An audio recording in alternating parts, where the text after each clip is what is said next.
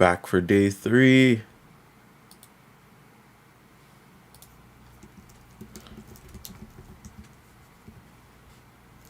Back for day 3. Back for day 3.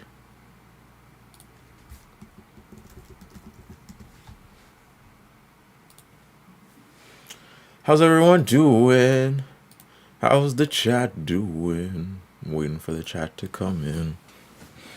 Oh my god.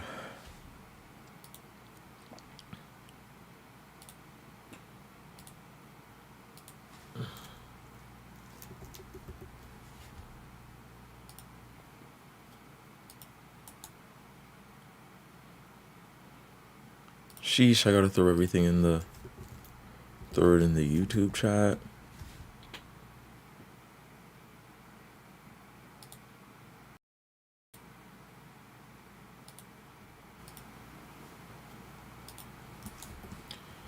Yeah, what's up, Sage Mistress? I'm sorry I took so long. I was really sleepy. Like, I'm telling you, I slept for a good 10 hours. Like, I was out. These 24/7 hour streams. These 24/7 streams, they will do that to you.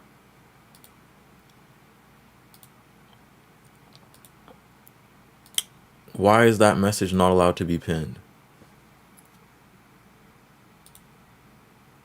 There we go. Manually unpin at the end of the stream. Pin it on YouTube too, and we're good to go. We got a lot of guests today, which is going to be really cool. Manually. A lot of really cool guys coming in today. Lost Future said, yo, I'm early this time. Nice to see you again. Sage Mistress, #1 commenter. Oh my god.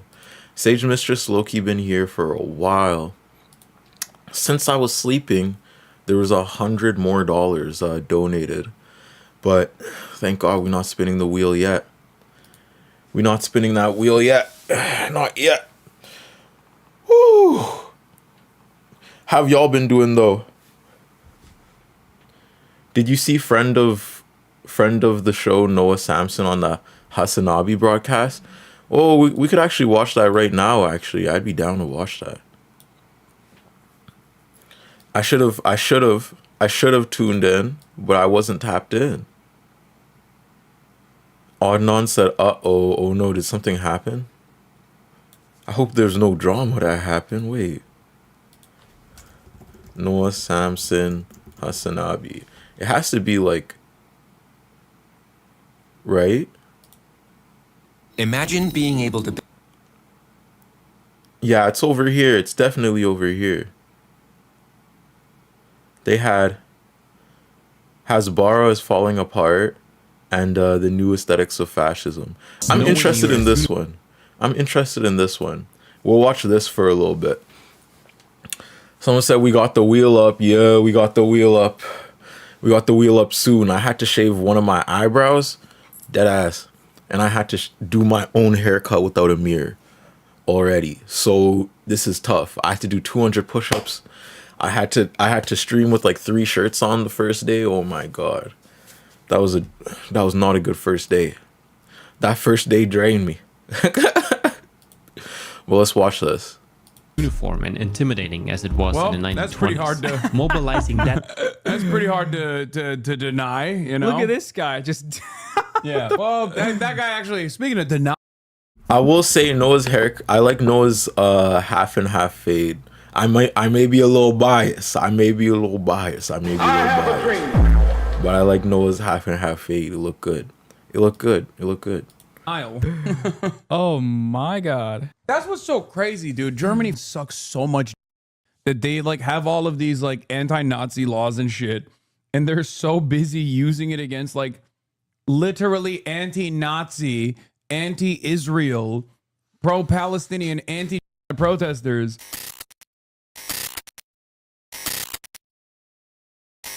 All right, let's watch this. The new aesthetics of fascism from it's been a minute, okay?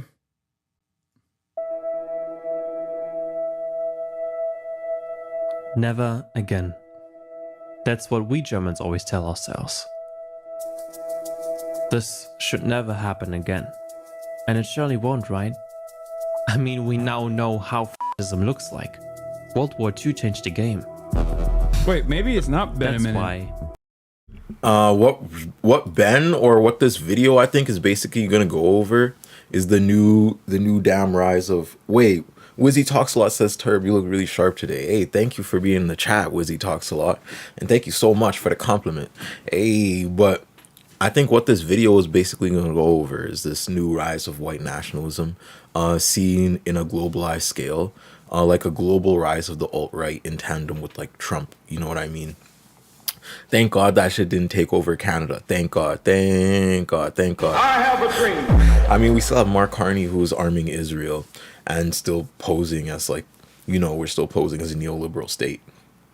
But this new age of mega fascism is enveloping Europe too, in tandem with things like anti-immigration laws and all that.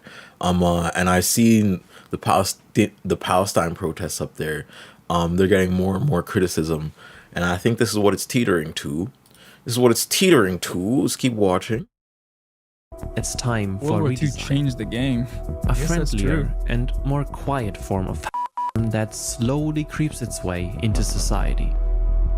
Remember, fascism does not equal but the aestheticization of It's a politics sick intro remains. shot. In a way that doesn't come with aggressive militarism, but in a disguise of technocratic bureaucracy, corporate control, and manufactured media staging. Welcome to the age of friendly fascism.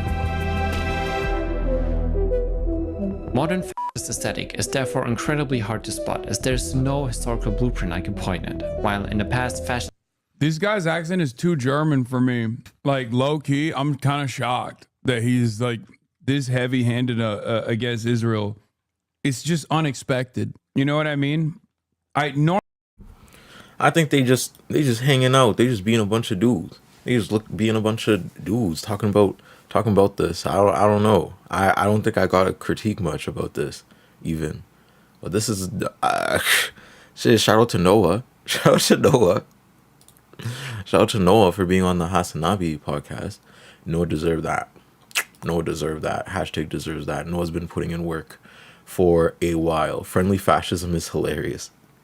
Right? Friendly fascism. Oh my god. So we either got Roblox or Minecraft. Which one are we gonna do? My viewers know I'm the Minecraft fraud. But I just loaded up Roblox because I was like, I need to change a pace. I need to change a something. And there's like horror games on Roblox. There's some some stuff we could do. I don't know. I was looking at this one, and it looked pretty cool. It looked a little scary, Or we could do Minecraft. I'm down with either or. Wizzy Talk said, just to impress. Othelia said, why the fuck Noah look like XXX Tentacion? Come on, fam. I have a dream. Wait. Wait.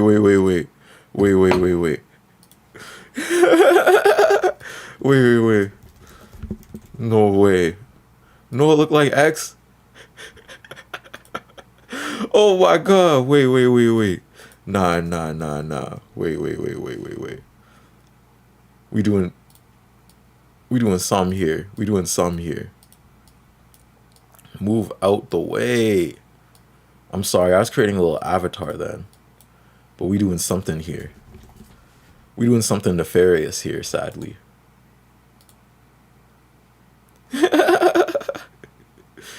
I'm sad, I know, yeah. Noah Samson. There's no ones with his haircut? We have to search for them? Wow, that's so lame. Come on, Noah. You gotta get some on your Google page with your half. We gonna search for one then. Noah, we gonna search for one. You post... Noah loves they cat too much.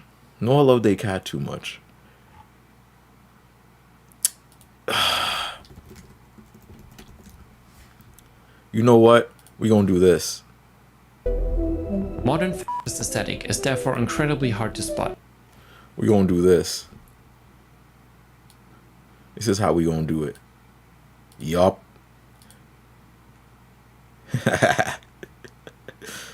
Who am I? Someone that's afraid to let go.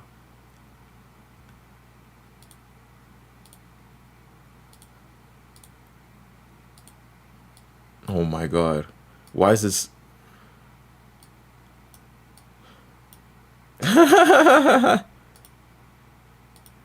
Oh no.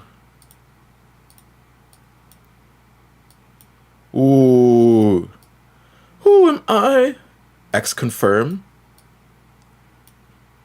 Noah is X theory. Noah is X theory. Oh my god.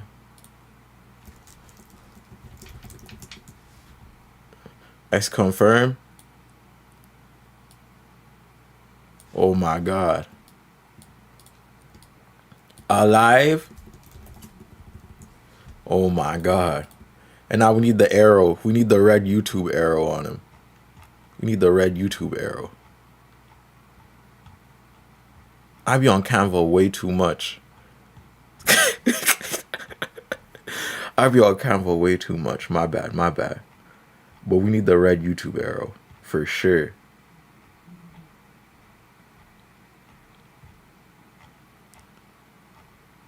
Here it is. Here it is. What? What is going on? What is going on? Pull that up here.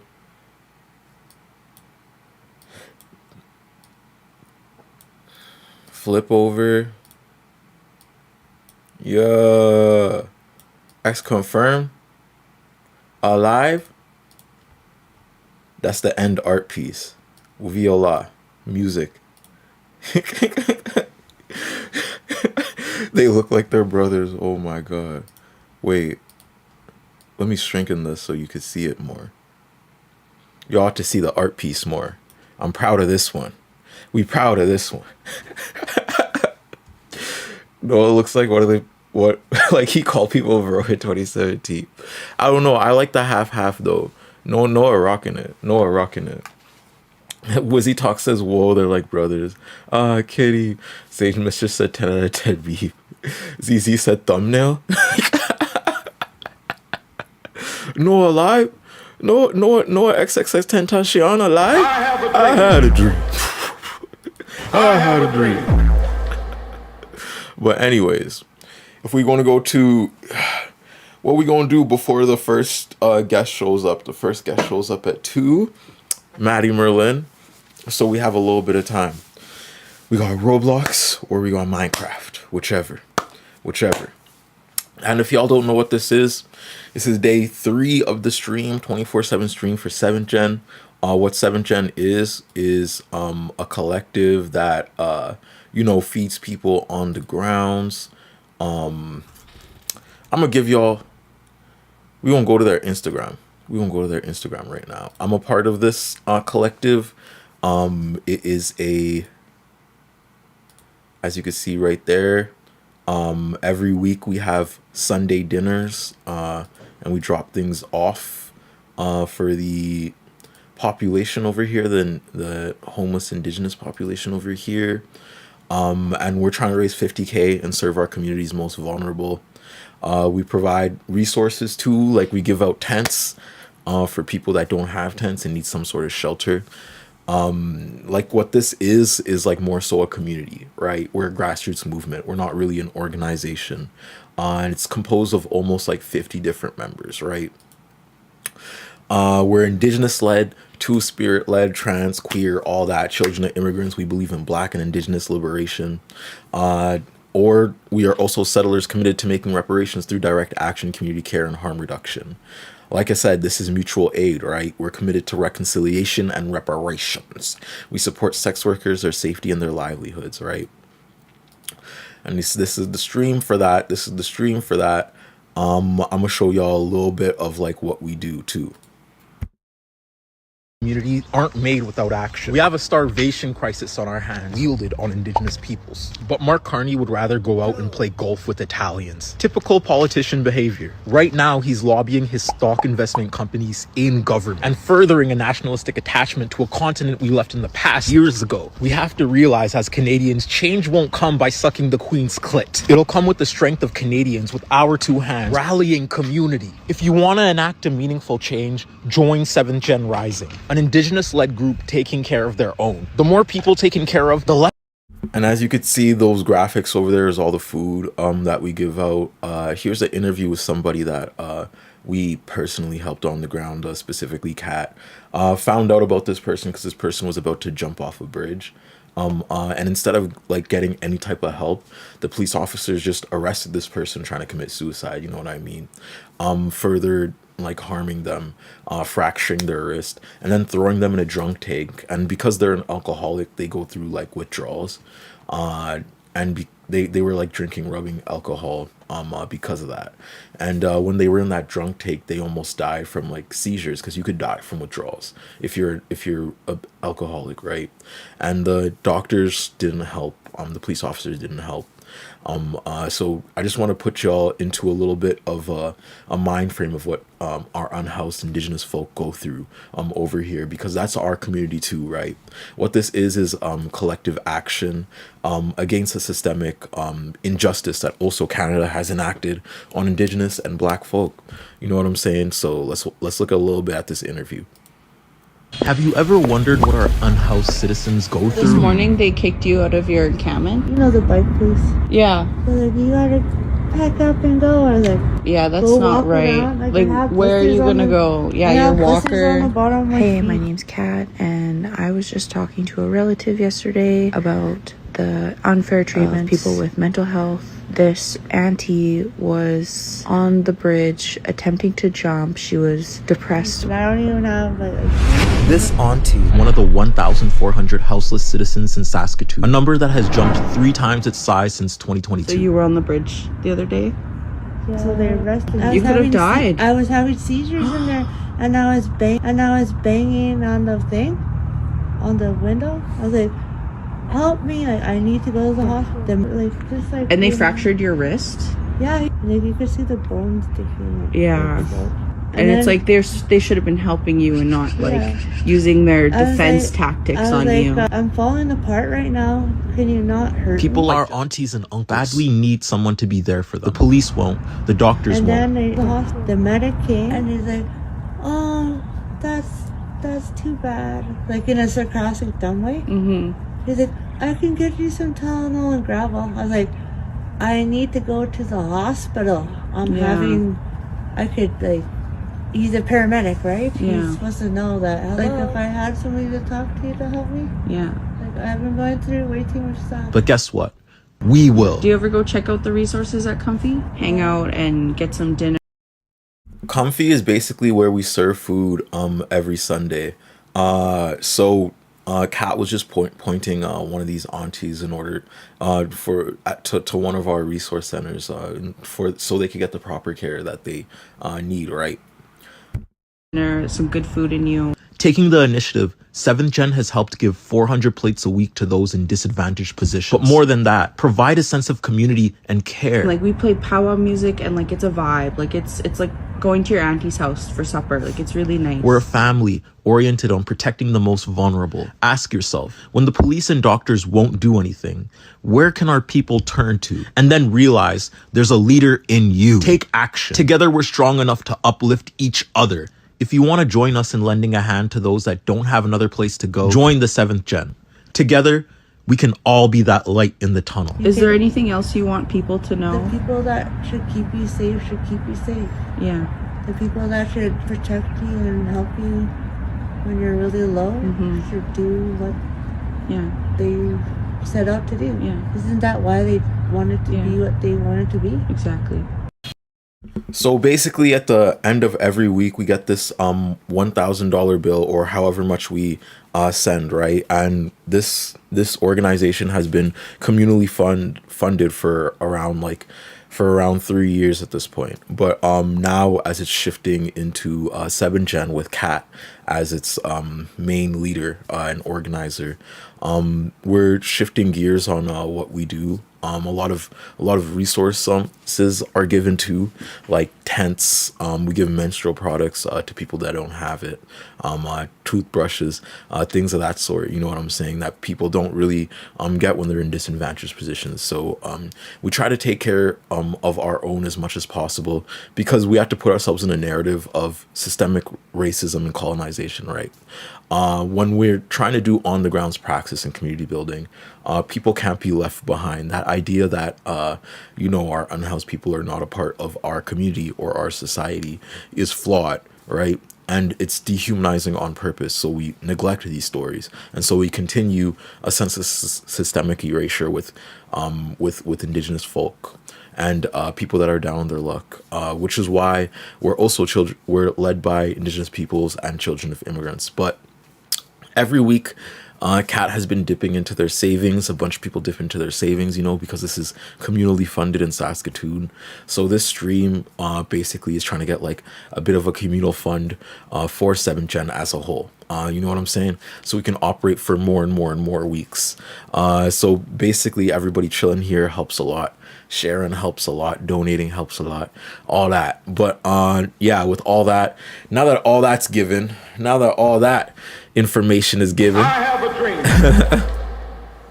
We can move on to the games. And wait for our second interviewee. We still got like a good 15 minutes before Matty Merlin comes on. So what we gonna do? We gonna play Demonology, or we gonna play Minecraft? Which one? Hell yeah, I love to support an org like this. Let's go. Thank you for being here, by the way. Wizzy talks a lot. And entertain me in the chat, because I really feel like I'd be talking to myself sometimes. So we could play like any type of Roblox games. I'll have chat decision, chat choose the game. Chat choose the game. Whichever one wins, because I'm not really much of a Roblox gamer anymore. The last time I played Roblox was so long ago. But we will hop on this until chat says otherwise. If chat doesn't say otherwise, we will be playing Demonology. Goddamn. Either one works, honestly. I never played Roblox. Okay, we going with this. I think we gotta shrink the browser a little more though, so you could see the whole thing.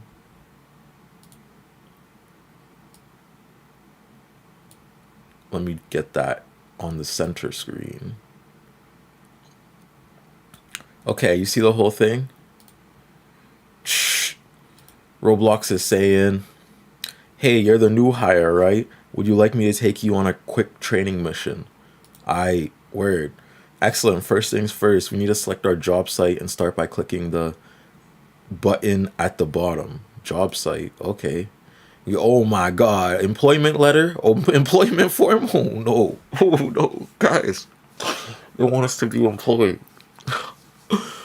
Oh no. Juniper Street.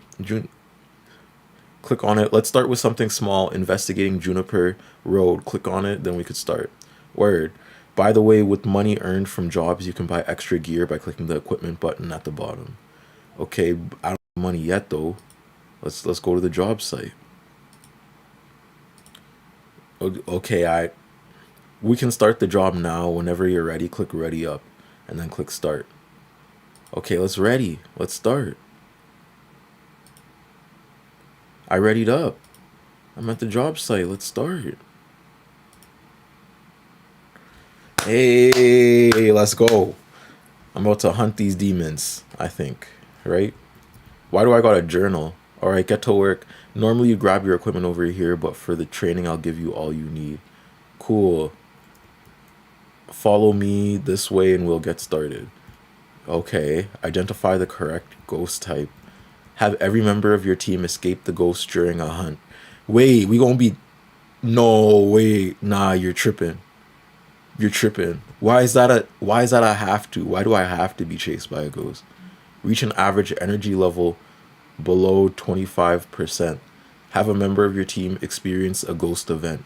Why is that something that we have to experience? Can we just like don't I think there's a ghost here already. That should look pretty haunted. We're done.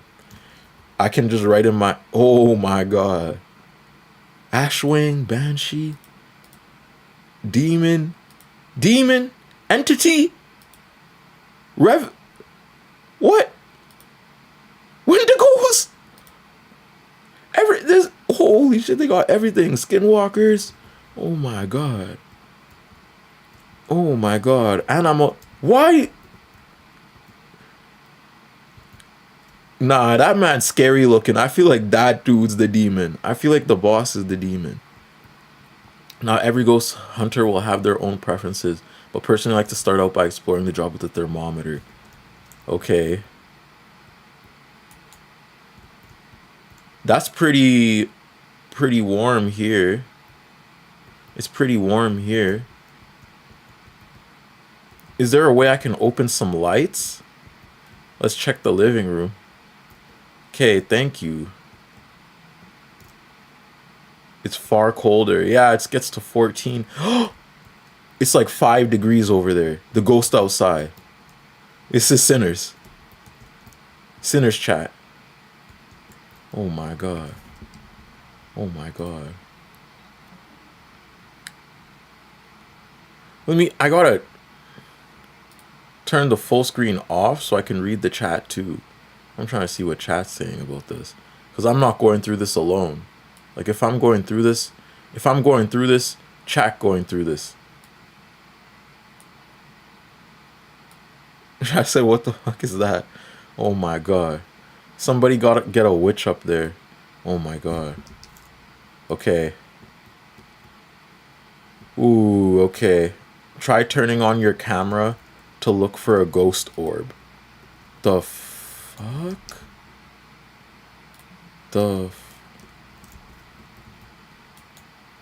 Oh!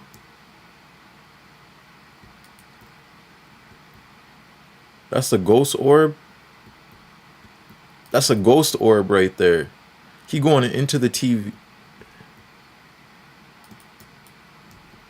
Oh my god. Okay, they saying keep track of this in my journal.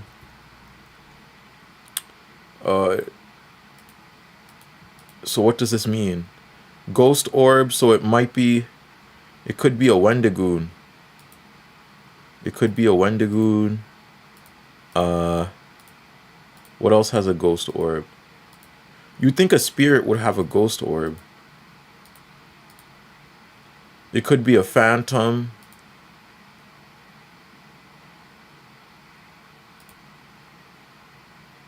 I saw a ghost orb. It got a little cold. Not really freezing temperatures, but it got a little cold. Right? Because like, oh no, it is actually pretty cold here. 0.9. Okay, it is pretty cold. I don't know if that's freezing temperatures. Anything below 0. It didn't get below 0 though. That's the thing. It's staying a little bit above. When a ghost with wither evidence interacts with flowers, they wilt and die. Okay. It's saying that it's over here, right? So what do we have to do? How do I make this ghost interact with this flower?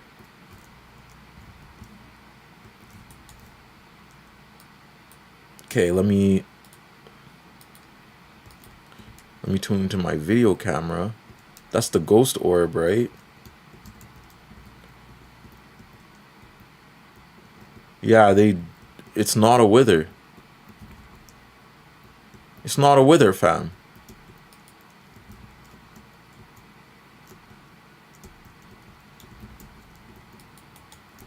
Okay, how do I drop things off my inventory? Maybe take the flowers to the cold area. Dog, I'm here. Dog, I'm here. Crouch, circle, G to drop the item. Ooh, okay. I had to drop it. Okay. Wait.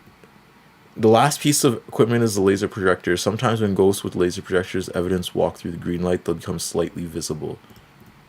Okay. Let me pick up the spirit book. Let's use some of our other equipment as well. Here, come grab this black light.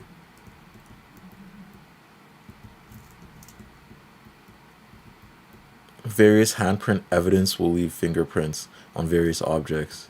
It's common with doors. You can see them when you shine black light on them. Okay.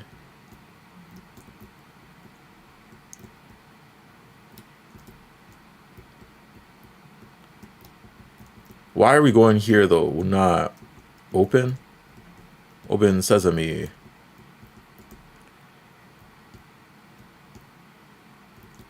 I don't really see them. Like, what would they touch? They got keys? Like, they got somewhere to go? You think? They got a flash?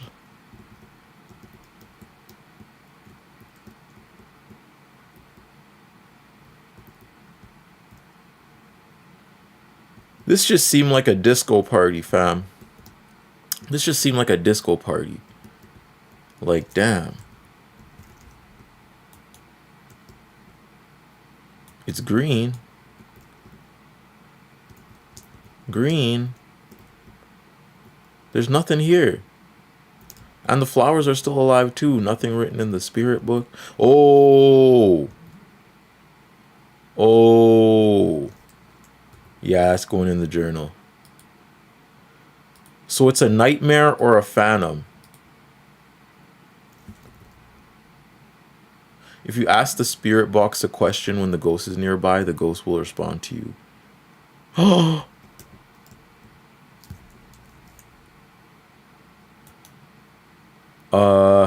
Where are you? What is your goal? Why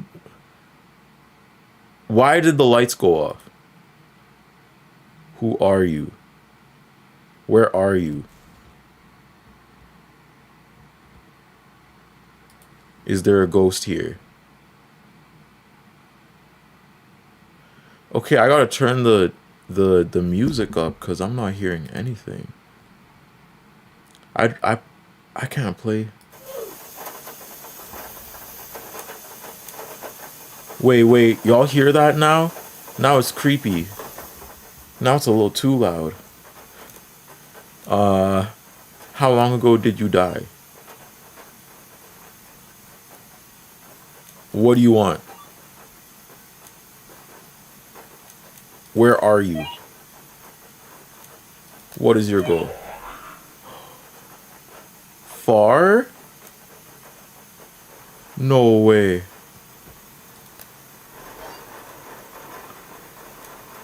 Are you in the room with me? You're away? Do you want us to leave? I'm a dip.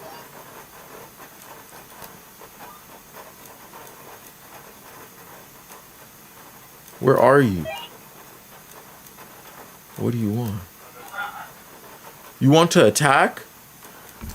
Nah, we're done. Nah, we're done here. Bro, open the lights. Bro, open the lights. Bro. What are you doing? No way the man just said attack and you standing there just staring at him. No way. No way, bro. Open. No way. No way.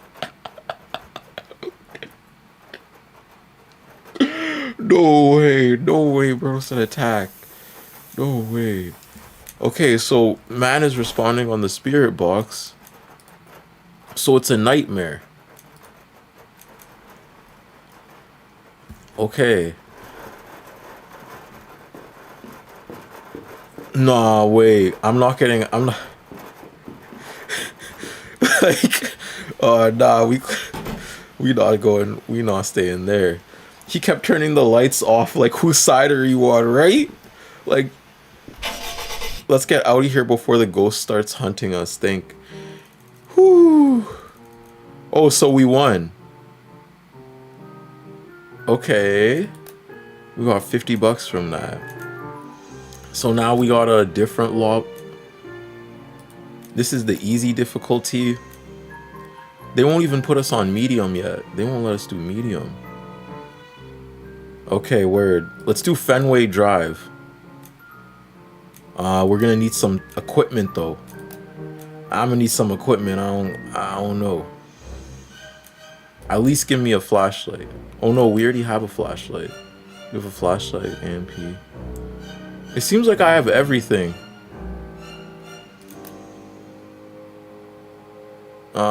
No, I wouldn't like to do that. I'm not paying Robux. Okay, ready? I don't know why we're playing this team. I hate horror games. Oh, now we're by ourselves. Ooh. Nice to see you back, old Grease. Welcome back, old Grease. Welcome back. We playing this horror game. Shit, okay. Let's start with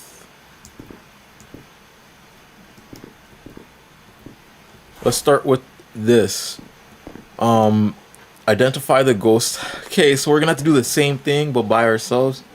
Bro, what if that dude come up behind us and try to jack us or something? I feel like that dude was some type of something. Cause no way. You could play with others, I think. Does anyone want to play this ghost game with me? Does anyone want to hop on and play this ghost game with me? Cause I swear I'm not the best with the ghost game.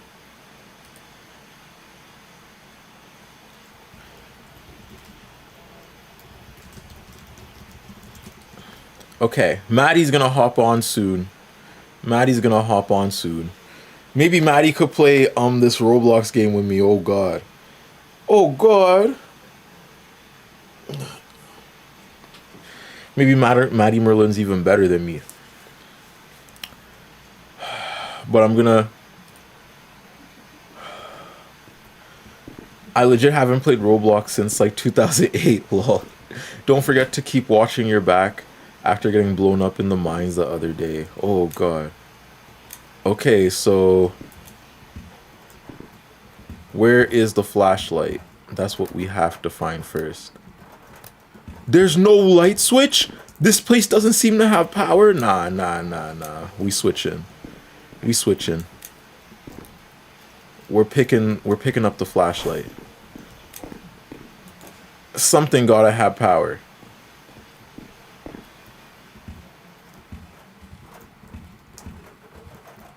Oh my god. Oh god.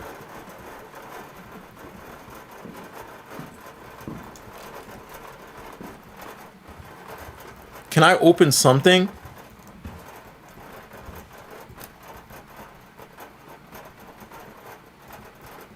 So y'all just want me to be in the dark this whole run? This place doesn't seem to have powers. Wild. Oh my god. Oh my god.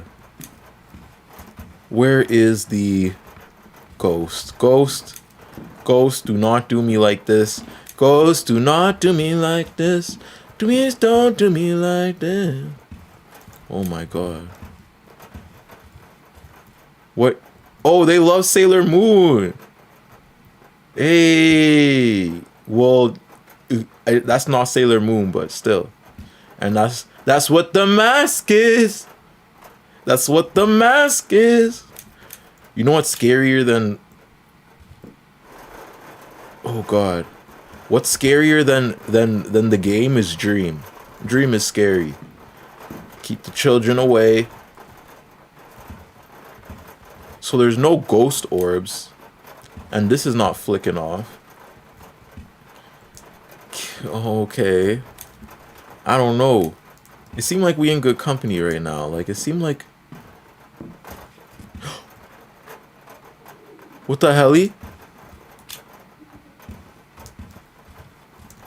No way. Did y'all heard that too, right? I'm I'm not tripping. There has to be some activity in this kitchen or something. Oh, ghost orb. Ghost orb. That's going in my journal. That's going in my damn journal. Evidence, we got a ghost orb. Okay, what else do we have?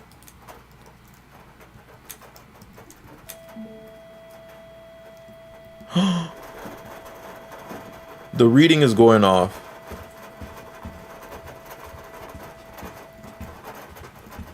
Wait, no. It's only a little twinge. It's not going all the way off.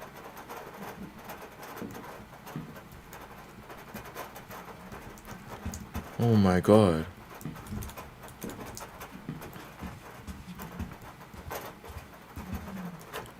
Okay, so you don't react to that. We need a different attachment. We need something different. Hey. Holy hell. What we grabbing? What we grabbing? What we grabbing? The spirit box. Let's grab the spirit box.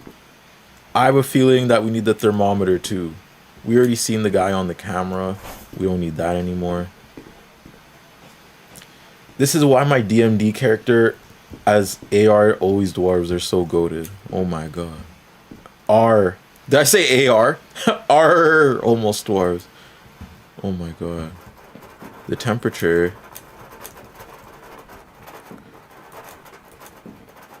Does the temperature rise here? The temperature gets cold, but it's not below.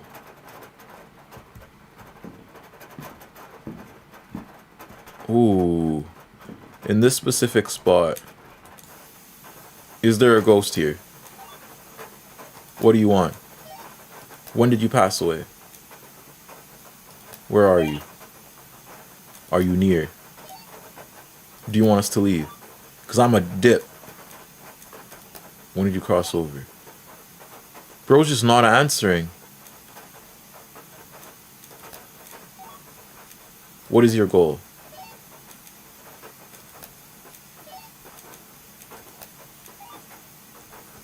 Okay, I just don't think that he wants to talk, honestly. So he's not a talker. He's not a talker. Maybe he'll interact with the laser projector or the spirit book, because that's useless now. Oh my god.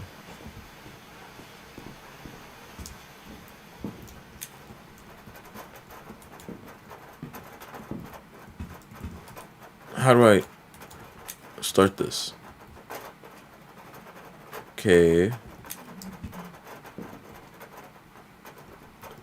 You said we'll see activity with the laser projector, right? Just makes it look like a disco room.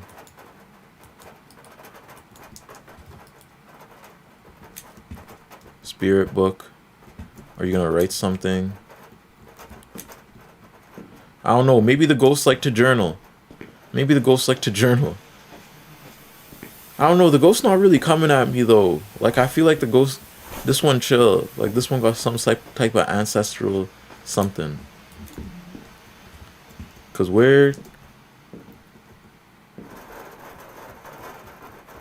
cause you're not writing in the book. I don't see any touching signs of anything. The ghost is a Nazi. The ghost is... let me get out of here! Oh, let me get out of here! Oh, let me get out of here! Oh, no, we're not! What the hell? What the hell? What the hell? Bro! Bro! What the fuck? No way. Wither consists of the... Oh my god. Oh my god. Bro. No way. No way. So he just don't want to interact. He's not seen by the laser projector. Bro, what are you?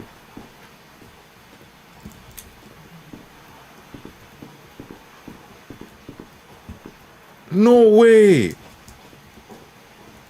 No way. We getting something on this guy.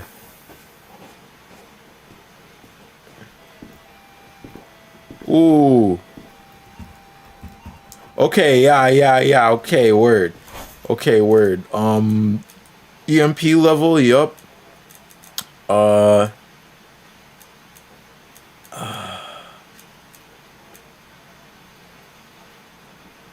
Handprints, I didn't see handprints. Spirit box, he didn't want to interact with the spirit box. I think he's a phantom. So we're gonna have to find evidence of... We're gonna have to find the black light. Hey. Oh my god.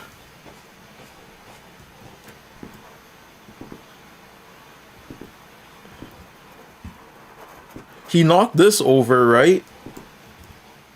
You knocked these over. Bro, please. Bro, please.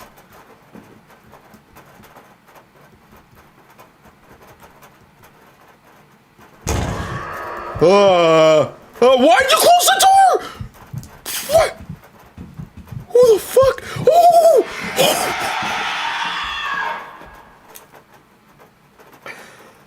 Oh, yeah, I died. I died. Now we're going to Matty.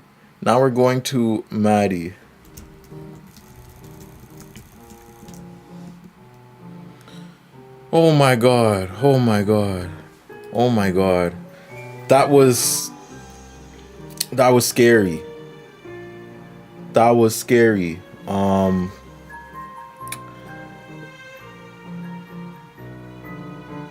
I knew it was a phantom though. That's the thing. I knew it was a phantom. I just should have left after that. Hey. Oh my god, I hate this.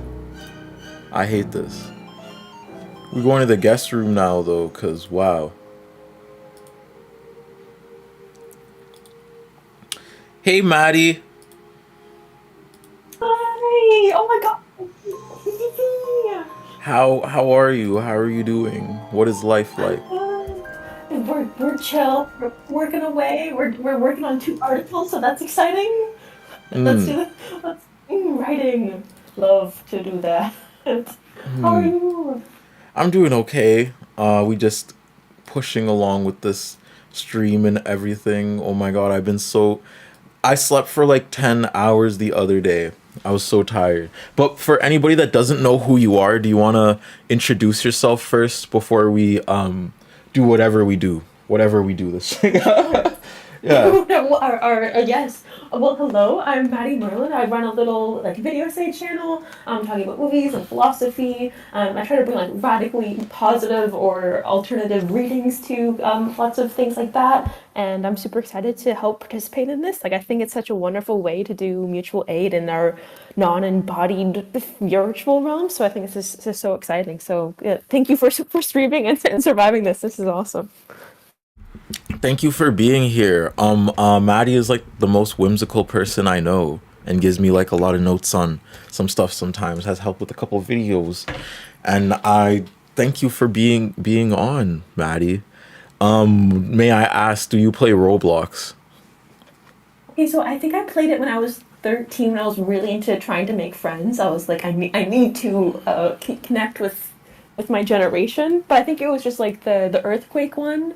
And then, or you have to survive some sort of earthquake thingy. And then I think I know about the fashion one that went on TikTok where you had the pose. The dress to impress. Yeah, I think that was it. So, God. Generally, I feel I missed out. Roblox. We should run one of those. We should run Dress to Impress or a horror game. So cool. I was just playing a horror game and I got killed by the ghost. Goofy the Goose says, "Hey everyone, nice to see you, Goofy the Goose." Hello, Goofy the Goose. But would you want to hop on Roblox, or is there another game or something else? I would love to. Oh my god, how does one? Let me reconnect with my 13-year-old self. Let me not do so many finger guns though. Log in. I have to log in. Oh my gosh. Okay, let's log in. Yeah. Let's go. I have to Let's. do- Oh my gosh. Oh, we can also do something else. That's require me logging in too. But I'd love to do like Dress to Impress or something like that. Like let's see how bad Maddie is doing technology things. That's gonna be the. My nickname is already in use. Oh my god. Oh, okay. I have a number. To My it? nickname Okay, is there we like go. my friend's mom. Like, Really? my bad. My friend. My nickname is like Manib's mom, and Manib's like my friend. And Manib's That's mom is amazing. like amazing, but I just use Good it. idea. And then their name is Theob's mom. It's so cool. We're That's twinning. so sweet. That's amazing. Oh my gosh. This is what I missed out on. You didn't. So I think Roblox I actually did. went through a big overhaul with its editing team and everything. Like a lot of things changed. Did it get better or worse? The game I was just playing was pretty intense. Really? Oh my gosh. And I heard they got rid of one of the oof sounds or something. Or, I Yeah, don't know they if got rid of the that's oof. The oof. like oh because of the copyright, or is it just oof? Just I think it's. I'm not sure actually. H Bomber Guy did a video essay on that or something. I I think don't something know. else. That's like deep in the recesses of my memory now. Oh, Yeah. well. I forget. I forget. Anyone remember?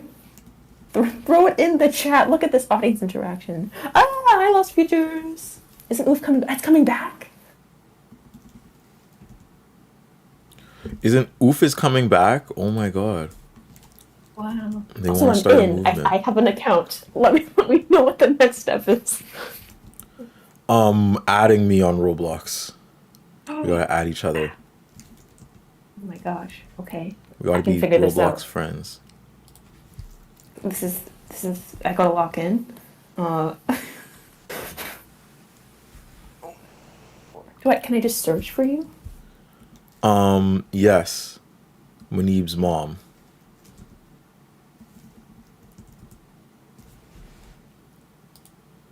And I should be there. I could search for you too, if need That's a good be. idea. I'm Yeah. Matty Merlin. Matty Merlin. Okay, let me get to that. No caps. Great. Is this entertaining for people too? Like, is this like what it feels like when you take someone to the app store to like an older person?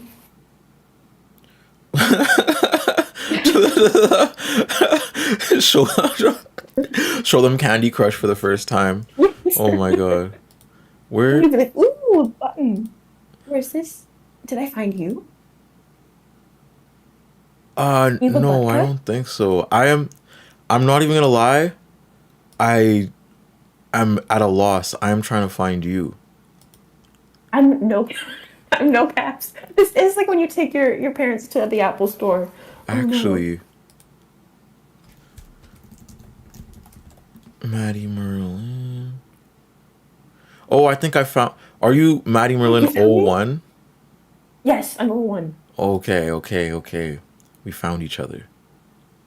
Oh my gosh. Someone said my mom was Is never the every same even- after discovering Candy Crush. Oh god. Oh no. I had something about it gets their brain, specifically Candy Crush. I don't know. So when we playing Dress to Impress? Oh, I don't know how to do this, but I'm excited. Yeah, I'm not the best at Dress to Impress. Do you know Mod? What's Moth? Oh, Moth. Like Dainty Funk on YouTube? Oh, yes. Yeah, I played Dress to Impress with them, and like, holy, like they're so good. They're so good. I am not. Oh I my am God. not that good at Dress to Impress. Well, this involves some element of skill. Yeah, actually, you have to have an eye. Oh no. Oh no. I just Yeah. kind of like go into the closet and go like, this is really close to me right now, and then I leave. So we'll see how nice goes. Have we added each other yet? I think I sent the friend request. Wizzy talks a lot, says you gotta be quick. Except, I did find you. I should have trusted it. You do have the butt cut. Roblox world. Yeah, sadly I have the, what do they say, bacon hair? The bacon hair. That's all. I mean, the default one is like a person with a beanie and a pizza shirt. That's very like 2010. Interesting. Let me take this. I hate how I can see the mouse. Take off the show cursor. Okay. I'm about to invite you to the game. Invite Whoa. connections. Matty. Should Did people it work? donate $1 million every time we do something really cool and just to impress? Is that a reasonable goal, or Yeah. Every yeah. time we get the victory royale in Dress to Impress, we need 9 million billion. Yes. I think billion's better. You're right. That's more reasonable. Yeah. I'm trying to maximize the O's as much as possible. I love O's. And we're not talking just about going. Woo! We meant some money. So. Woo Max. Ooh. Woo Max. Ooh. These are the kind of jokes that I bring to the. Oh, do I do something now? Oh, I see something. Join. Okay. I think it'll have you just follow me in. I'm not sure. I have to download Roblox. Yeah, you have to download Roblox. It's a whole thing now. I'm so sorry, folks. I have to say something really entertaining now. You know that a group of jellyfish is called a smack? It's called a what? A smack. A smack? A group of jellyfish is called a smack. Yeah. Damn. So when you're like, this smacks, it's like eight This is a group of jellyfish jellyfish. stings. Yeah. Yes. it's like It's a very nautical compliment if you think about it. a nautical compliment. I can't forget my password. This is ridiculous. Oh my gosh. It's fine. Email me a one-time code.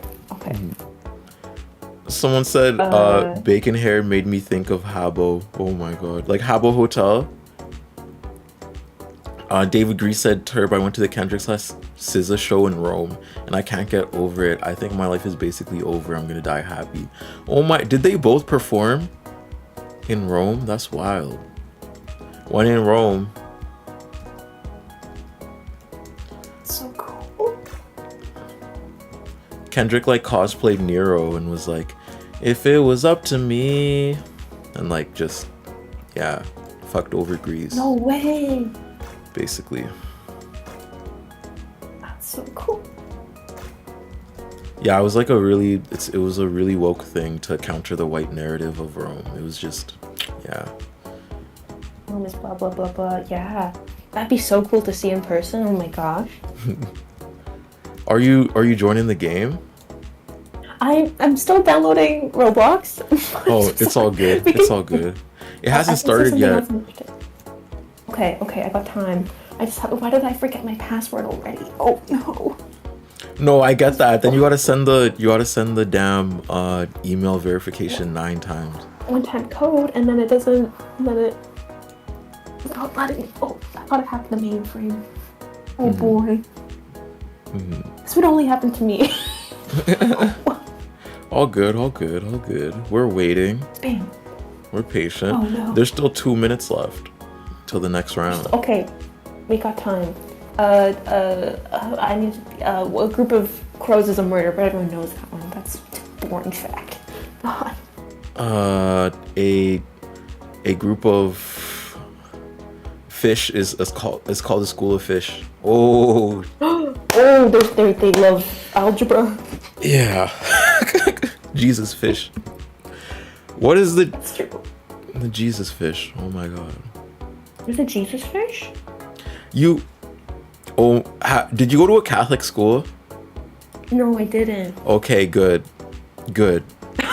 Good. I was spared. I was spared. You were spared. The I feel like the staple of the prairies is the Catholic schooling, because Yeah. we like, if you want a good education, you have to go to Catholic schooling. It's like the most funded. Really? Yeah. It's the most funded? Yeah, it has its own Oh. school board. That's bananas. Oh my god. Yeah, it's a whole institution here. I had no idea. Oh my gosh. I was thinking it was the same, but apparently not. I think they're very separate in Ontario. It's like very blah blah blah blah. I know they're like, we're not gonna put up the pride flag and that stuff happened, but okay. Oh my gosh. Bothered Boy said, "What game is this? This is Dress to Impress. I'm waiting for Maddie to hop on with me." Bother Boy, give a fun fact. While we wait for you to not be an old man. Somebody, David Grease said it's a small indie game called Roblox. Yeah, it's just a little low key. Maybe you've heard of it, like on the grade 2 playgrounds. Like, I don't know, you got to be real tapped in with Justin. Like, you got to be real. It's true. Yeah. Do. I like how my person jumps. They're like, yippee, yippee, with their leg out. Yippee. Alright, so there's the Dress to Impress people having their runway thing now. Dark Coquette. I think this one's pretty good. This one, oh, they float in too. You get 4 stars. You get 4 stars. I just put in random passwords that I couldn't fit in. Spicy Tank. This one's bold. This one's bold to just go in with that. But honestly, I'm a maximalist, so 1 star. 1 star. You know, back in the day when they had those fashion show ranking things with that one really old lady, they were a white woman. They were very picky, I remember, peculiar on the TV. On the TV? Oh. I'm forgetting. I watched America's Next Top Model, but it's not. Oh, I think I know what you're talking about. Did she have red hair?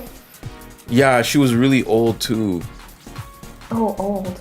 Yeah, she was really I feel like old. she was 45. I can think of really old. She was like, I swear she was like 70 something. She had like the gray and everything, but she was so, I don't know, because she was very important to the fashion community. She's died already, I think. But Amanda Priestley from The Devil Wears Prada? A fictional person? I'm not sure. I'm not I giving. think you're right about something. I'm not giving the best description though. So I think I know very little about the fashion. Well, I think Roblox doesn't like me. oh god, 2 stars. 2 stars. 2 stars. What if I just remembered my password? That'd be so cool. I would love that so much. Someone said that David Grease said the delay on the chat is a lot. I'm sorry, I'm just not constantly looking over at the chat. I'm actually seeing it pretty quick. Ovi said if you go to Twitch, there's less delay. Oh, you mean on the physical screen? I'm sorry. That might be an OBS problem, but I'm seeing it pretty quick.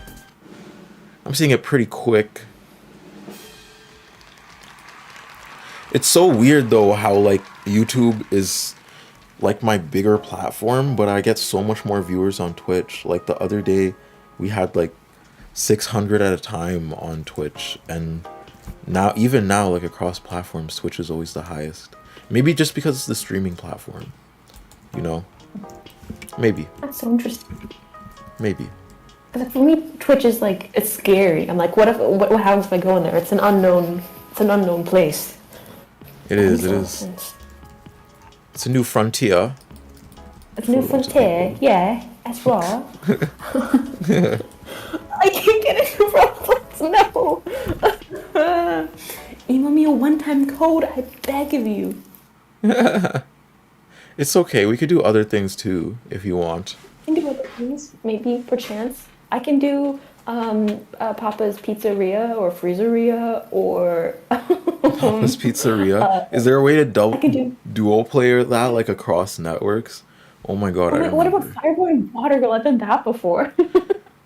I remember doing that in like grade 5 class. Oh my god. Let me go back to Oh the my god, wait, guest that has room. to be in the same computer. Oh Hmm. right, yes, and then Hmm. we have a folk waiting. Hmm. Anyway, folk. Hey, it's me, third bisexual from YouTube. Okay, bye. Nice to see you in the Twitch chat for a little bit. Who is he talks a lot said streaming is scary. Old Greece said it's a foreign land. Oh my god. That's so corny. That's David Grease said YouTube is somehow even worse discoverability than Twitch. Right? Like that's weird. That's weird. Odd. That's weird. Odd and on. Very, very curious. Very, very, very odd. Bizarre. But what have you been doing in your everyday Maddie? How has life My everyday been? Maddie. Yeah, what's everyday It's Maddie been doing? well, we're trying. We're trying our we're trying our best, but like everyday Maddie's doing some work. I just graduated university, my undergrad, going into my master's, so that's exciting. So just Aw, working in the summer, and then hopefully trying to work on videos at the same time, but let's also just go. that's exciting. But that'll be cool to like write a thesis for real. I've done like a baby one in my undergrad, so I'm excited to do a research paper and everything like that. I have no idea what it's going to be about though yet, but hopefully I have time. Aw. Well, I hope that it goes well. Me too. Yeah, I hope so. I hope so. It'll be cool to see how that goes. Mm-hmm. One more year and a bit of school, I think. So, Mm-hmm. Let's go, let's go, let's oh, go. let's go. How about you? How's everyday term? Right now we are organizing for the 7th gen for a little. I've been doing that for the majority of the last little bit, like for a while, but other than that, just a side channel, just writing a lot of things. Someone said, "What does Maddie study?" Uh, I'm on my last year of school too. What do you study? Ooh. Oh, Oh, so I Bothered have Boy fiscally also degrees. said update. The raised amount is 3,600 now. Oh my god, who? Woo! Yay! Let me check. Let me check. Yeah, someone to an anonymous. Well, Traven Thompson with $10, an anonymous with 25, another anonymous with $1, and another anonymous with $50. Thank y'all so much! Yay!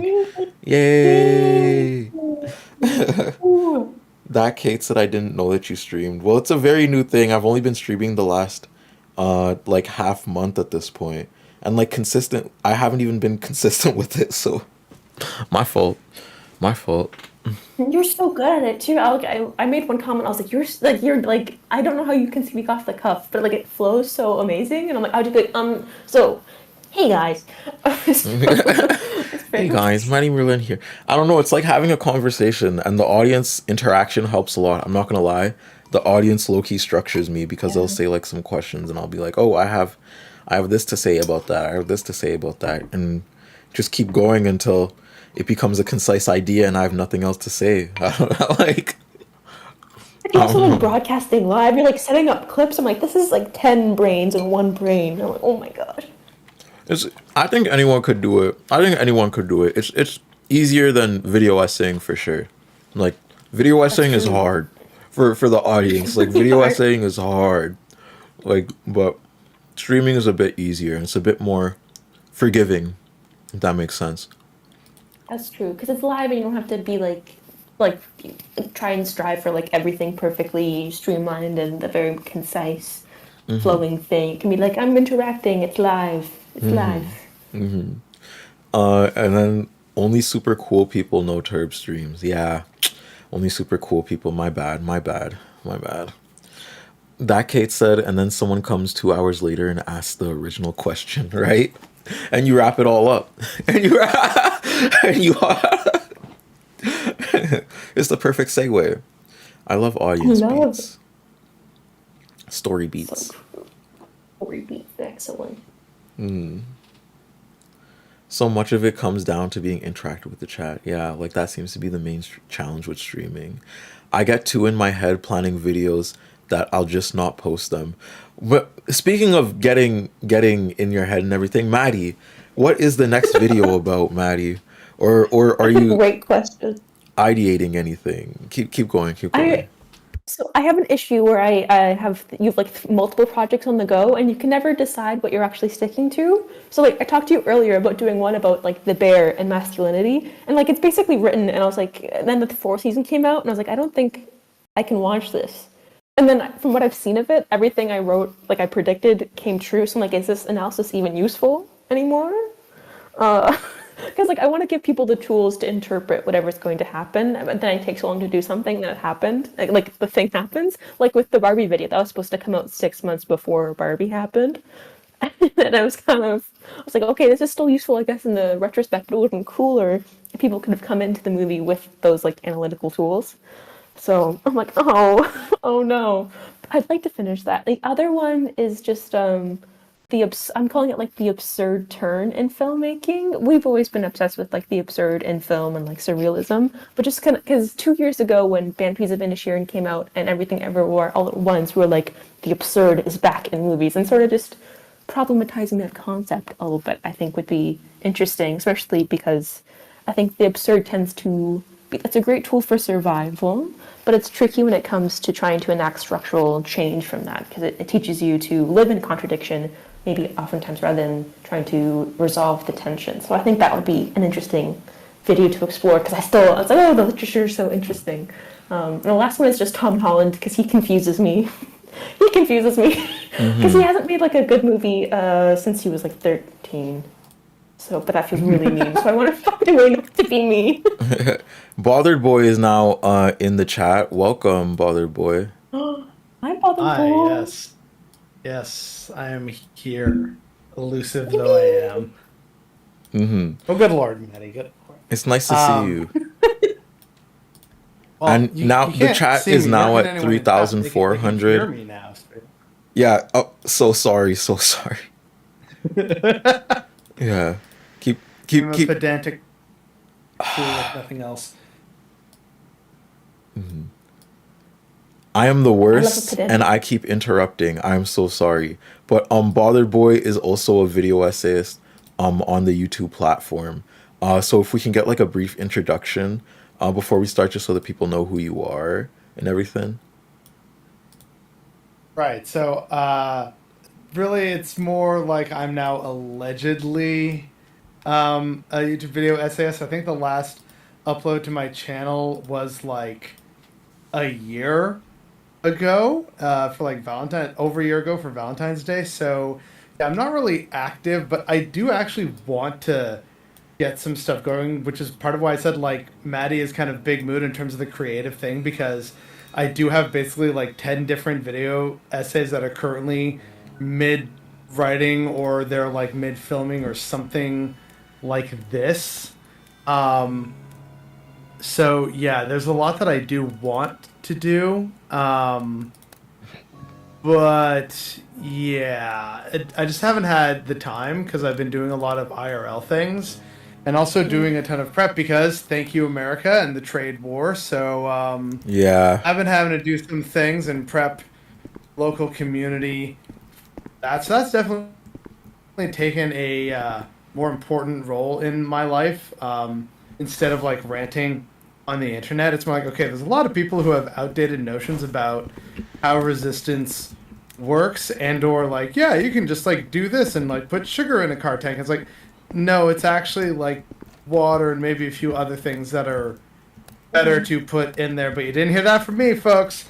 So just like things like that I want to do for like Patreon exclusives and whatnot is just let's actually, rectify some misinformation that's out there and give people hopefully some new ideas that are air quotes new to them, but it's actually tried and true ideas from the past. But that means I have to absolutely research this stuff and get it right.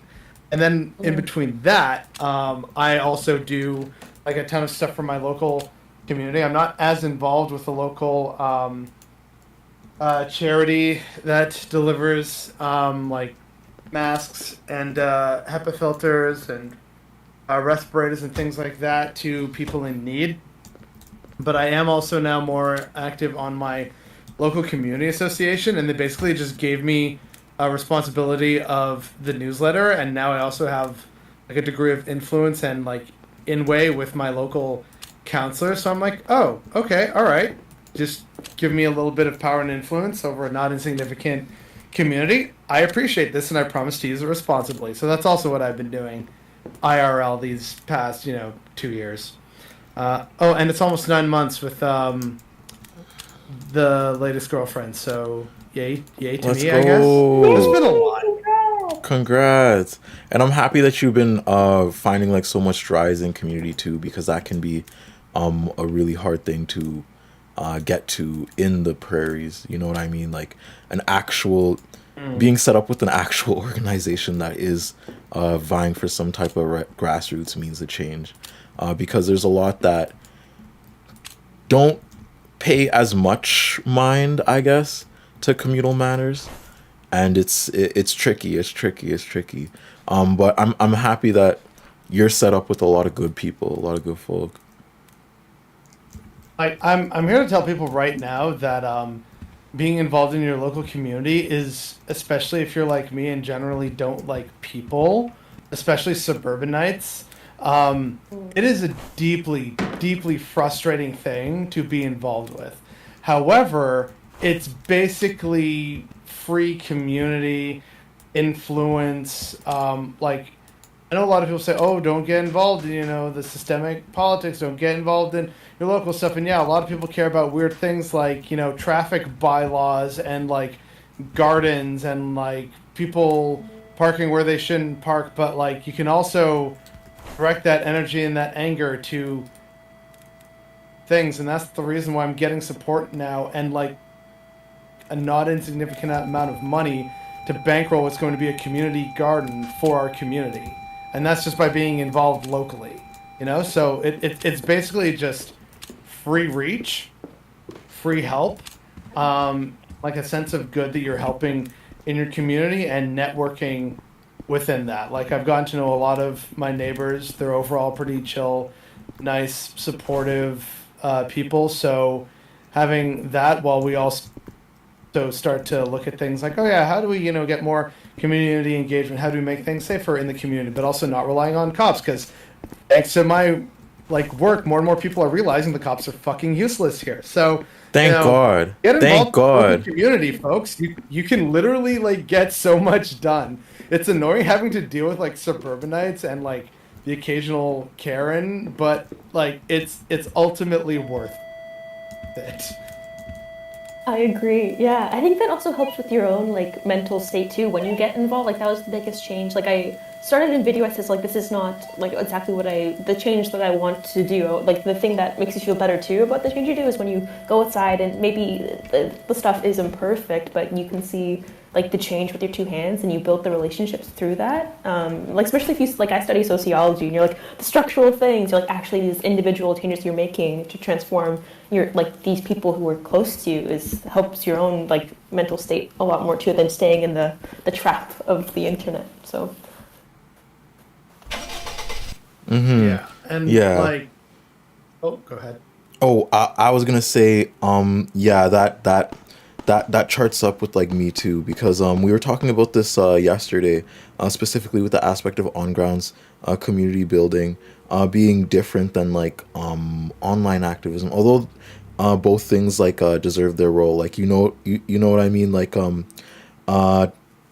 don't mean to relay this to and call us civil rights leaders, but people like MLK and Malcolm X and Fred Hampton, they knew that in their different ways, right? The reason why MLK had his I Had a Dream speech was because he wanted to commit a means of communal praxis towards that and highlight certain people. MLK's speech was also accompanied by leftist musicians and leftist community builders down south and everything, working with the Montgomery boycott protest and all these other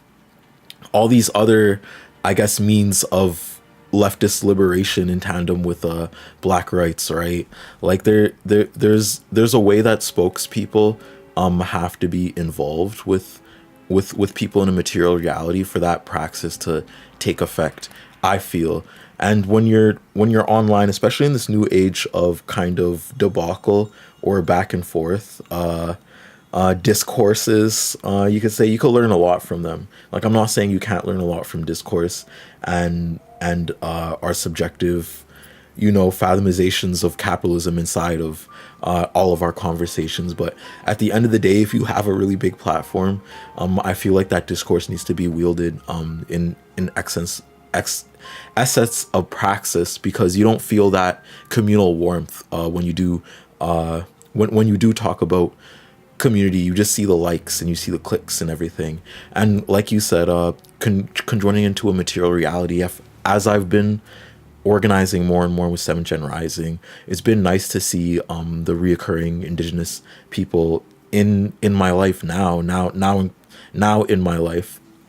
Whereas like before, when I walked by like people outside that were like unhoused, I never really had extensive interaction to, and that also creates a society, or I'm feeding into a society that disregards and dehumanizes people to that extent. You know what I'm saying? And I'm feeding into a white narrative of society. And like Matty said, it's very mentally destructive to do that every day and not feel that means of connection with other people. And yeah, it could feel like you're going even insane sometimes when you're just like yelling into a void online. And that's how doomerism occurs too, I feel. Like here's the like we kind of have to hold a couple contradicting beliefs in our heads, right? Which is that the current system as it's set up is not going to give us the tools to properly and or peacefully dismantle that system, right? And this is where a lot of that, if voting changed anything, they wouldn't let you do it kind of stuff, right? That being said, there are ways where we can actually kind of shake the ruling class into fear, like as we saw with Zoran Mamdani and his incredible grassroots campaign in New York City to run for mayor. Likewise, the other thing that we have to remember is while they're not going to give us the tools for our own liberation, they will absolutely give us the like space and opportunity, because of the very nature of capitalism and like systemic oppression, to foster community and networking, which will then help to facilitate that greater awareness and give people hope. Because if the situation was truly hopeless, they wouldn't have to spend all this time, energy, and billions of dollars trying to convince us otherwise. So that's something that people should definitely keep to their hearts, is like, yeah, like shit sucks. I'm not going to lie about that. But if the situation was hopeless, they would not spend all this time and money and energy and effort and just going full mask off fascist if the situation was truly hopeless. So that's just something I want people to keep in mind. That's so helpful. I think that's like so my undergrad thesis was just, I guess, analyzing video essays, and so I did a lot of research on like maybe what the internet can do, and it's apparently a really helpful tool if you are going to, I guess, like indulge in internet activism, is to also emphasize like non-cognitive skills, because like, with video essays we're talking about ideas and theories a lot of the time, so like something like this where we're given like a non-cognitive skill to involve yourself in practice is actually, like, again, really empowering, because you have concrete things, rather like you can focus on all the important abstract work, but having these like skills and tools to build up your toolkit for practice is just, it helps yourself and your community skills in that way too. So that's a really helpful point.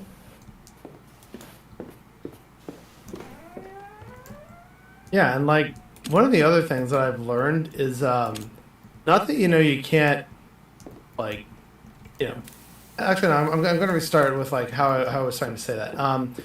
One of the challenges that I've seen with a lot of people and attempts at community organizing, both in my own experience and also dealing with people online and hearing about their stories and their challenges, there's a lot of people who kind of have like a very strict, narrow-minded set of what is and isn't acceptable to them, and sometimes for the sake of like, say, in the aftermath of an immediate disaster, you're gonna kind of have to make bedfellows with people. Not to say like, you gotta work with fascists, like not that, but like there are going to be people who you don't necessarily agree with, but you found common cause for like this cause. And if they're offering some amount of help or like a venue space or something like that, and if that's the only one you can find, then you kind of have to make the best of like a bad situation if you're keeping your like ultimate goal in mind. So as an example of this is I had some people reach out to me asking about community organizing in like rural, like deep South Arkansas, right? And I asked them if there was any kind of like, community venues for them available. Like, is there a local library? Is there like a local community center? I said, no, not really. There's basically like a church and a hall next to it that is used for community events. I said, okay, well, have you considered reaching out to the church and asking them for that? And they said, well, no, given the church's history, like we don't want to use them. And it's like, okay, look, I get that. In fact, I very much understand and sympathize with that. But if like no one else has the space or the venue to do what you're hoping to do, then, and if this is your option, then maybe try and find that. And if for whatever they like don't work with you, then you can say, okay, you tried, and then you have to get creative and find something else. Or perhaps, you know what, no, we don't want to do that. So then how do you then like change that in order to now do like the work or the mission that you set out to do? And I found that unfortunately a lot of people have like this rigidity in like how they see it in their mind, and then aren't willing to kind of flex a bit in terms of like location, scale, number of people involved, and therefore like, how it can happen. Like if you can help just 2 people, that's better than helping none. You know what I mean? But there are some people that I've seen where they want to like kind of, I don't know if it's a savior complex or something, but like they just want to have like an even bigger impact, because I think a lot of people are also chasing that kind of like, as you were sort of mentioning earlier, Matty, that sort of social media kind of like, oh, it's likes, it's clicks, it's like feel good content rather than just doing the work for the sake that the work needs doing. Is that kind of making sense? Yeah, that does make sense, because oftentimes it's not like super glamorous, the work you're doing. Like maybe it is just like you're getting into a space, or again like delivering these like meals. Like this, that maybe doesn't feel like ginormous, but it is like if you're helping, or like Adrienne Marie Brown calls it like a inch wide, mile deep change, and like that's the stuff that you can do, and, Ooh, and I like it actually that. really does. Yeah, and it also gets out of funder talk, you know what I mean? Like, you have to, oftentimes when you rely on, like, external funding, you have to, like, we save 50 billion things, and then you get more funding so you can survive, but then you get kind of stuck in that trap, so. And Yeah. like Kat, who's the organizer of this, they like the 7th Gen org basically just started because Kat really likes cooking, right? And was like, well, I can apply my skill set of cooking to a meal every Sunday, right? And from there, we were like, okay, well, there's cooking going on. We could also hand out resources, or we could help community in this way and this way, or they need to be helped in this way. Then we set up like showers. There's a slush machine there. There's a water fountain outside there. Like there's always like smaller steps. And I've kind of joined like 3 years into this organization, so I haven't seen it from the ground up. But like the strides that I've seen with everybody playing their roles and doing it efficiently and effectively, and deciding like, oh, I can do more here, I can do more here, but I can't do anything here. Like I can do a lot of things on Sunday, but I can do a lot of things for Sunday, but I can't show up on Sunday. Like I can cook Monday to Wednesday, all these meals, get them prepared, and then have somebody else ship them out. You know what I mean? We all function kind of codependently too, even in organizations. So even finding your role to that extent is something that you need to look into. Like, what can I do? You know what I mean? Yeah, it's like that's exactly it. Thank you, Maddie. Like that's 100% exactly it in terms of just like helping your community and doing something that kind of works for you that can be one part of like a larger organization or a machine. And sometimes stuff just kind of happens. Like for example, there's a really great, I guess you could call it an organization, but it's also a store slash like rooming house kind of thing in my hometown of Ottawa. They're called Hijinks, I think it's Hijinx, or it might be like Highjinx. But their whole thing is they say, yeah, this basically started over a bottle of wine one night, and they just put their money where their mouth is, and they like started this like I guess it's mostly an antique shop, but basically everything they sell goes directly to like buying food, and they have a team of volunteers that like make food and like very good, healthy, different nutritious meals for like the at-risk population in downtown Ottawa. There's like rooms and showers available for those who need them, especially if they're, for example, trying to leave something like an abusive or a dangerous situation. And so I just think like, you know what, that's great, and you love to see it. And so they always have my love and support. So, you know, just seeing things like that is just great because it happened so naturally and organically. It was just, I think, 2, maybe 3 people having a chat, you know, one evening, literally over a bottle of wine, and then they realized, yeah, we could do this. Let's do it. And they've just done it, and they've been doing it for a few years, and it's doing great work. Like, is it air quotes solving the problem? No, but it's making a noticeable impact and helping as many people as they can in the ways that they can. And I just love stuff like that. Yeah, because I think that's often this like the really scary part. You're like, I'm not doing all I can, so you get this like paralysis of like, oh, I don't even know where to start then if I can't solve it.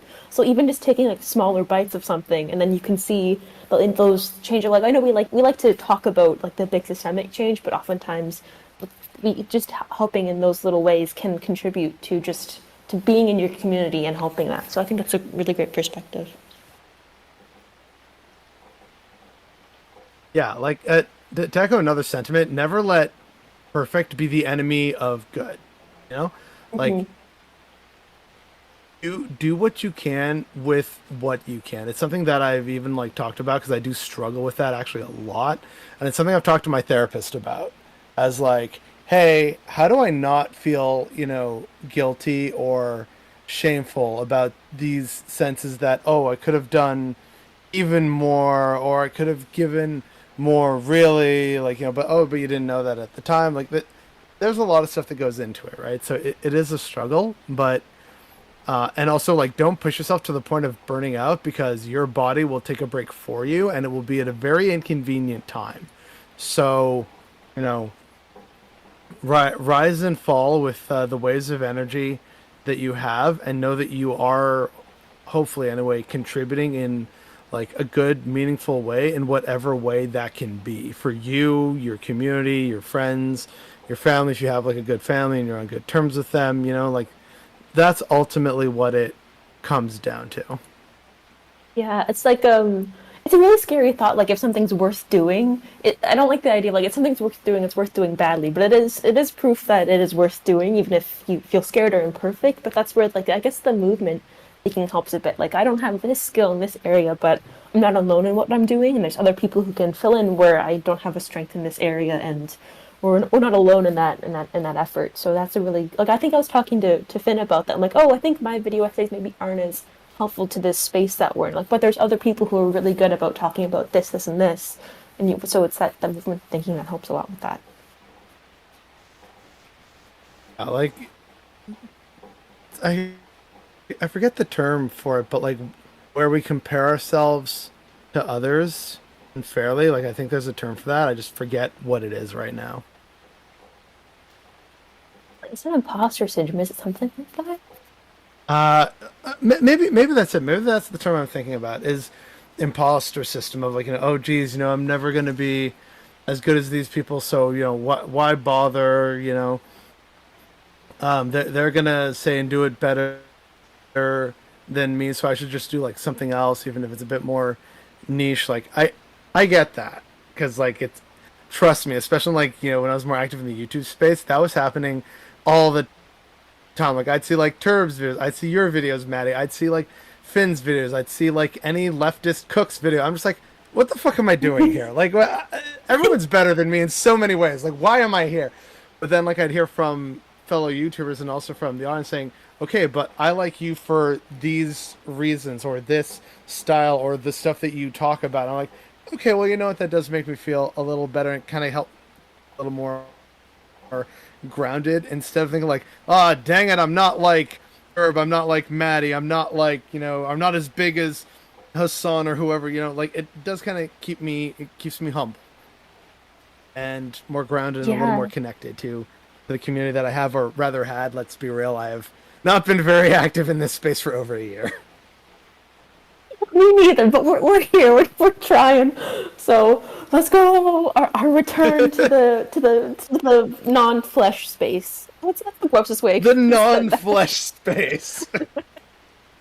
Ah, yes, the subject of a very famous Robert Heinlein essay and/or like novel. It is. Yes, join us in the non-flesh space. You will totally not be turned into hamburger. I'm back. Thank you for taking over for. Thank you for taking over for so long. I'm back. What's the topic right now? We were talking about being in the non-flesh space where you totally will not be turned into hamburger meat. Oh. Oh. No, like Matty said, you walked in on a weird time. Is this like from a book or something? Oh my god. Maybe it should be. We're just having fun. About you know, being mostly inactive on YouTube, but you know, hey, we're back here now. In theory, maybe, yay, let's go? Question mark. So yeah. Yeah. It's okay to take like your breaks like too, because burnout is a real thing. Like, yeah, I don't think you constantly have to be active online in the YouTube space. I think that's actually a little unhealthy to not take your breaks like once in a while. I mean, one of the things that I think for me was, well, there were multiple things. Like, without getting into too many details, there were several deaths in the family or like family adjacent space over the course of the past year that also like took my time and energy. And of course, I'm not gonna I've never been a very public person about stuff like that, so I wasn't gonna share that on the internet, right? Yeah. But there was also, you know, I wanted to actually kind of like focus on some more IRL stuff, because I had found at one point in the YouTube stuff and just ranting wasn't cutting it for me. I literally just went out with like $20 in my pocket, which went a lot further a couple of years ago, and just bought like, you know, some simple materials and made like some sandwiches and like some care packages for like several homeless people that I knew that were in like some areas that I was living in at the time. And I just went around and gave them these little care packages. Like, you know, it was like some fresh masks, some water, juice, a sandwich, a couple like, you know, granola bars, protein bars, and like, you know, just like literally a little care package, like a little, you know, brown paper bag and all that. Like, I got half this stuff at freaking dollar store, right? But they were super appreciative of that. And that for me was like, I feel a lot better now. And all it cost me was like $20 and like an hour of driving around and then like putting the packages together. And I felt so much more fulfilled and rewarded as a human being than doing like a bunch of YouTube had recently made me feel, even though I did like doing the YouTube stuff. But then also with like doing some really big video essays, like the one that you two were involved in, of like the dark side of Canadian history. It's like, I want to do more stuff like this, but that takes a lot more time. And I also need money for editors, which means I need to work a lot more, which means I can't do this YouTube stuff as much. So between all these different factors coming together, I just kind of like disappeared from the internet for a while. Like, yeah, I was sort of, you know, keeping in touch, but not as much as I know that I had been up to that point. And I wasn't like pushing out content, even though I was and still am working on stuff. That's because like I want it to be really good, but I know like YouTube doesn't reward that stuff. Like I like recently got demonetized on YouTube because I just wasn't pushing out the content and getting the views on it, right? So you know, that's like where I am right now, and so I think probably, you know, spoiler alert, kids. I'm basically, once I'm kind of done putting together the videos that I want to put together, and probably say some of the last things I want to say, and on, you know, Patreon or whatever, like on maybe just even a separate site, just kind of share some of the like last bits of, hey kids, here's how to organize, here's misconceptions about like resistance, rioting, how to sabotage things, like let's set the record straight on this stuff. And then once all that's done, I'm probably just going to say, all right, that's it for YouTube for me. But how long that's going to take, I don't know. Like maybe I'm 40 by the time it happens, maybe I'm like 60. Like I don't know anything about anything anymore, like really. But it's nice to have you here, like as a supporter. Thank you for having me like, here. I appreciate the extension of, you know, hey, yo fam, I need you on this. I'm like, I got you. Like it's good. Yeah. I want to get as much like Canadian voices as possible, because I feel even like throughout this stream, I've been seeing a lot of people like appreciative that you know, Canadian YouTubers aren't talking about America. I mean, hey, look, I can talk about America all the time. Like, don't get me wrong here, folks. Yeah. But the like, actually, sorry to like interrupt myself. Did I ever?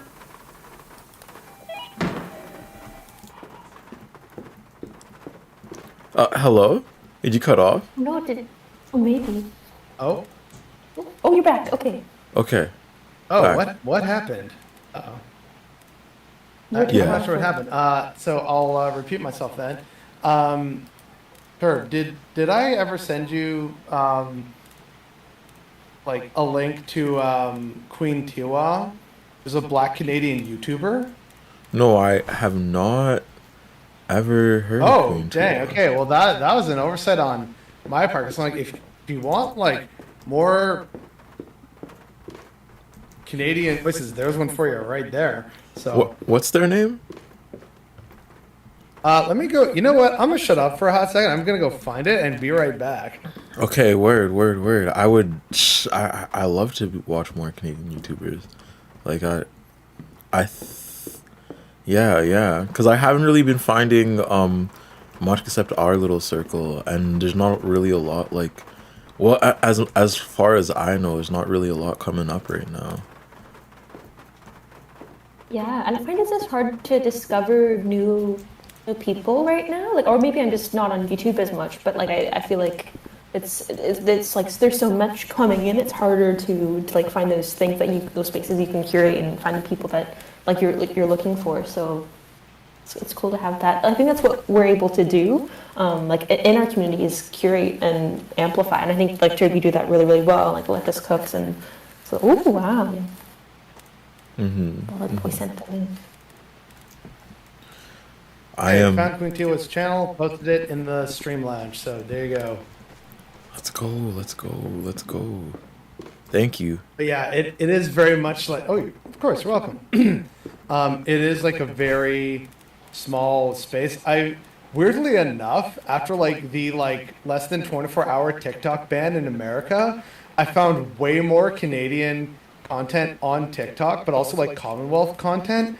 Suddenly I was like seeing people making content from like not just the Anglosphere, like the white Anglosphere of like Canada, Australia, New Zealand, but like I started seeing a lot more South Africans. I saw people from like the Gambia. There was like a Liberian as well that was in there. I was like, whoa, like, all right, like there's a lot more here now. And I suddenly was like just completely enthralled by this like brief for, you know, maybe a couple weeks on TikTok of seeing content from like around the Commonwealth. Like I saw people from like Vanuatu posting. There was like Jamaicans and Trinis up the yin yang. I was like, this is amazing. I love this.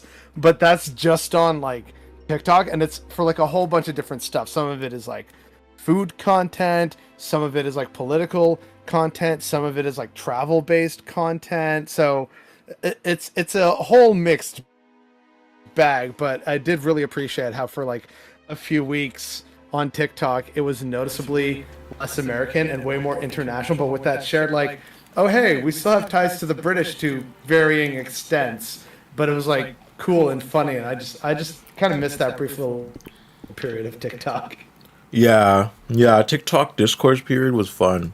I was really active on the TikTok discourse period, like from the quarantine era all the way up to like for a good like 2 years, I swear. Like I hit 100K twice and they banned me. Like like I hate TikTok. I hate TikTok. They hate black excellence. Right. Well, like so much I know so much black creators have been banned in and of itself, but I had to leave because I was like, if I'm gonna keep building a platform and it's gonna keep being deleted, then why am I here? And that's when FD found me and everything. But like yeah, TikTok is sometimes like such a good place for finding those voices in discourse, because everybody's able to just hop on their phones and have the same conversations of leftism. It's cool. Sometimes I'm very surprised by the depth that does happen there. It's very, very impressive to me when it does happen. Yeah, it can be like a useful tool, but it goes both ways, right? It's a double-edged sword. So, hey, TikTok is great and useful. Like, as we saw, it was an amazing tool for organizing and pushing back against narratives about, atrocities happening in Palestine and countering, like, Zionist propaganda. But then you also have the unfortunate reality that a lot of kids fall down right-wing rabbit holes on TikTok. Right? Yeah. Because it kind of like filters up what people think. So, hey, it is great and it has been useful in so many ways, but it is also, unfortunately, really easy to go down rabbit holes there and get like targeted stuff, and also to like just end up sharing blatant misinformation because everyone's trying to make it into super quick sound bites, right? So it's very much a double-edged sword. It can help you and it can hurt you. Yeah, it could also make you stuck too because of the like sheer variety of conversation and discourses that go on at the same time. Like so much, like when I'm on TikTok, I'm like, oh my god, so much of these people are like way smarter than me in like certain degrees and like aspects when we're talking about certain things, like maybe like systemic inferences of globalization. Like that person in South Africa would have way more of a insight on how the global anti-blackness has contributed to a shift on that continent and everything, right? Than me just like reading books and getting information from my parents. Like so things like that, I'm like, wow, these people are so good. But at a certain time, like you said, there has to be a praxis. Like we said earlier, there has to be a praxis to the subjective thoughts, right? There has to be a praxis to our conversations too. So like it can get, whatchamacallit, like kind of just draining when you're thinking and you got like these 9 different discourses in your head and not applying the discourses to a communal praxis, right? Especially I did this live the other day where I was talking about speed, and I asked my audience, like my white audience, like how much black friends do you have? And like no, because there's a statistic out there that's like a lot of white people just don't have black friends in and of itself.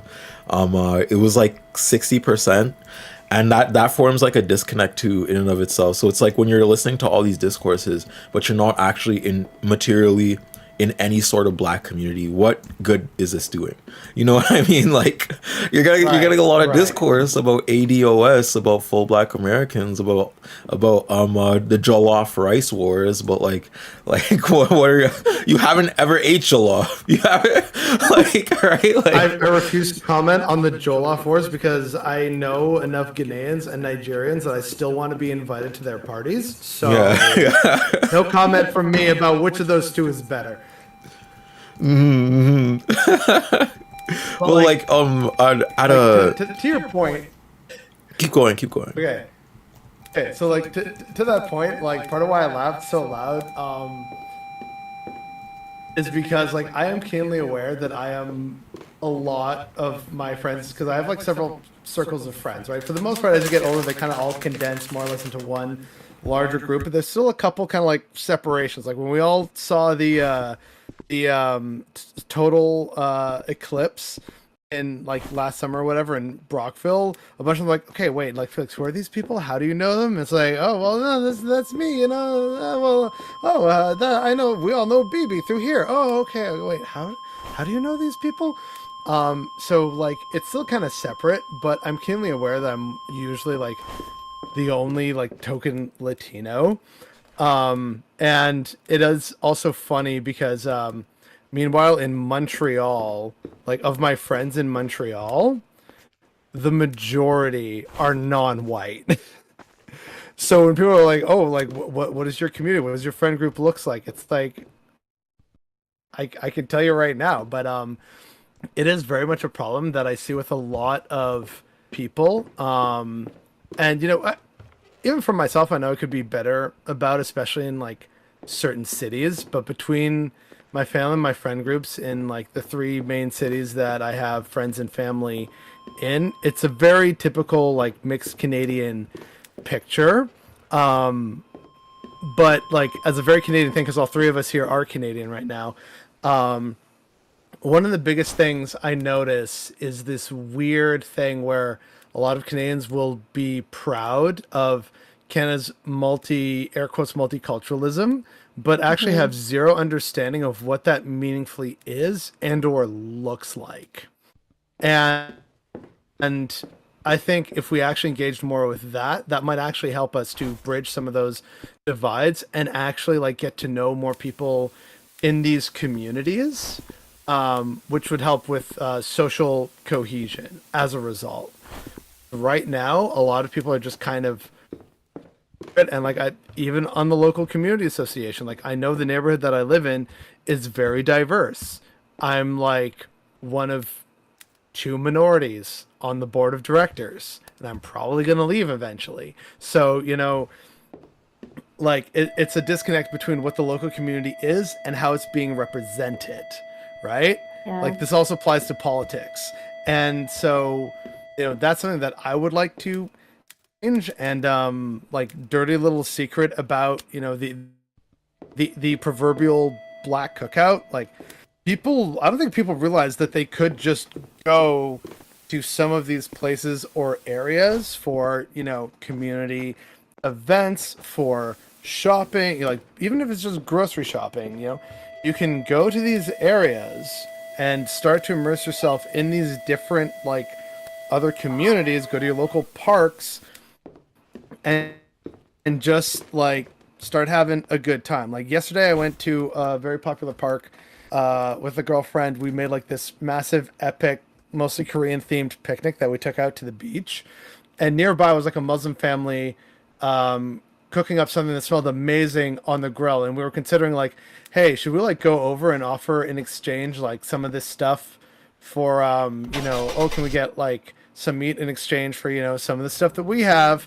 But I also realized like that'd be good, but also I don't know if that's actually halal, and like for our stuff, like I couldn't tell or remember how much of it was halal friendly or not, and that was the only thing that stopped me. Otherwise it could have potentially been like this beautiful moment of, oh hey, you know what, I know that what I've made is halal because I've done that before for parties and potlucks, and that could have been another beautiful little moment of like community on the beach. But instead I have to rely on like other times where, you know, you go somewhere, you go to an event, you get like volunteers for, like we had a bike rodeo and like the entire community showed up for that and even had to do like a little bit of translating in some cases, you know? So like people just need to actually get out beyond their current group and or like in community and really reach out to other people that are in that part of the community. And yeah, it takes time. Like I get it, I'm kind of antisocial myself, I hate doing that, but the results can be very beautiful, and often results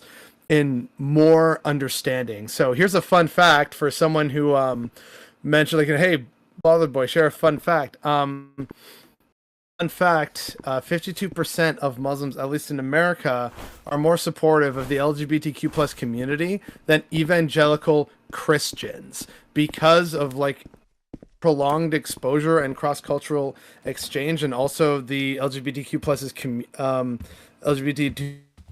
plus communities support for Palestine is also helping to bridge that gap and that divide, right? So like I think that that's a really nice and beautiful thing to see, and I hope that that continues and that more people can kind of have moments like that, because right now in Canada there's a ton of anti-Indian like sentiment for all our talk of multiculturalism.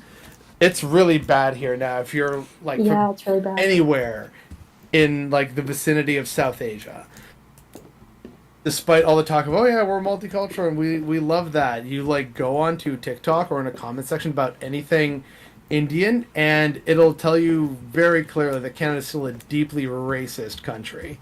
No, for real. But we can actually come over that. We can like overcome that if we actually just kind of go and get involved in those communities. Like I know it's easy for me to say as someone with extended Indian family, but like, hey, you know, you just get to know these people, you get to know more of their culture and realize how like inviting it can be, because people ultimately at the end of the day, no matter where you go, they want to share. And if you show that you're open to that and that you're willing to share and appreciate what they're sharing, that's where like community and cross-cultural lines of solidarity can really start to be built. It can be built over a common cause, it can be built over food, it can be built over like, you know, a joke, a show, dance. Like there's so much that can actually be done that is just not done, because I think a lot of people are just kind of comfortable, you know, they just like where they currently are. They don't think they need to do anything more. They don't have to think about anything else, and like that's not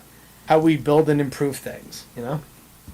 Yeah, exactly. Like in the flesh world, I do work with an intercultural theater organization, and we had a conversation with someone the other day, and he was like, "Oh, but I didn't think like I could go to that. Like that's not for me. Like I think that's great that you're doing that, but I shouldn't get into that space. Like the whole point of for truly being intercultural is to invite everyone into that and be able to confront things that make you uncomfortable and like just get into this space. Like the idea of like a radical welcome is so important into that." Yeah, like I'm very thankful that I went to a very multicultural, at least at the time, school. Unfortunately, I've heard from one of my sisters who went there like, you know, years later, that it's basically been gentrified. Now it's just a bunch of like wealthy white kids and a couple token minorities. I'm like, man, you miss like the good times when like we would have multicultural festivals. I mean, it was still the early 2000s, so it was still like virulently racist, especially to any of the like Muslim kids, right?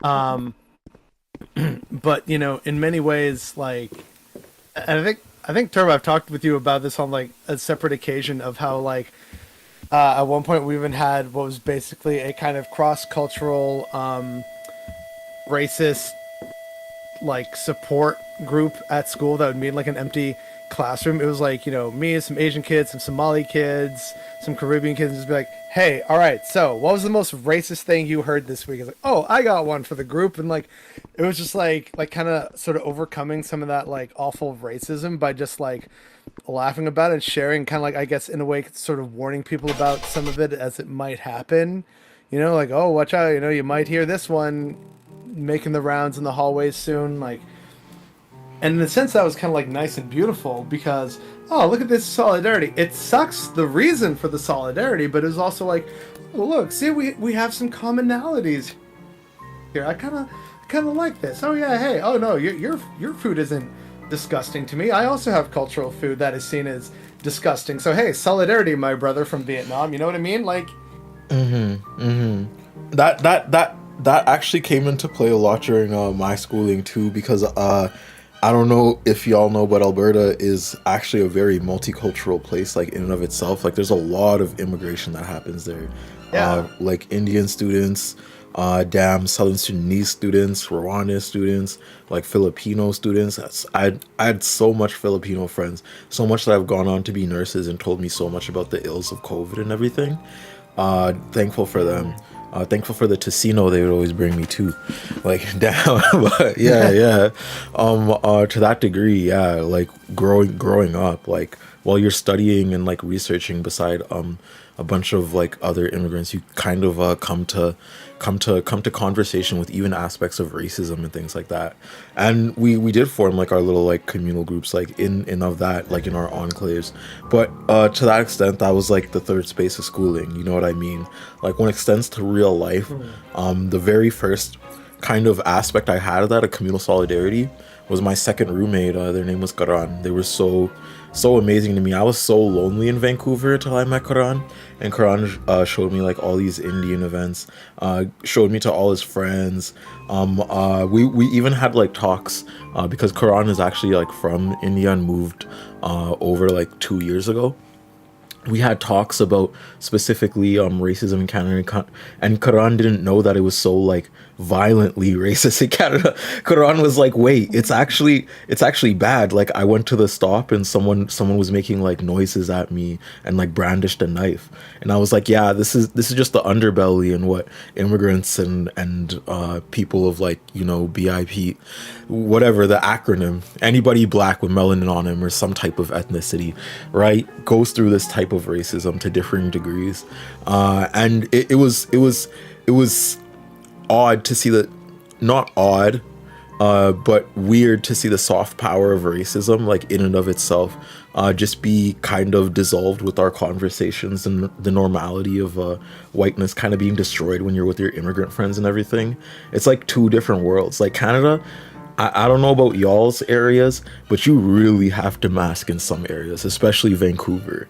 Like Vancouver is such a liberal state where it's like they don't really talk about racism, and it's the underbelly. Even though there's like blocks and blocks filled with like indigenous unhoused people, black unhoused people, Asian unhoused people, we don't talk about the history of systemic inference that created an area like that, right?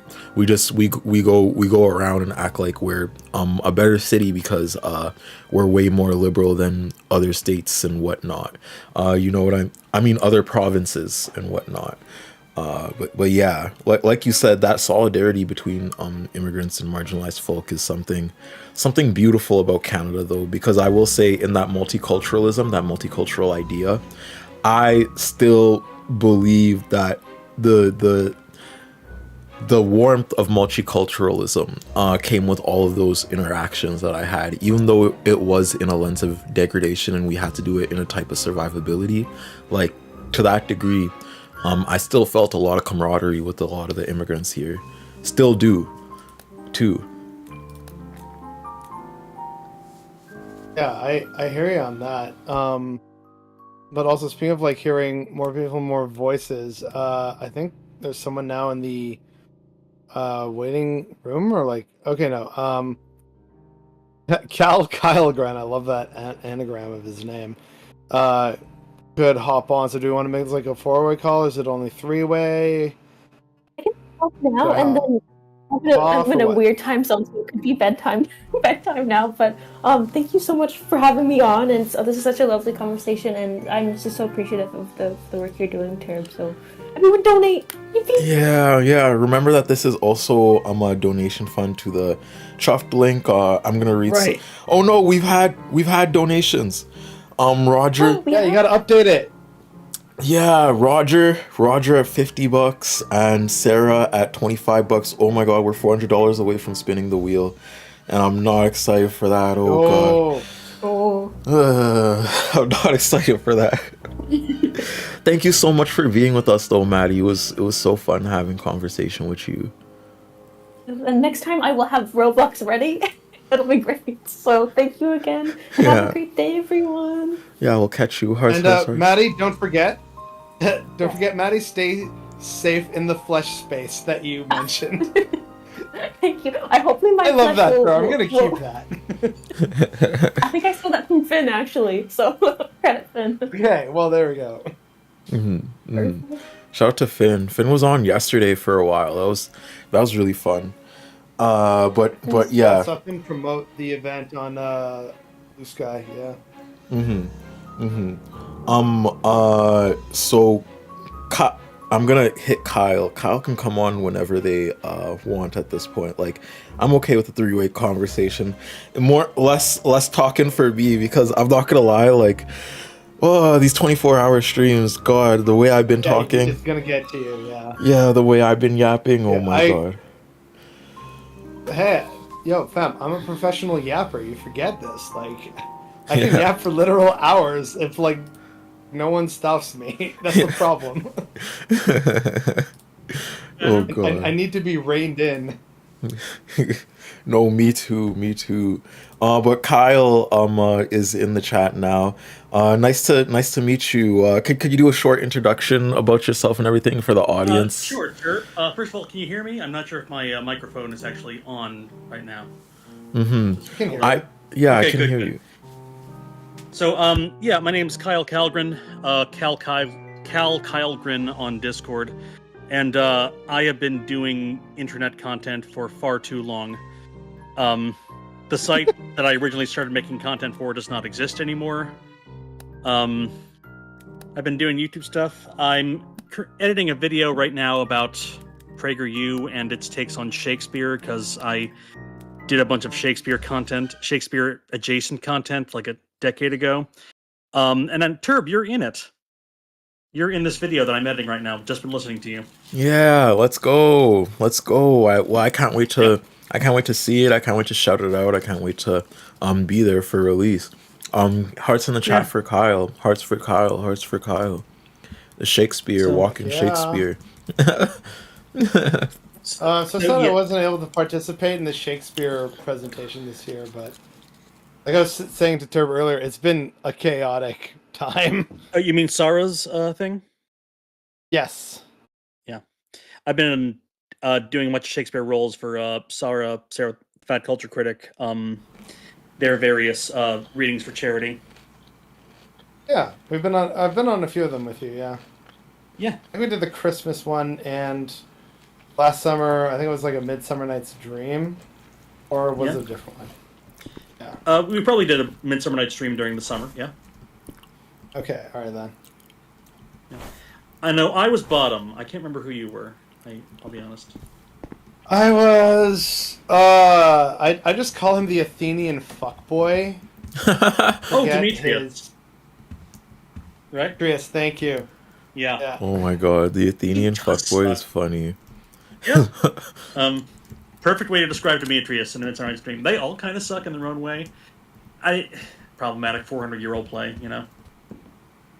But what? Something from 400 years ago is not necessarily entirely relevant to the modern world?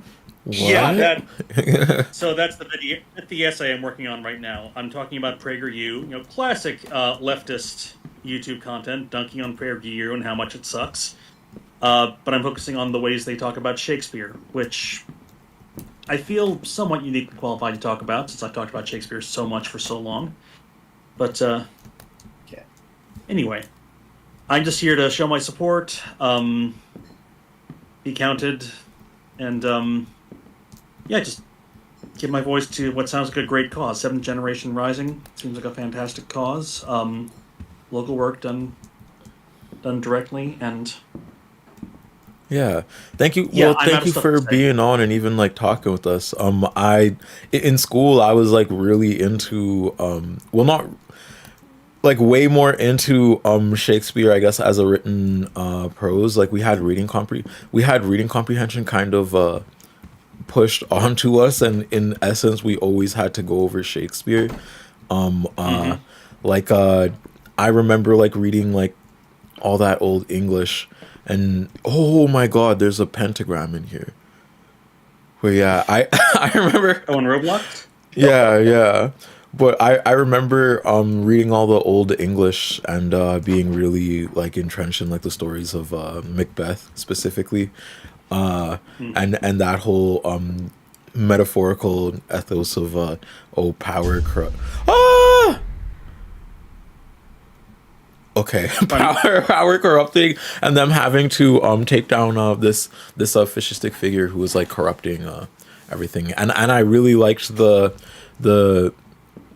who was that dude, Mercutio. That's my favorite Shakespeare character, Mercutio. Oh, Yes, Romeo's little friend. I love Mercutio.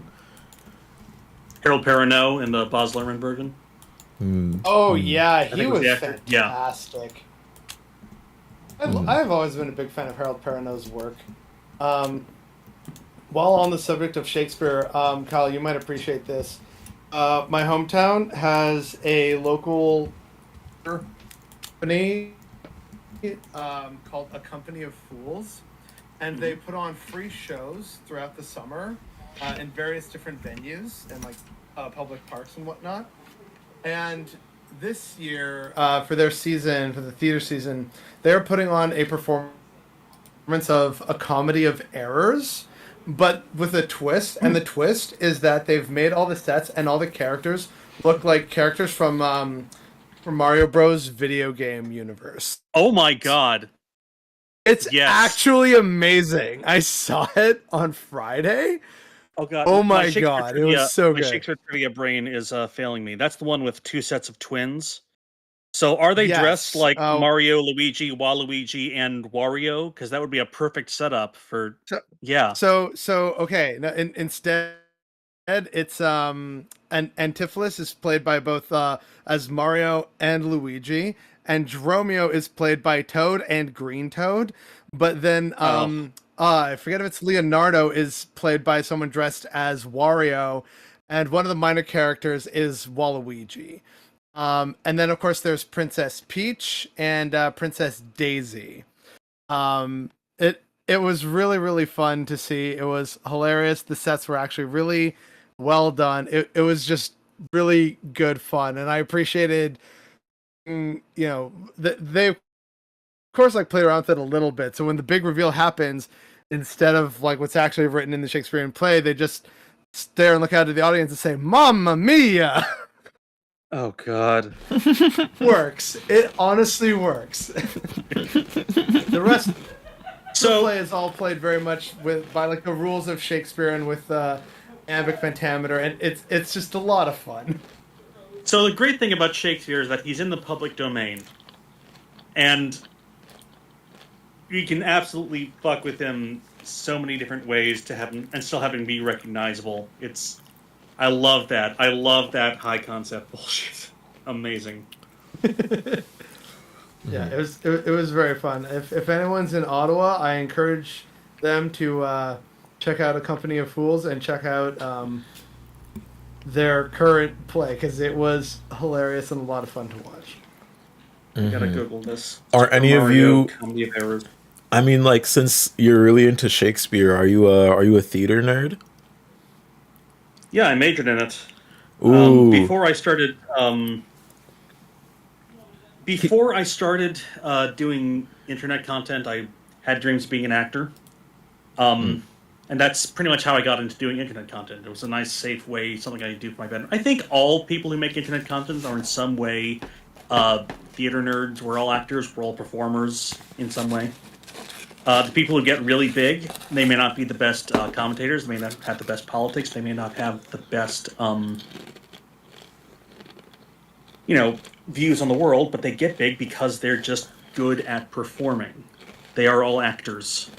They're actors, and they know how to edit themselves well. Yeah, I could see that, and also definitely can confirm, because I was a theater nerd throughout high school, to the point that I was also in what we called the drama club, and we had to put on our own plays for what we called backstage theater. It was like a requirement of the club to put on at least one show like per term. So yeah, it was a lot, but it was a lot of fun too. Yeah. So the thing about theater is that it is probably the oldest artistic medium and also the most realistic. I mean, I think Peter Brook coined the term the empty space. Like, all you need is just a space and an actor and an audience, and that's all theater is. Like, stretched to its most basic thing. It's just This is theater. We are doing theater right now. We are for an audience while also, raising money for a great cause and all that. I'm not sure if this is too. By the way, tell me if I'm talking out my ass because I'm not sure. I mean, I don't know. I feel like you, as the qualified theater person, know more than either of us. Yeah, my experience with theater, I basically joined my high school improv group in like grade 10. And it was really cool. Like I really liked the grade 12s were amazing. Like we went really far that year. But grade 11, I kind of dwindled and went more into the student athlete route. And it was only till like grade 12 where my friend like really pulled me in and be like, you have to do improv, you have to do theater, you have to do. But I'm happy he did because I immediately fell in love with it. And I think like without improv I would not be a YouTuber, or I would not like performances in a certain way, because improv actually like was my first experience performing in front of like such a big audience. We would perform at the Citadel in front of like 200 like different people, and a lot of the times like I'm sorry, Roblox is making so much noise. Let me turn this all the way down. Yeah, but while I was doing improv and everything, I fell more and more in love with the practice of performing, specifically because we went to like all these other schools and competed too. So we'd see like the way Skona would perform, and they do something completely different, because we would do like a scene where we would ask the audience for like an object and then make a narrative around that object, whatever it was. And one of them was like and then whenever the announcer would say like kick it, we would like break into like da da da da da da da da da and make a beat and then do a song around it. So it was like a little bit of a musical in and of itself, and that made me oh my god, I was over the moon when he would yell kick it, and then it was like me, Marion, and Jericho just crushing a beat and the audience just going wild. Like like this one time we did like one about like clippers at our provincials and everything, and we turned it into like a story about a bad haircut at a barber shop, and then we started rapping basically. Isn't that like a baseball, hockey? Isn't that a team? No. Nah. And then the story revolved around like a dad and his son at a barber shop, and the dad trying to teach his son how to make the best fade possible. And the son like fucks somebody up at first, and then has to like recompensate with the second haircut and make it like so much more better. And it was funny, but yeah. After that, I went into college, and then I stopped doing theater as much. But I watched a lot of theater, and then I started like doing TikToks instead as like a form of creativity, and that's how I segued into YouTube and everything. Yeah, I mean, TikTok as a medium, as a platform rather, TikTok as a platform is very theatrical, like in a ways. Like I tried doing TikTok, it's just I get stage fright thinking of one, because it is so much just sit in front of a camera, think of a character, think of a movement, because it's a perfect medium, it's a perfect platform for like up and coming performers. Like, if I had TikTok right out of college, I don't know what I'd do. I'd probably crash and burn a lot faster than I did, or sail a lot higher than I did. It just, I don't know, I feel old is what I'm saying. TikTok makes me feel old. But it's when I was I think I was in high school and TikTok was first popping off. But when I was in high school, everyone was like making fun of TikTok. It was like those like the white boy dancers, I'm not gonna lie, and everybody like basically just clowning them for the way they dance and everything. But when I was in college, TikTok got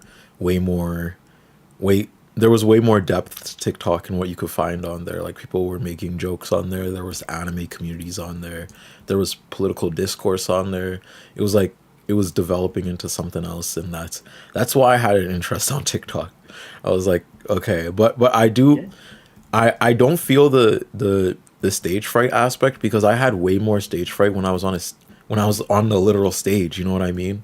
because like you don't really that. see the people you're performing to on TikTok, although you will get like millions of interactions. You don't see them. But when the lights are on your face, like when you're like on a stage and there's like 200 people in the audience, like all just eyes on you, searing, like it's scary. It's scary. I'm the exact opposite. Because like when I'm in front of a camera and I'm doing a video, either for YouTube or even for TikTok or for any platform, for Blip, if you want to get really deep into the lore, it really is just you What and is that camera. Blib? And Sorry. what is Blip? Oh Yeah. God, Blip is accurately named. It does not exist anymore. Blip was a video sharing platform that started the same year as YouTube. Its biggest draw outside of YouTube was that it didn't have a content ID system. And so it was perfect for people who wanted to review movies or music or stuff. And that's where a bunch of like that guy with the glasses crew put their videos, because they could play like long clips from many different sources just to make commentary on them. That's where I started. But anyway, back to stage fright. It's really just I'm back. me and the camera is much more anxiety inducing than me and a whole audience of people. Because with a whole audience of people, I know that they all want me to do well, and I want myself to do well, and I can just feed off that energy of, oh, we all want the play to go well. So there's kind of group pressure when you're doing theater that you don't get with recording video. Because with recording video, it really is, if you fail, you only have yourself. If you fail on stage, there's a kind of empathy there that's just, the cringe is there. You can feel the cringe, and you can feel the collective cringe together. It's still, theater is still a communal art. In a way that I think on the internet we only get with like live streams like this.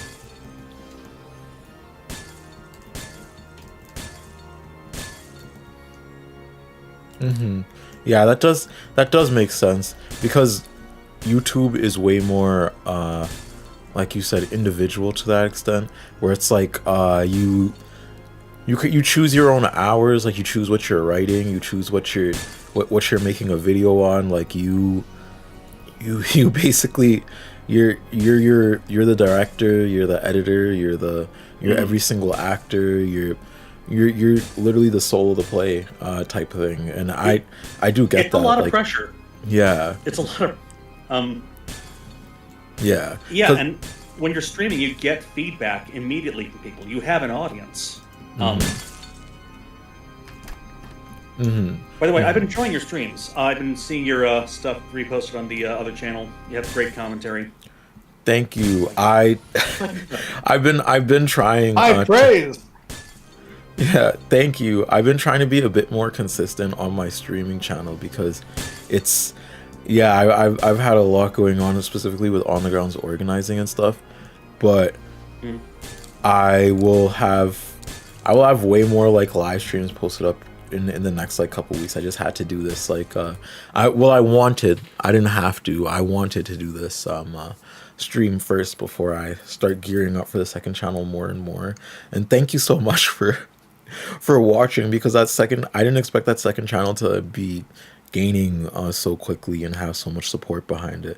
Like it gets more views per month than my first channel already, and I've only had it for like a month, which is wild. Well, so that kind of makes sense to me, because with the way the world is going right now, people want commentary, they want perspective, and live streams, it's a faster turnaround. You can comment on things as they happen. You can give that perspective sooner. Video essays, as you know, take months to do well. I've been working on this one video that I'm doing right now with you in it since January at least. yeah. I haven't. My last video was put out last year, and it took even longer. But yeah, and with that time, you can only talk about something that really doesn't have a deadline, that doesn't have a decaying discourse around it. But with direct commentary, you are doing a smart thing by streaming. Yeah, yeah, but I've also done video essays for quite a bit, and like I've done it where like I like just put my whole entire like full time, I guess, energy, the same way I would like a job in video essaying, and like you said, it takes me like a month at least to get through a whole entire video essay, and then like another like couple weeks to freshen it up, to get the collabs, to get everything like straight. Like streamlining the video essaying process is really, really hard. Like I think it's, which is Yeah. why I like the fact that there's multiple video essayists out there, and everyone gives their all into passion projects.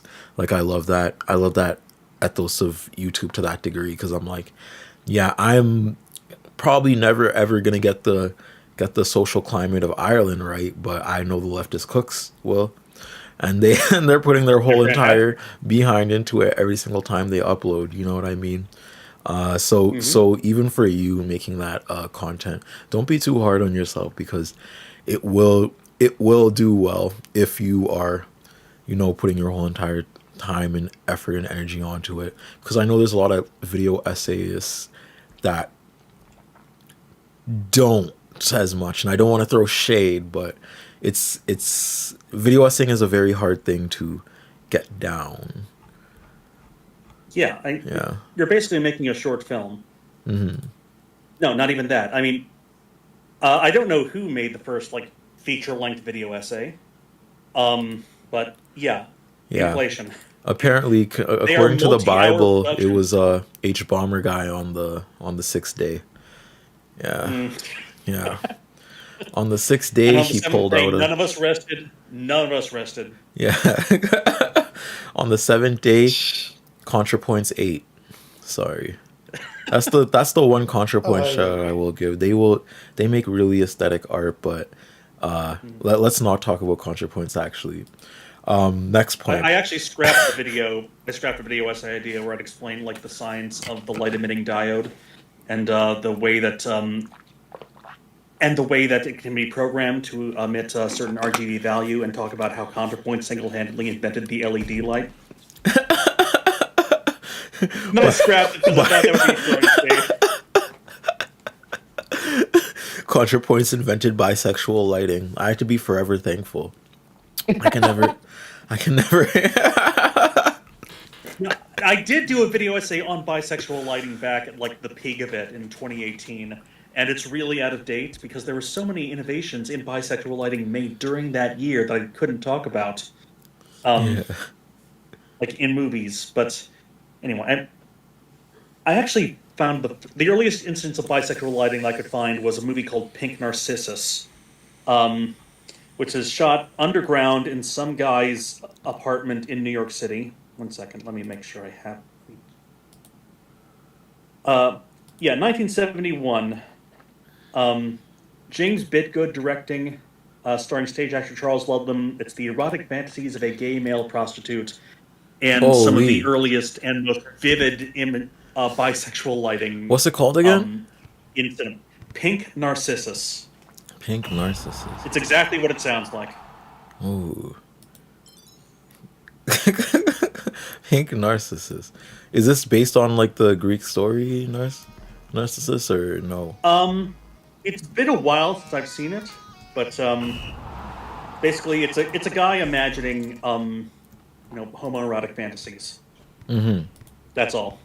Ah. It's very cinema. It's very Slavoj Žižek saying cinema is the ultimate pervert art form, and that sort of thing. But I mean, shout out to that guy. it's no, he sucks. Oh wait, never mind. Not okay. He does. Okay, my bad, my fault. If I was going to keep doing video essays, I would do a big take on Slavoj Žižek, but he doesn't seem that relevant anymore, and there are bigger fish to fry, you know. Yeah, Anyway, that makes And sense. so again, I've been doing this since like 2010. Yeah. A lot of my ideas are out of date. Yeah, but it's so weird though, because like some people like Nick Fuentes, you could do a video. There are video essays about him like all the way back in 2016, and they're they showcase a lot of his bigotry and his awfulness and everything. But even as he's back in style, you know what I mean, on TikTok and everything, there has to be more conversation around him. Like a lot of things have to be talked about in continuum. Like sometimes a little bit more than once. I was thinking about doing a video essay on Nick Fuentes and his legacy and whatnot, just to like reintroduce the audience to be like, no, this guy is evil. Because I've been seeing him even on my TikTok feed, and I'm like, what the hell? Like, what the hell? Yeah. Like, I don't know. Yeah, he does suck, and he does deserve to be taken down, and he does deserve the disinfectant of light. But yeah, and it is good. What gives me hope for the future is that there are people on YouTube and there are people on every platform trying to create spaces where we can talk about these things in an honest, academic, and in a true way that gives the perspective that we need to overcome these terrible forces that we live in right now. I'm in America, and I know this is a Canadian-focused stream, but yeah. No, please. What's going on in America? Like, what's going on where you're at? Oh, because I am. Yeah, I'm located in Saskatchewan, like Saskatoon. Well, America is bad right now, and arguably putting has it been mildly for 400 years. But that's accurate. God, the Corporation for Public Broadcasting got defunded and is shutting down. I'm very sad about that. Yeah. I was a PBS kid. Like, so many brilliant PBS programs just gave their thanks to the Corporation for Public Broadcasting and financial support from viewers like you, and that's gone now. And it was a great space to like educate that was free from market demands and stockholder share and all the ugly capitalistic forces that turn art into commerce. And it's gone now. Yeah, I've heard about that. PBS funded Sesame Street, right? Yeah. Sesame Street, Mr. Rogers, Bill Nye the Science Guy. I mean, too many. Bob Ross. Oh, Bob. No. I think Ken Burns documentaries were also PBS funded partially, but yeah, it's just there was a space in American media for art, for media made outside of the capitalistic system. That the Corporation for Public Broadcasting, and still a corporation, but still it was supporting a good cause, and federal funding for that is gone. I think PBS is sticking around, but their funding is gutted. And that's all because of Trump, right? Like Sesame Street now has to like all because of Trump. Shop around for people to host them. Like it sucks. I mean, Sesame Street had been gentrified for a while. They were streaming on HBO for a bit, but yeah. Yeah, right. Like that's how it was, and then like HBO lost them, and now are they on like Netflix or something? Like I forget where they air quotes move to, but yeah. But yeah, it sucks that Sesame Street needs sponsors. Yeah, because it's not a good time in America. The vibe seems really off. Not gonna lie. Again, the great news is that there are still people out there who are mad about this and want to create spaces outside of it, and spaces like this are where it starts. Yeah, we were talking about that earlier with Matty, so it's good to see that kind of same idea permeating through numerous guests and through, of course, the viewers, which, hey, viewers, thank you again for joining us. Don't forget to spread the word and donate, because ultimately we're here for a very, very good cause. And it's so sad when you think about, I guess the third spaces that kids that are being taken away from kids. You know what I mean? Because growing up, television networks and everything like Treehouse and all that, where were kind of the basis of learning for me, whether that was like Timothy Go to School or Franklin or whatever. You know what I mean? So it's weird that like I don't. I'm old. What did you have on your television then? The basic Sesame Street, PBS, Barney, the first seasons of Arthur. Well, we had Barney and Arthur too. Not too. Because I'm 24. Like I'm about to turn 25. I'm pretty old. I am too. 38 years old and crawling towards the grave. 38 is not that Damn, I'm old. 36. Yeah, 38 is not. I know. is Hey, not I'm that bringing old. it up. 36, I'm pretty sure is like middle age for the American life expectancy right now. Like what, 72 for men? So like, yeah. Uh huh. Yeah, that's Respect your elders, young turb. my fault. But I swear, 36 is it's not that big of a generational divide though. Not that big of a generational divide. But You won't say that when you're 38. Trust me. Okay.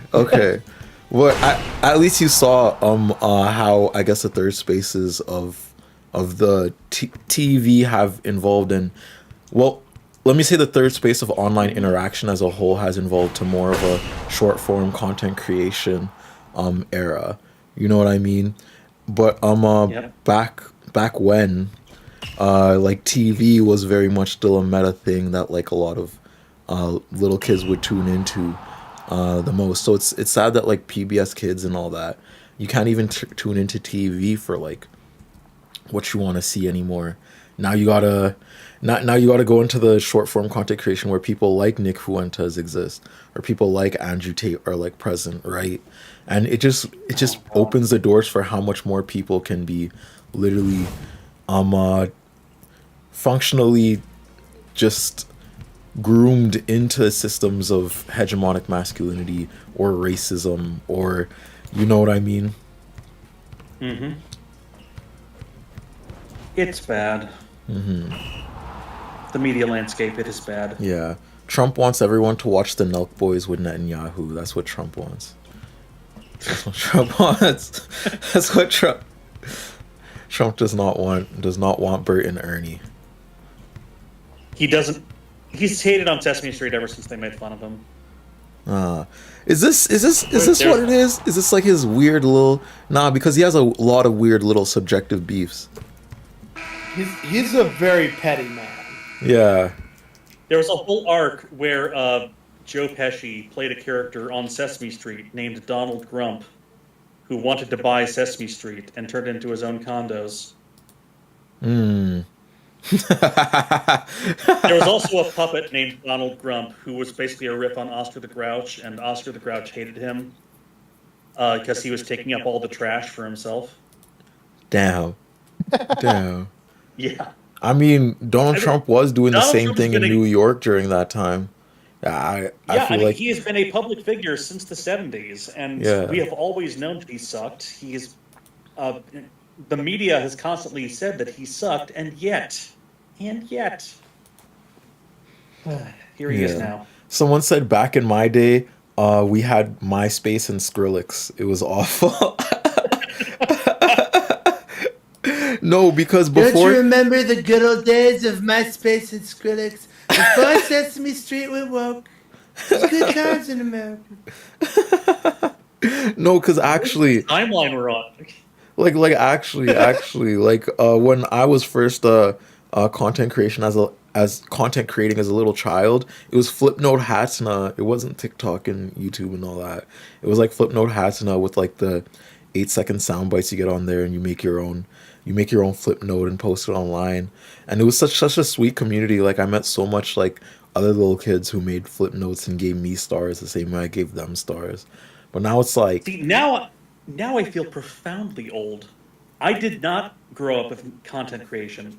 The one time I made a video, it was for a class project, and I broke my high school's I broke my middle school's computer server uploading a 10-minute video to show.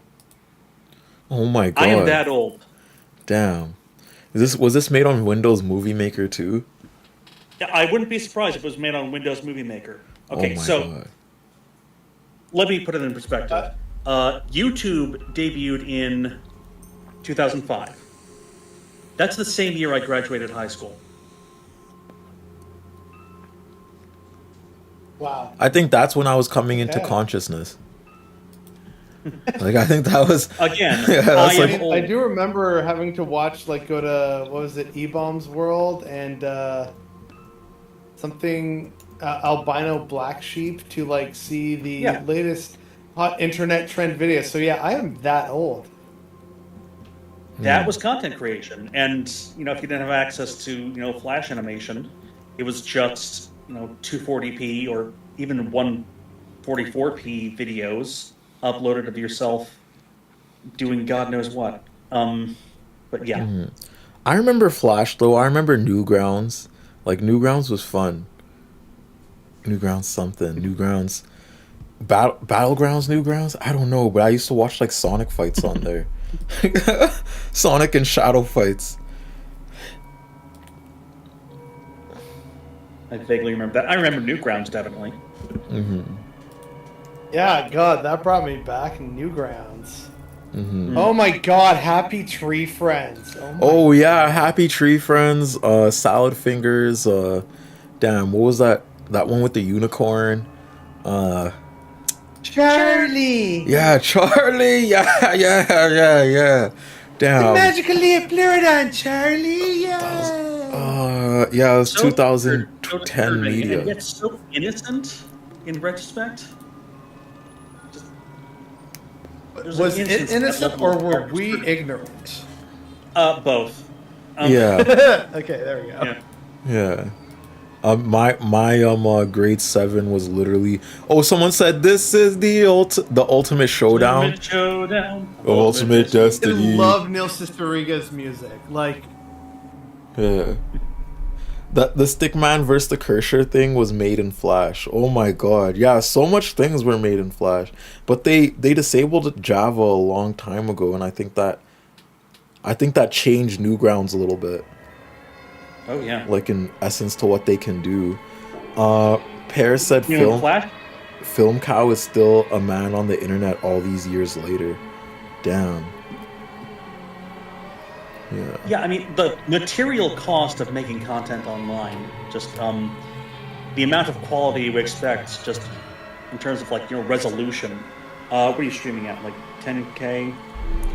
I'm streaming 1080p. at like 1080p, like not Yeah. 4K. I don't have That that. was unheard of. Yeah. That was unheard of like 10, 15 years ago. Mm-hmm. Like 480p was standard, and 1080p was. I mean, most of my old videos, some of my most popular videos, just never got past like 720p. Mm-hmm. But yeah, it's the cost of doing content, just the material cost, the disk space, the programming power. It's increased a lot.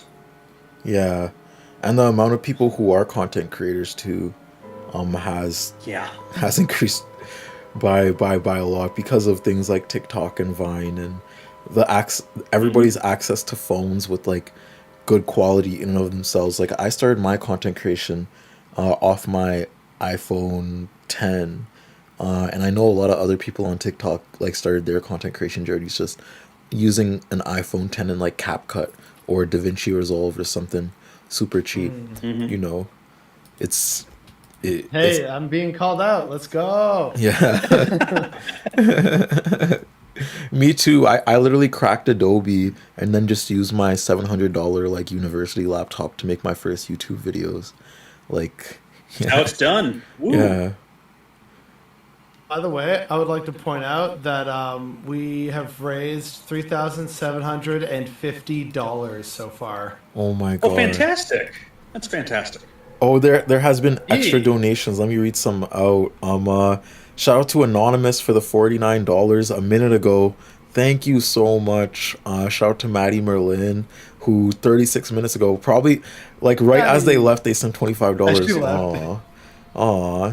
Thank you, Matty. Shout out to Matty. But yeah, if y'all don't know what we're doing here, let me push it to here. You can see me in the camera again. This kind of fundraiser is for 7th Gen Rising, which is like a communal activism group that's grassroots and communally funded. It's been going on for 3 good years, but in the last year it's had a bit of a rebrand, and Kat is now the leader of it. It's an indigenous led group by matriarchs and children of immigrants, emphasized to that degree because, you know, systemic ills be what systemic ills be, and most of the homeless population is of that demographic, indigenous people and children of immigrants. So this in essence is like a direct means of helping people who are our cousins, our aunties, our you know what I mean, our grandparents, our grandfathers. And we emphasize that these people are just as much members of society as much as like we are. So we try to provide them with as much necessities as possible, and more than just ham sandwiches, right? We try to make, we bring like 7 trays of hot meals every Sunday, racking up almost like $1,200 every week. Just for it, all paid out of our own pockets. So what we're doing here is basically creating some type of means of a safety network so we can operate for more weeks. With 50K, we could operate the whole summer. I mean, the whole winter, and hopefully put in like some warming applications and things like that. Give more essential needs that these indigenous folk need in our everyday society. So if you want to, the link is in the pin. There's already been 101 supporters. Thank you very much. This is the 3rd day of the stream. Right now I'm with Kyle and Bothered Boy. And there's going to be some more people throughout the day. But I'm thankful to have y'all on right now. Thankful. Good to be here. Yeah, thanks for having us. I appreciate that you were like, yo, fam, I need you on this stream. It's like, yo, I got you. Like, Yeah. I will emerge, as Matty is fond of saying, I emerged from the flesh space to be here. It's from the flesh space. Yeah, I love that term. It's not IRL, it's the flesh space. Someone said it's a First Nations charity. We wouldn't really call it a charity, we'd call it a collective, because we work in community. Like a lot of these people, a lot of the indigenous people, the reason why we call them aunties, uncles, and they call us nieces, nephews, and all that, is because they're just as much as a part of our society as anybody. But it's just we tend to have a sort of dehumanization when we look at unhoused people and the way they fit into society. But the fact of the matter is they've been here for generations and generations, longer than we have, in a continuum of systemic inference. You know what I mean? So helping them is essentially helping our cousins, helping our uncles, aunties, and nephews reintegrate and have some type of means of communal support. When I say grassroots too, and not a charity, it's because we don't take any type of aids from churches, from systemic institutions that continually dehabilitate the people around us. This is all communally funded.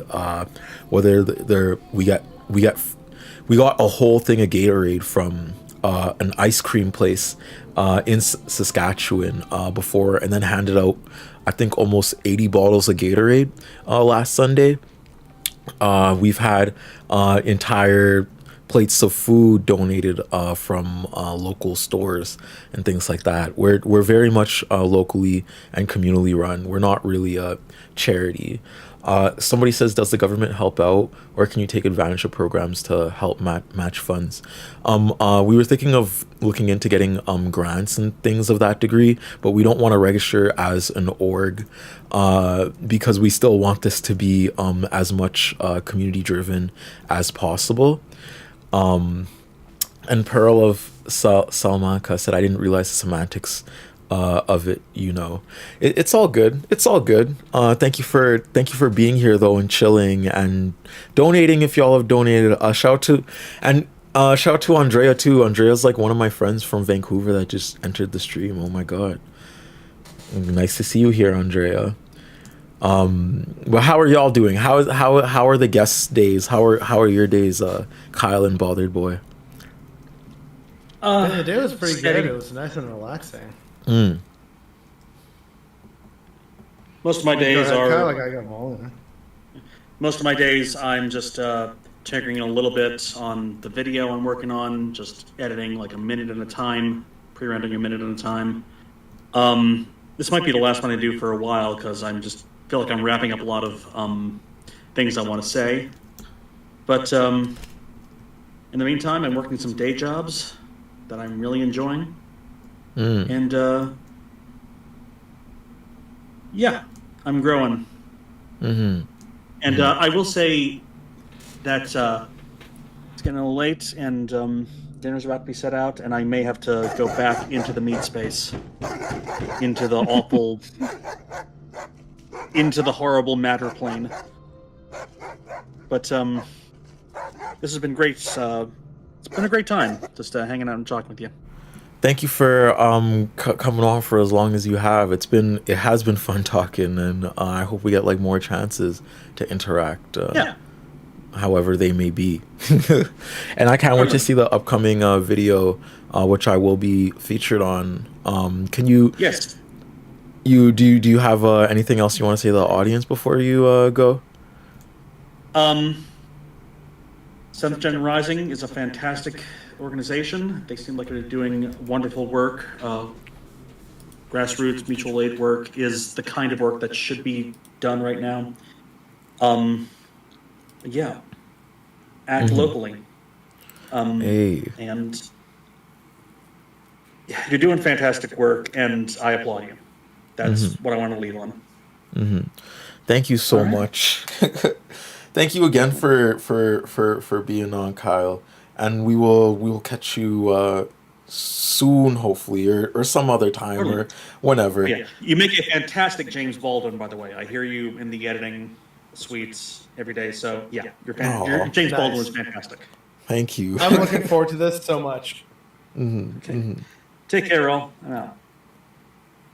It's a pleasure chatting. Yeah. And actually, I'm probably gonna get going soon. My cat. I gave him some dinner to sate his foul everlasting hunger, but I'm sure he's gonna be hungry again. And so when he starts coming back down here and meowing at me, that's when I know I'm gonna have to go for good, at least for a little bit. But like you said, this is still happening for a couple more days, which means people should keep tuning in, seeing who's gonna show up. We want to make donations so that Derb can spin the wheel. So if you can't donate, We're folks, actually remember, hella just close. spread the Like word. someone just donated $49 9 minutes ago, and then Kyle just donated $25. Holy hell! Heck yeah! Yeah, so now we're at That's what I like to see. 3,775. This is wild. Ooh, nice. Yeah. Yeah. By the way, the anonymous from me, the anonymous $49. That's definitely from me because it wasn't like an evenly divisible number, and I was like, I need that 6 and or the 1 to go away. So that's why. Thank you so much for donating, Bothered Boy. And for anybody else that wants to get in on the proclivities, remember that the link is in the pinned. I disabled super chats and everything specifically because we're trying to get as much money as possible to the donation, and YouTube takes a little cut, so we can't do that. Boo, YouTube, boo. But please get back to your cat, feed your cat, go outside, go back to the flesh realm. Thank you so much for chatting with me. I was outside plenty yesterday, but yeah, it is probably dinner time both for me and the kitty.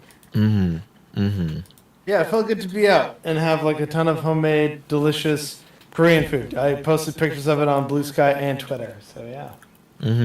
Y'all can see it there if you care. All right. Thank you again. And this has been Bothered Boy Chat. If y'all want to tune into them, they have some really good content. I've been in some of those videos. I rate them. Especially check out the one that features Turb the most, which is the dark side of Canadian history. It's the side of our history that we don't get taught about, let alone anyone else. So I feel that it is very important, very worthwhile. A lot of talented people helped out, including Matty, who something else saw earlier. So yeah, I'm very proud of it, even though it's not like my biggest or most successful video by far. It's one of the ones I'm most proud of. So go check it out on Bothered Boy on YouTube. All right. Hearts for Bothered Boy. Hearts in the chat for Bothered Boy. Hearts in the chat for Bothered Boy. And hearts for Turb for having me on. Thank you so much. This was fun. Yeah. Yeah. Best of luck with the fundraising, and hopefully I'll catch y'all later. Yeah. We'll catch you. We'll catch you. Okay. All right. Have a good one, everybody. It's back to me. I guess. And what's going on? Now we're alone again. We're alone again until the next person hops on, and they'll be hopping on pretty soon. There's somebody scheduled to come on in 20 minutes, so we're gonna hopefully see Sean the Black here. I know a lot of y'all on the Twitch side of things love Sean the Black, which is amazing. I haven't really interacted with Sean the Black in a one-on-one formation, so I'm a little excited for that. It's gonna be cool to see Cornbread converge with Streamer Tube or whatever it's called. What is Sean the Black, Hasanabi, all them? What are they called? Just Polytalk streamers? I don't know what to call them, but Sean's a real good streamer. Sean does really good work. I'm really excited to have them on. Someone said Turb looking like Dwayne Johnson. Oh my god. Oh my god. Oh my god. Imagine I just gotta put the necklace on and I look like Dwayne The Rock Johnson. Oh my god. The man is live right now, 1.3k viewers. Holy hell, I'm a little nervous actually. I never performed for that much people yet. Would you guys consider selling art / stickers / merch to collect donations? Yeah, I think 7gen was looking at that for the longest amount of time. I don't know when that exactly is going to take shape, but I know that's a thing that will happen very soon. Fanny Pack 2. Fanny Pack 2. I know 7gen has made certain, or Cat themselves has made certain prerogatives for certain merch prerogatives for other campaigns, like Justice for Ashwin has some merch campaigns, and Ashwin was someone that was murdered here by the police, right? On said usually a raid that big, at least 25% of viewers will stick around.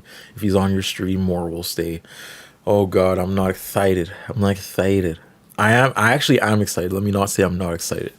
I'm more so nervous because I'm gonna have to run down the whole 7gen and everything again. But Sean's got a good community from what I've seen, and he calls people out, so it shouldn't be too scary. Let's go. Shout out to Sean for even wanting to be on too, because like I just literally sent a message and I was like, do you want to be on? They were like, yes. So I was like, hey. Paris said, I didn't realize you were also in Saskatchewan. I'm in rural Saskatchewan, like a middle out of nowhere 200-person village. What's it called? What's the area of Saskatchewan you're in? Like, damn. What's it called? Because I literally just moved here. Well, not just moved here. I've been here for a year at this point. Like, I haven't lived my whole entire life here. More so. Where? Look at that. I lost everything because I tried swimming in fire. Like, I was digging, like, by where there was fire, and I just died. Which sucks. So I lost everything. We're gonna have to get everything back from the war. So my fault for that. But we will have everything back. We will stomp on the haters. We will do everything. All of the above. Kill the Ender Dragon. Bite his skull. Do all that. Adnan said, would it make you feel more comfortable if I pop in chat and sit muted with you? I mean, you can. You can. You don't got to though, Adnan. Thank you so much for suggesting it. Latrend said my goat is back online. Third Avenue said greetings from Tree City, Gateway of the North. Mother Nature said don't dox yourself. No, I won't. I won't. Saskatchewan's a really big place. Saskatchewan's a really, really big place. So, yeah, really, really big place. Where is Tree City? I've never heard of that place. Said I don't want to dox myself more than I already have. Oh yeah, Pearl, I almost made you. Yeah, you don't dox yourself. Don't dox yourself. Because that rural type of Saskatchewan can get a little scary in terms of like the people that reside and stay there. So yeah, please don't dox yourself. Cool. If you need me, let me know. Actually, Adnan, can you come on for a bit? I low-key need to take a little break, and I might need to use the washroom. So I might do like 10 minutes. I might need to like get some food actually before the stream with Sean. So if you can hop on and like talk for a little bit, I'd actually appreciate that heavily, Adnan. Because y'all know this is a 24/7 hour stream. I've been on for so long. And initially I need to take breaks here and there, or else I'll completely burn out. This is only the third day. We still got 4 more days to go. So yeah. Thank you for everyone for being here. Someone said, but TBF, I probably talked to myself in 6 ways from Sunday already. Oh God. Pearl said, I suppose what's a little more. Ooh. Let us start with, what are we gonna do? We should definitely just cut down some trees. No. We should get some. Yeah, we need to get some stone axe. We need a couple stone axes. Prince Albert equals Tree City. Saskatoon is Bridge City. Oh, I've never been to Prince Albert. That's so cool. How is Prince Albert? I've heard a lot about Prince Albert, though I just never been. I've heard a bit about Prince Albert. I just never had the joy of being in Prince Albert, I guess. Is there joy in Prince Albert? Let me know.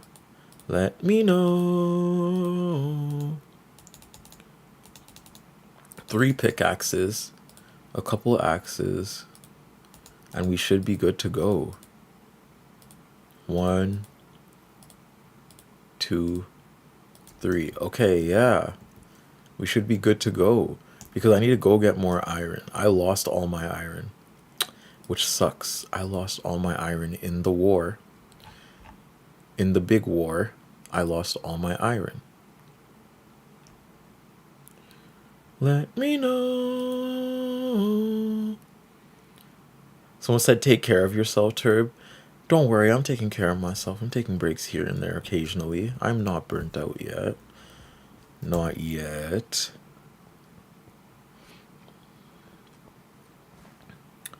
We about to go into the mines.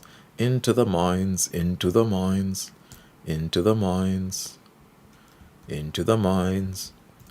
The children yearn for the mines, apparently. That's like a Victorian saying, right? Oh, God. They can still spawn here? Damn. I forgot to say, we don't have any torches. I had to go collect torches. Hey, I should have done that. But I hope that there's some residue residue iron that we can leech off of, maybe. Maybe I left some iron. Third Avenue Small K said, I'd say Tree City's got the most lakes within stone throwing distance and so many walking paths. So many. Also, we have bus service to a beautiful Riverside Park. Aww. It seems nice over there then.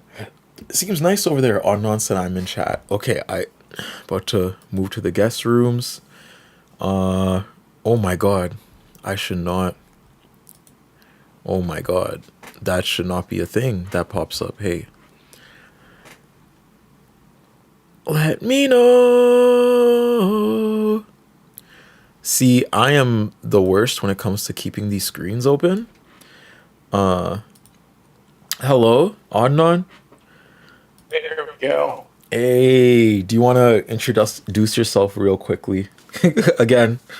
Yeah. I'm Adnan. I'm not really a lot online much, but comic author, live streamer. I help out. I help people out with YouTube stuff. I kind of like to stay in the background, and I help run sometimes stuff like this, fundraisers and stuff like that. That's what I like to do. And I need to use the washroom and take a little break. So is it Yeah. okay if I hand the reins over to you for a little bit? Sure thing. Yeah, I can take care of it. Yeah. So everybody, send your hearts out right now for Adnan. I want to see everybody being nice to Adnan, because they don't have to do this, but they are, and allowing me to take a little break. So thank you so much. I will be back in 10 minutes. I'm just cooking some food before the other streamers hop on and everything and help. But I will be keeping my eye on the Discord, keeping my eye on the chat. So please be nice, chat. Please be nice, guys.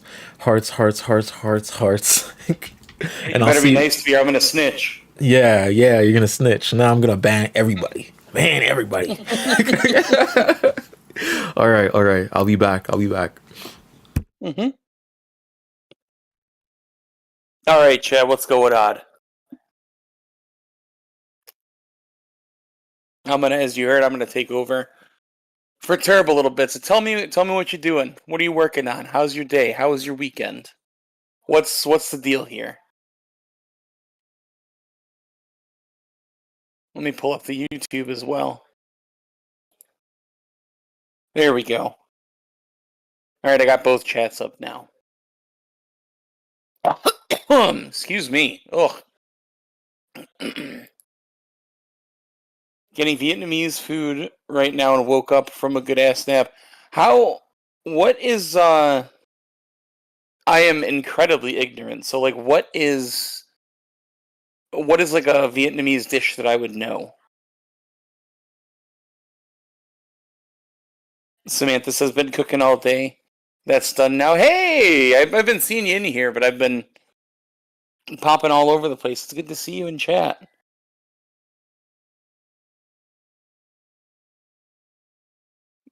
Do I like horchata? I love horchata. I went to Norcross, Georgia, and there is a beautiful Latinx community where like the population is so overwhelmingly I believe it's primarily Mexican. But even like the billboards aren't they're in Spanish. It's really cool, and there's like all these flea markets and stuff. But there was a booth in the flea market where they made because I've had horchata before, you know, but this was I'm to understand was like authentic, like they made it right there. However that works, and it was incredible.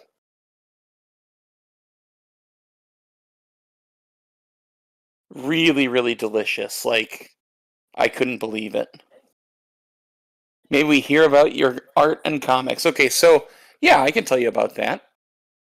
My best friend is actually the artist, Wolf Baker, and he has his own publishing label that we release it out of.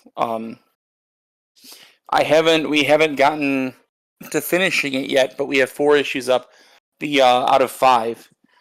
The comic is called Horserer, and it's about a horse sorcerer who brews this evil beer in in hell, and anybody in not hell that drinks it dies like a horrible, gruesome death, like their skin melts off or something wild like that, and then they become one of his minions in his army fighting over a VHS copy of Top Gun.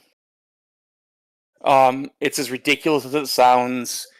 think like 1980s horror, type vibes, like really cheesy and corny. But there's a real story in there. And I'm really proud we got the line "fuck capitalism" in there. And it wasn't shoehorned either. So I'll send them to you, Sam. I'll send them to you. I have them. I'll send them to you.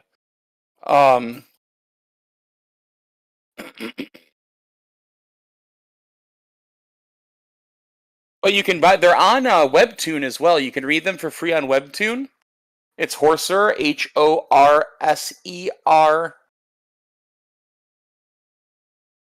HORS. Shit, hang on. I don't know why I can't remember how my own comic book is spelled.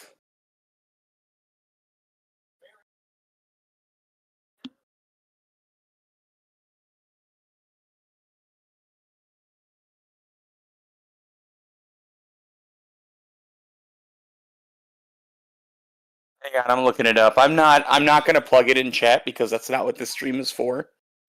So you can go read it on Webtoon. It's HORSERER, and there are physical copies which are linked there, but those are in limited supply. But they come with a lot of fun. You get some really fun tchotchkes with it if you order a real one. I think they're $5 a piece because we print them ourselves. So, and they're really high quality. But I'm not here to plug that. I'm only answering that question because somebody asked. And you can read them for free, and I suggest you do so if you're interested. Let's go back down through more of the chat.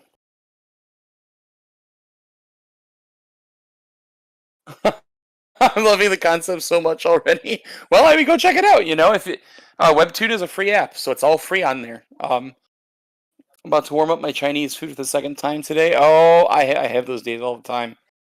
I'm so basic because I don't even think it's like actually Chinese in origin, but I love, like, I'm so basic. I love sweet and sour chicken, like just really good sweet and sour chicken and rice. That is like my everything. I'm learning to bracingly love horror in my media the way I am with spice in my food. I'm not a horror person. Like not primarily at least. But I've definitely started to like understand it a lot more. I was like a really like anxious and like nervous child, and horror really kind of like threw me through a loop. But as I got older, I kind of softened to it, and Scream is like one of my favorite movies. That movie is masterful. I love the first Scream, most of the classics, but what I really like is like that really cheesy, low budget, like goofy ass horror is like some of my favorite stuff because it's just playing with so many like boundaries in a time of like censorship and moral panics, and they just like really went for it. The original Hellraiser is also incredible. 1 and 2 are some of the best movies I've ever seen. They're not my favorite, but they're the best. Absolutely, Ayur. Is that how I pronounce that, Ayur? Thank you so much, and please feel free to correct me. I love chow mein too. Okay, chat. Don't clip this, okay? I love Panda Express. I love it so goddamn much. There's one right up the road. And like when I get that hankering, man, it's over. It's over.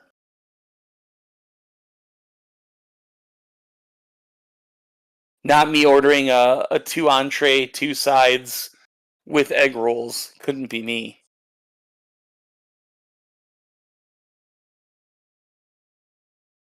Love for unique animals is drawing me in through Alien. Alien is also fantastic.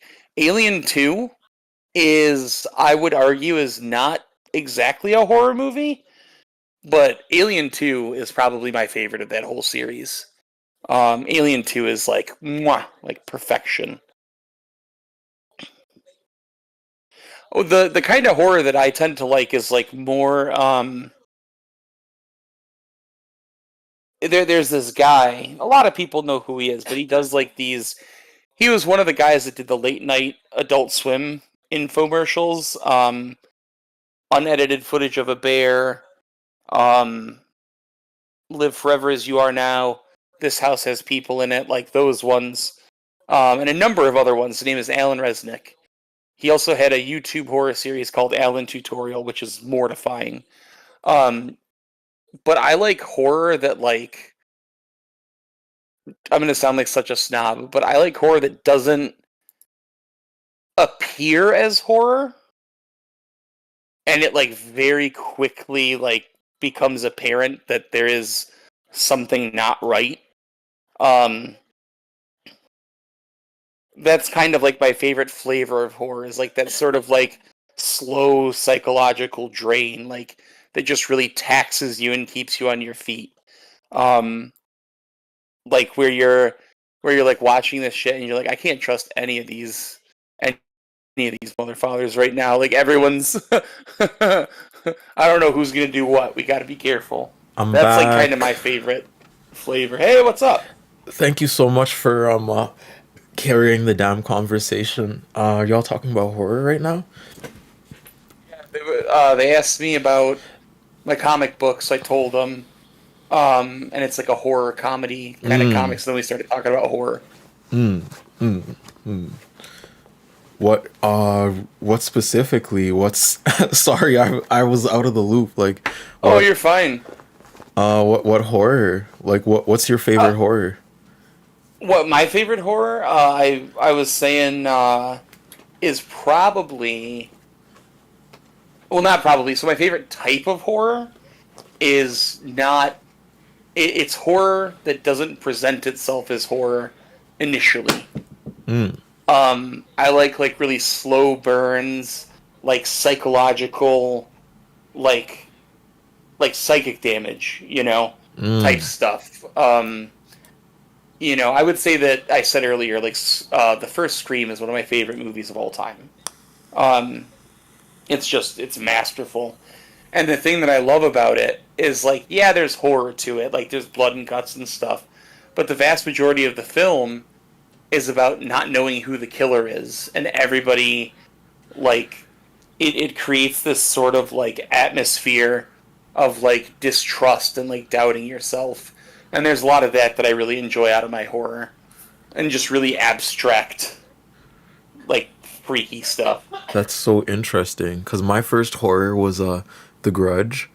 Like that, and then that's where I was introduced into horror, like kind of in the age of like jump scares and everything. But The Grudge was like such a thriller to an extent where like everybody around this Grudge was like die. I'm allowed to spoil The Grudge, right? It's been around for a while. Like Right. it's No, you're good. You're good. yeah. It's like a 20-some-odd-year-old movie. I think you're Yeah, good. like come on. If you haven't seen The Grudge, come on. But basically, how everybody's like dying around the person investigating, and how The Grudge like always like appears in a thriller like sense until the end, when they're actively like finally introduced as like a, I guess, material being. You see them way more. Like really at the end. I like horrors like that where there's like a entity like in the background, somehow trying to invade or fuck something up. Really good example of it's have you seen Hellraiser? No, I haven't seen Hellraiser. You have. I have? Okay, I'm gonna search up Hellraiser. Cause No, I was asking if you said you have or you haven't. oh no, I haven't. I haven't seen Hellraiser. Oh, you should. That is like exactly what that is. The first two Hellraiser movies are incredible, and they're also like super queer. But it's basically like these. I don't really think this spoils it because you kind of have to see it to even like grasp it. Like you're gonna understand what I'm saying, but like when you see it, it's like a totally different vibe. Basically, these people find this, like random people find this puzzle box, and this is like this ancient puzzle box that has a mystery to it, and nobody knows how to solve it, and somebody does. And when they unlock it, I'm oversimplifying here, by the way, but somebody figures out how to unlock it, and they become like these. They move into like carnal pleasures, but like beyond like sex, and I don't want to say too much on Twitch, but like beyond that, it's like pain and like taking the human body to like its very edges. And when you finally cross that threshold, you're visited by these entities called the Cenobites. And they're all like representations of like different sins and stuff, and they're really wild looking. And they come to claim you, and they just like desiccate your body, and you become one of them, and your representation as like one of their entities becomes what your biggest sin was, for lack of a better term. But it's like really intricate and like cool, and it plays it really low key at first, and it just goes off the rails like real quick. I think you'd probably like that one a lot. Damn. Okay, bet. The last horror movie I really watched was, I don't really think you can deem Sinners as horror, honestly. But the last horror movie I rewatched was Hereditary, because one of my homies was telling me about the patriarchal attachments, I guess, to the character, and how Hereditary was like how women grieve death intercommunally. And I was like, and how the masculine characters were interacting with this character so much more differently, and that kind of like blew my mind. And I was watching Hereditary, like, damn, this is just a scary ass movie.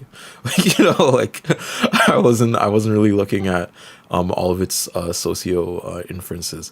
So that was like the last one I watched, and I was like, wow, like, yeah, this is really good. And it's kind of the narratives of horror movies, I haven't really, because I watched The Grudge, you know what I mean? Even though I'm sure The Grudge has a lot of socio-political connotations I'm missing out on, or I just didn't catch on. It's nice in my adulthood to be like, oh wait, no, horror is such a art too. Like, horror has a lot of art to it, whether it's like Scream Queens, which is like a satirical, I guess, dissection of, which is like a satirical dissection of horror as a genre, and the ways in which race kind of intersects with the connotations of community, and the aspect of horror and what people are scared of, and things like that. Just seeing like a Beverly Hills white girl interact with like supernatural horror, serial killers, very funny. Seeing like different, like it's cool. I like Scream Queens. But when we're talking about the socio inferences of horror, it's really nice in my adulthood to watch horror and be like, no, there's a message here, there's a storyline, and it's more than just Catholic trauma, you know. Sure, like so I watched Sinners recently when it dropped on HBO. I watched it with my partner, and that movie was incredible. I mean, I just, and this is gonna sound like kind of shitty when I say it, I just don't expect a lot of movies to be that good, you know? But this was like, you know, I watch a lot of movies, unless it's like something important or something I really wanted to watch. I watch most movies as like what you could call like second screen content. This one, enough people that I knew and like loved were talking about it, and I was like, all right, we have to sit down and watch it. And we did. And I was just blown away. We were talking about that the other day, but like, that was just, I couldn't believe it. And I couldn't believe that it was allowed to be made. Like, in a lot of ways, you know?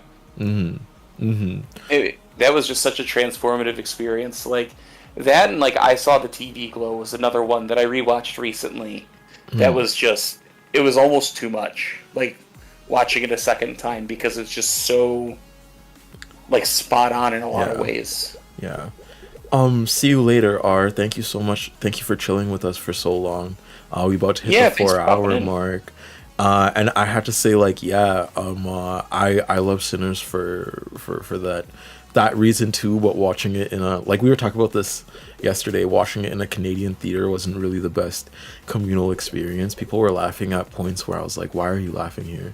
And like doing things where I was like, oh damn, like y'all are not getting the message. But I watched it with I watched it with Isaiah, and I watched it with like another one of my homies, like Nico, and both times were like amazing because to watch it with someone that got it was nice. But even in a subjective experience, I liked the aspect of you have to keep community sacred, and the third space of community does have vultures lying around, so be careful who you let in the door, type of thing. And how is such a play on like the black inferences of the door and what's allowable in it in a metaphorical sense. I love it. I loved it from top to bottom. But then what was the second one you said? I saw the TV Glow. Yeah, that one was amazing too, but I can't. It's so hard to rewatch it because a lot of the themes it brings up, specifically of body dysmorphia and all that, it's so hard to rewatch it, and it was a really good movie though, and Aronok has a really good dissection of that. But when I watched it, literally it was just like the first experience. I didn't even really have a take. I was just like low-key crying. I was like, yo, damn, like way too spot on, like way too. And I liked how it was set in the world that it was set in like a 1980s type of world. I haven't really seen a movie use that aesthetic in a while. Someone said Turb killed the other blob. No, I just died. I'm not playing that game anymore. But yeah, I liked I saw the TV Glow. There was one I got on Sinners. Like, there's something that I might be reading into too much, but I think it was really, and maybe I'm just like spot on. I don't know, because I haven't really talked to anybody about it. Much less anyone with like the relevant experiences that would be required to like understand it in that way.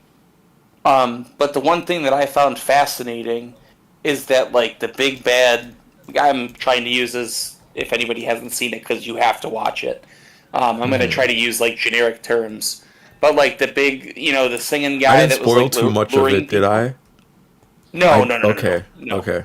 No, but the guy that was luring everyone. Mm-hmm. He talks, so much about like being Irish and stuff like that, and specifically about like, I guess like ideas of like homogenization. Like, it's not that he's Irish is the problem.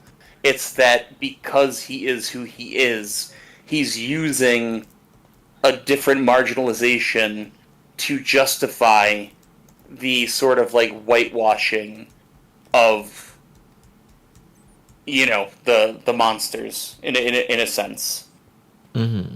Mm-hmm. Does that make any sense? I don't even know if that's like part of it, but that's something I kind of got out of it because he keeps referring to himself as some sort of like white subculture that's incredibly marginalized, but like he's a vampire. Like, it doesn't matter.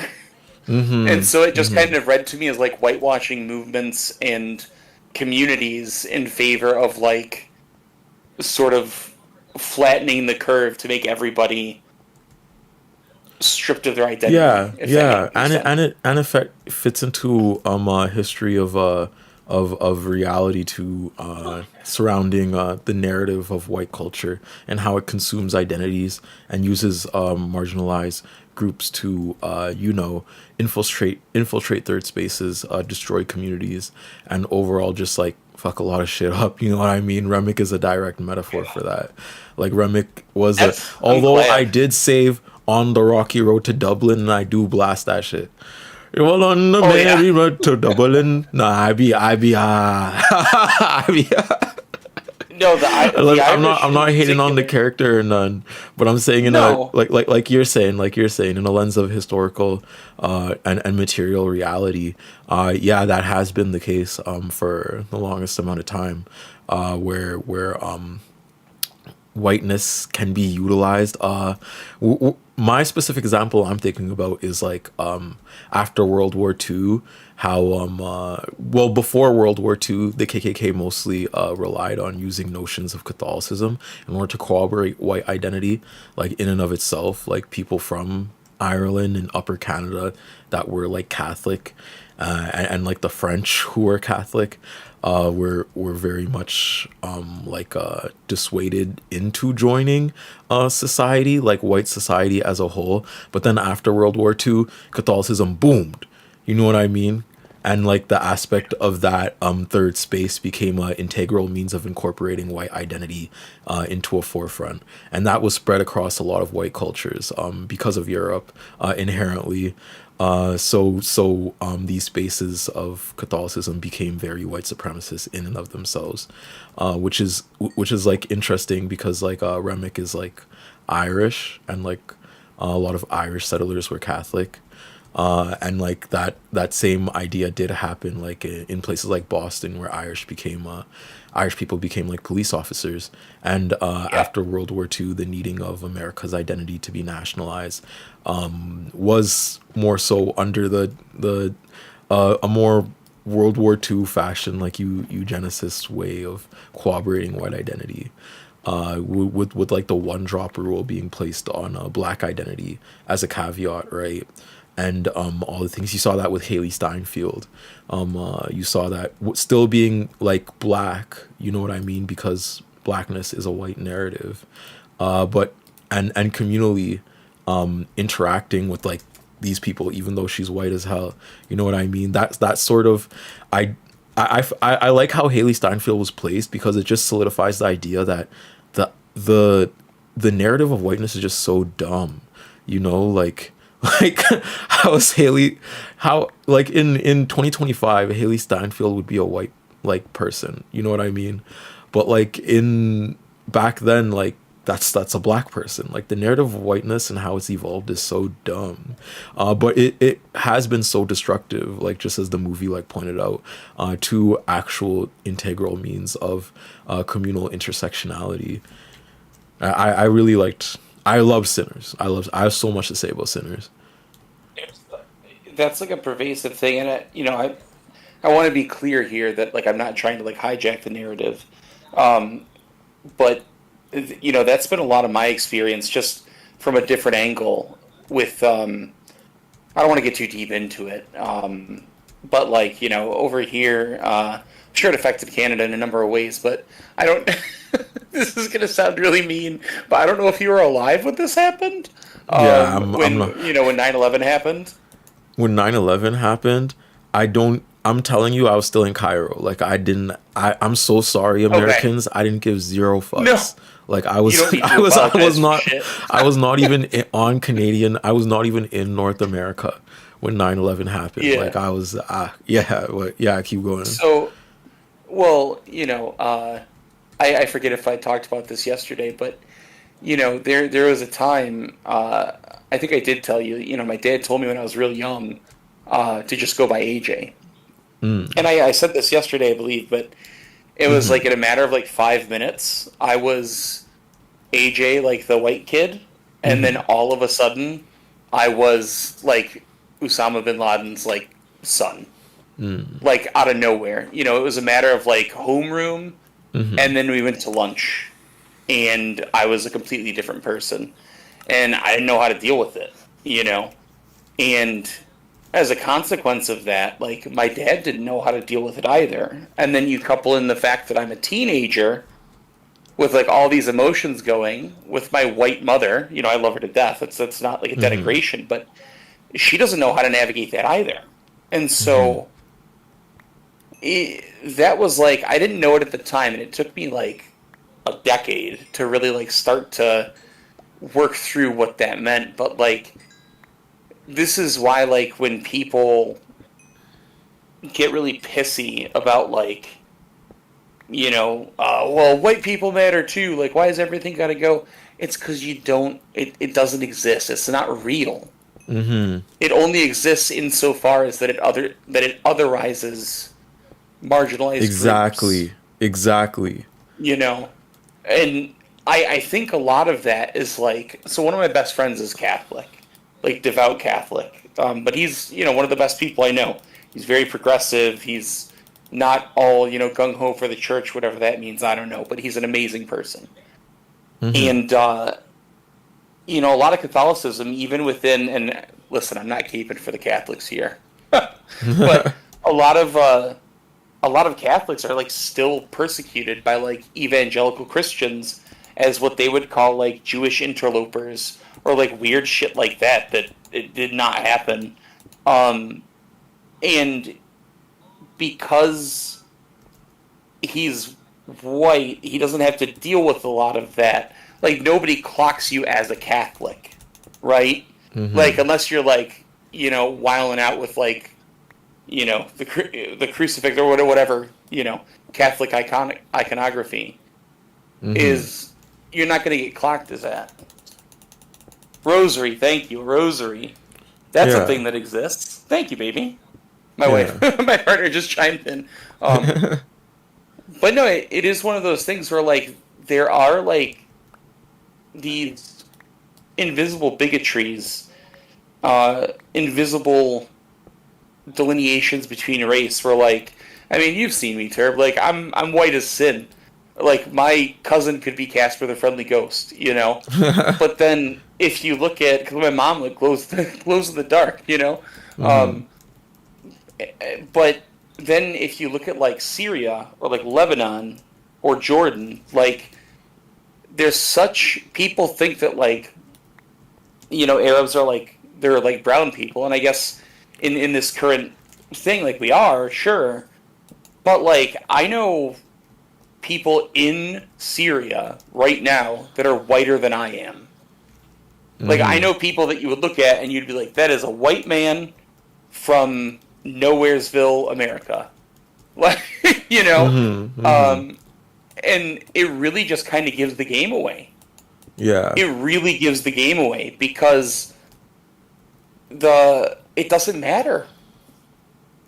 So what? Like, if you have lighter skin than somebody else, you're, like, more white, so you're better? Like, I've definitely benefited from white privilege. I think that that's, like, a thing that goes without saying. Just by virtue of me vaguely looking like what the cookie-cutter American person would determine to be an American. I absolutely have that privilege, and I've absolutely benefited from it. But that's the problem. Yeah, that makes a lot of sense because even in Sudan, Sudan is one of the most diverse places. I'm glad you're talking about this because I was going to ask you about Sudan. So yeah, please pop off. So there's two. So I'm gonna have to unpack something a white supremacist reading of Sudan really quick because when people talk about Nilotic people, a lot of oh my zombie. when people talk about Nilotic people a lot of the times online, it's in correlation to some type of eugenicist stat where they're like, oh, you're this type of sub-Saharan African XX and X, right? I am Nilotic, like I am Dinka. I'm from the like one generation removed. Like my parents have been there for thousands of years, right? Like I am Nilotic as they come, right? And to me that reading is just so bizarre because when you look at the actual density in Sudan when it relates to the differences of appearances in a bunch of the different ethnic groups, because there's not just Nilotic people over there. We had the Bantu people over there, who are some of like the shortest people in the world, living beside some of the tallest people in the world. You know what I mean? You have like lighter skinned Arabic people when you go up more northern south. But they're still a part of Sudan, right? And they still have like similar cultures. We still eat the same sambusas. We still have like the same meals, the same means of cultivating land and everything, right? But that's basically just split apart by like a racial caste system based on race, and that's spread towards a lot of places like Rwanda, who's like one of our neighbors. They had their genocide based on Tutsi and Hutu, directly related to European ideations of race in and of itself, like that racial categorization of Hutu and Tutsi, right? And then you have like Ethiopia too, who have colonially used lighter skin as kind of a marketer. But a lot of people look at North Africa and the lighter skinned people in North Africa and see that as the I guess wanted medium of blackness to aspire to achieve to. Like if you look at like the Moroccan people, or like people who aren't from quote unquote sub-Saharan Africa, that is a white supremacist kind of fathomization in and of itself. So I don't use that too much, but like if we're speaking more so for the audience to understand, like in that area of the Kahar region, like spread across to Burkina Faso and Senegal, and that whole Sahara. I just died. But that whole Sahara region, it's been purposefully like stripped, right? Because there's a lot of resources there. There's a lot of cobalt there. There's a lot of gold there. There's a lot of ivory there. There's a lot of rubber there. Rubber, which like basically started the second industrial revolution. The first industrial revolution in the Congo. You know what I mean? Like that whole area is just very mineral rich. And in essence, a lot of the indigenous groups there get played off in a European context of being barbaric, and specifically they utilize the darker skinned indigenous groups like the Dinka of the Darfur region, or the Nuer of the Darfur region, being attacked specifically for those reasons, saying like they live in huts, saying they live in the desert, and then having a racialized means. This is just whatchamacallit, this is just Holocaust 101. You know what I mean? Right. Like you racially demean a group, and then it's fertile grounds to take them off their lands, kill them, resource extract, all that. So when we're looking at that and kind of the racial makeup of blackness as a whole, that's how darker skin, I guess, is exploited in Africa. But in the West, I was always, I'm not gonna lie, Adnan, as an African person who came to the West, I was so confused about the concept of black. Like it took me like a good 10 years to even get the concept of black. Like I always knew I was black, obviously.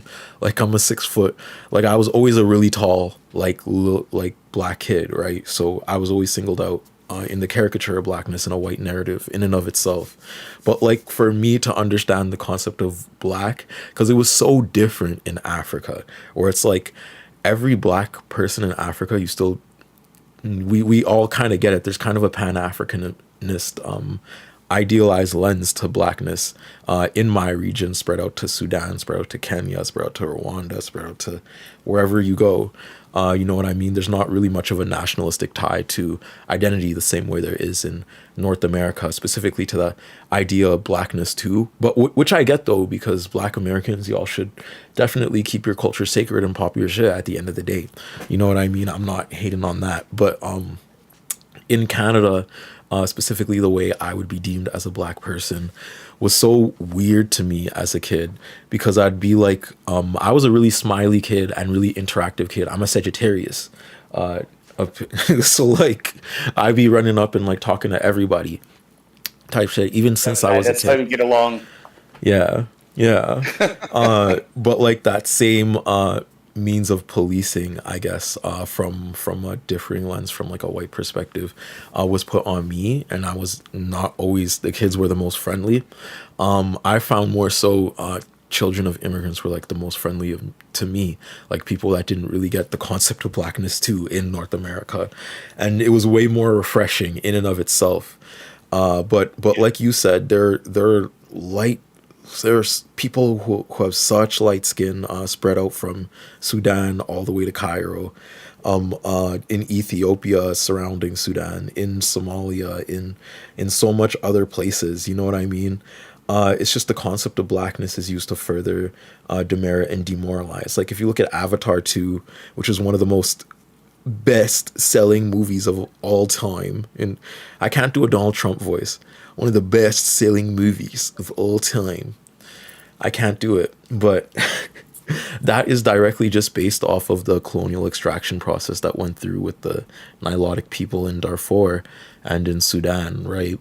And if you look at what the UAE is bombing right now, it's all Nilotic cultural relics. Like they're bombing pyramids, they're bombing our history. They looted one of the oldest museums in like ever. They looted one of the oldest museums that we still have in our modern day pretty recently, of everything except like one statue. It was wild. Like it's wild the amount of history that's being taken out of Nilotic regions just because of that aspect of anti-blackness, and just because the West wants to cover up the fact that like darker skinned people in those areas have cultural ties to land and all that too. You know what I mean? Yeah, for sure. Like Yeah. that's I think that there's like a pain. Like it's taken me a long time to like kind of come to it myself, because you're raised with like a level of shame, or at least I was. It's why I have a second name. It's why I have a second name that's AJ, right? But you're like raised with this level of shame, and the white side of my family never shamed me for being Arab. They called me all kinds of slurs and stuff. But as far as like you're bad because you're this, like, I mean, maybe the same thing, but I was never like excluded familially. I was just told that I was white, as I would say, "Oh, but I'm Arab," and they'd be like, "No, you're white. Just shut up. You're white." And there's like this sort of like generational trauma, and I was talking to my dad about this just I think yesterday, or maybe the day before. Excuse me. Is there's like this sort of like generational pain that happens where there are things that you're not even familiar with in your history that like still hurt you. Epigenetic trauma. That's the term. Yeah. Epigenetic trauma. Keep going though. The body remembers. The body remembers. That's part of it, and then it's also like, I'll tell you a quick story, and I'll keep it very brief. I don't want to give away too much information, but during the Arab Spring, my family had a home that was like that had been there since my dad was born, so going on 60 years, in one of the direct paths between Egypt and Syria. And one second.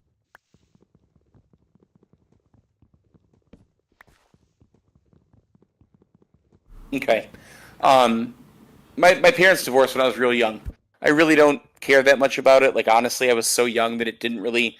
I thought I had 2 houses, and that was dope. Like, that's how I kind of, like, processed it. It wasn't until later that it got whatever, but neither here nor there. I have never once seen a picture of my mom and dad together. They live, like, less than 20 miles apart, and I have never seen them together. And so... the one thing I did, and my stepmom is an incredible human. I love her so much. But, it's my 2 parents. And we ain't working through divorce trauma here. Don't worry, chat. The story is relevant. In that house was the only photo album of my mom and dad's wedding.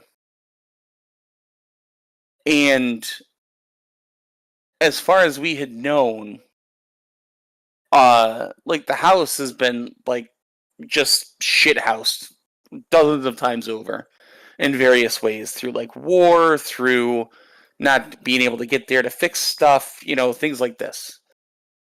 But the neighbors, because it was in the mountains, the neighbors, who, and I say neighbors, are like, you know, a mile and a half away or something, would check on the house because my dad's here. Most of my family is here. You know, and my dad goes, you know, back home fairly frequently. Well, one of these years, I don't know all the details, but basically, there's this incredible thing that happened. And I am not like a God-fearing person. I'm not religious or anything, but I would kind of classify this as a miracle, whether it's a happy accident or not. My dad called me one day, and he said, "Hey, I got mine and your mother's wedding album." And I was like, "Wait, what?" Turns out that the wedding album was stored in like a drawer, or like under like a coffee table, you know, like on the bottom part. And through whatever damage was done to the home, destroyed the coffee table. But the coffee table like top that has the skirts around it, collapsed onto it and accidentally preserved it. So when everything was cleaned up, here was this photo album that was like perfectly preserved. There's no water damage, nothing. It was just like encapsulated in this little thing. And so my dad sent me like those pictures, and that really got me. And I have them. I have them in a box. It's actually a box that was fashioned by like a woodworker in Syria. It's beautiful. I'll send you a picture one time. But when I first got those pictures, I was excited, and like I looked through them and I was like, "Oh, this is so cool." My dad is definitely a short king. You know, but let's go. It was just such a neat thing to look through. But I was going through them at one point. I don't even remember when, but it was after I got them, and I was just going through them again, like fondly, and I just started like tearing up and like thinking about,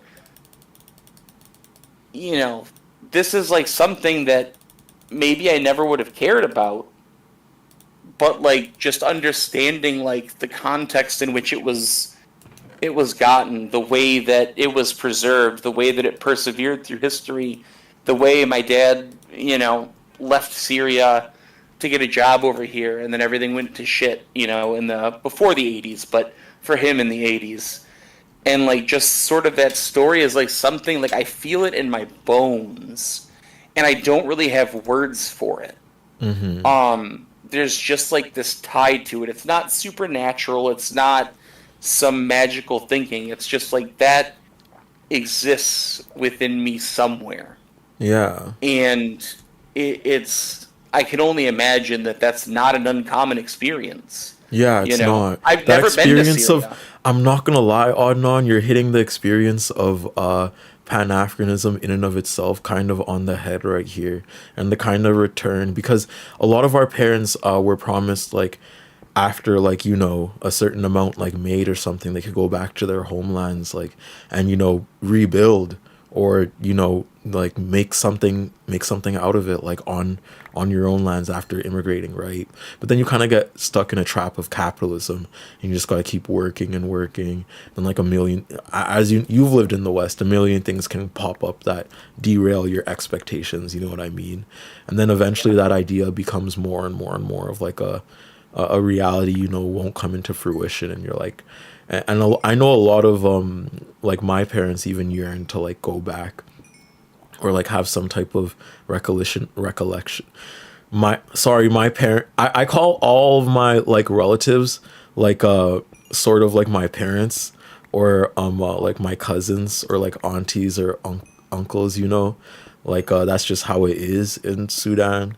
But like all my uncles, aunties, like related family, I know they all yearn to like go back and do something like back then, because they always talk about it, and that fosters that same feeling of of a sentiment fosters in like the kids when hearing your parents constantly talk about their lives in a land like like probably a generation removed, right, for you, because it was for me. And like it's weird to fathom that like just a generation ago or just a bit ago, like that was your house or that was your land, and you had this much amount of people around you, but now you're so separated and isolated from like that continent. You know what I mean? For whatever reason.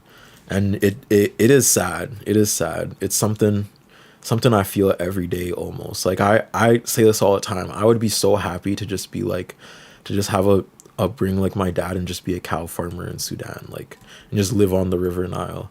Like, oh my God, that'd be one of my, I'd be so happy just living in a big 60-person family. Like, I just know all my neighbors. Like, we're all, I don't know. And the stories I hear from like my mom and everything, like my mom used to run in the, cause my mom didn't tell me the story. My auntie told me the story of my mom, where I was kind of like having a bit of a fallout with my mom, and we were having like struggles. So I was living with my auntie.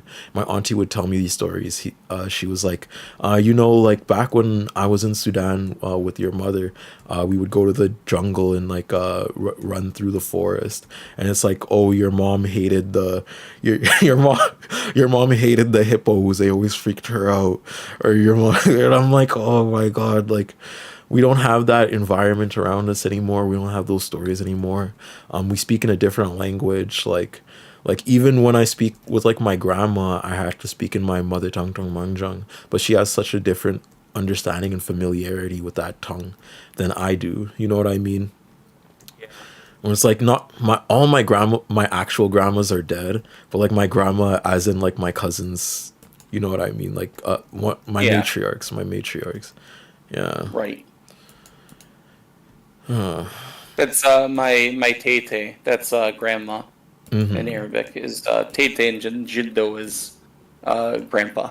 And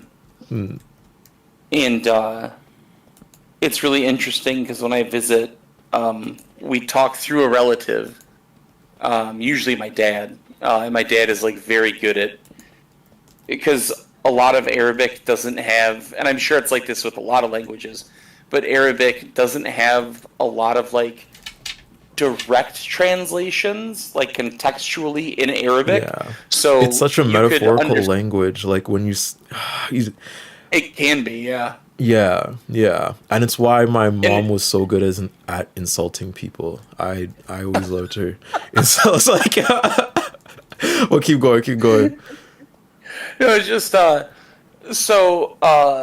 because in English, like, you have a word for a thing, right? Mm-hmm. And then that word evolves to have different meanings or contextual meanings, and every language is like that. But when you're going cross language, like, some words can have, like the word school in English, if you translate it to Arabic, I believe would be madrasa. But like, we say school and we assume, generally speaking, like regular school, not college, not higher learning. You know, if you say school, it has a very particular meaning. Mm-hmm. Typically, unless you have like a child in college or something. Mm-hmm. And so it's kind of interesting because my tete, she'll say like, I can understand a lot more Arabic than I can speak. And so she'll like ask me how school is. That's the immigrant experience too, of being able to like same thing with me. Like I was saying, like I'd say I'm pretty fluent in Tongmangjang, but I'm way better and quicker just listening and understanding. Like the same way like with the dialect of Arabic we speak over in Sudan, I'm just way better at like listening. And that's because like you grow up just like not really talking as much in your third spaces, like you're speaking more English, but when you go home, like you're listening to your parents speak in Arabic or Tongmangjang or whatever, you know. Absolutely. Yeah, but keep going. I'm so sorry. No. This is an excellent conversation. Just but what she does is like, and she's not dumb. Like that's not what I'm saying, but she really tries to make like the extra effort to, like anglicize like her questions. So she'll say a whole thing in Arabic, like, "How is school? You know, how's your mom? How's everything doing? You know?" And then at the end of it, she'll go, "School, mama." Shoe, which like shoe is like, you know, what, like what's going on with it, and it's always so funny because I know she knows that I understand, but it's like that sort of like grandparent like caring about you, like, well, maybe he forgot, so let me just drive it home here. Mm-hmm. And it's I love the culture so much. I hate what's been done to it. And you know that's a common experience among many cultures. It's just like I gotta tell you, if you Eid dinner is like our version of like the cookout, kinda. Eid? Like, yeah, if you get invited to like breakfast, I've been to a lot of I've been to a lot of different Eids. Like Sudan isn't really Muslim, but we do have a lot of interact because North Sudan is like very Muslim, and we kind of course we've had a lot of interaction with each other, so right. Yeah, that's like if you get invited to like breakfast, that's it. You are henceforth Habibi. That's like the big one, and oh my god, like I miss it. I haven't been able to go the last couple of years, but like it's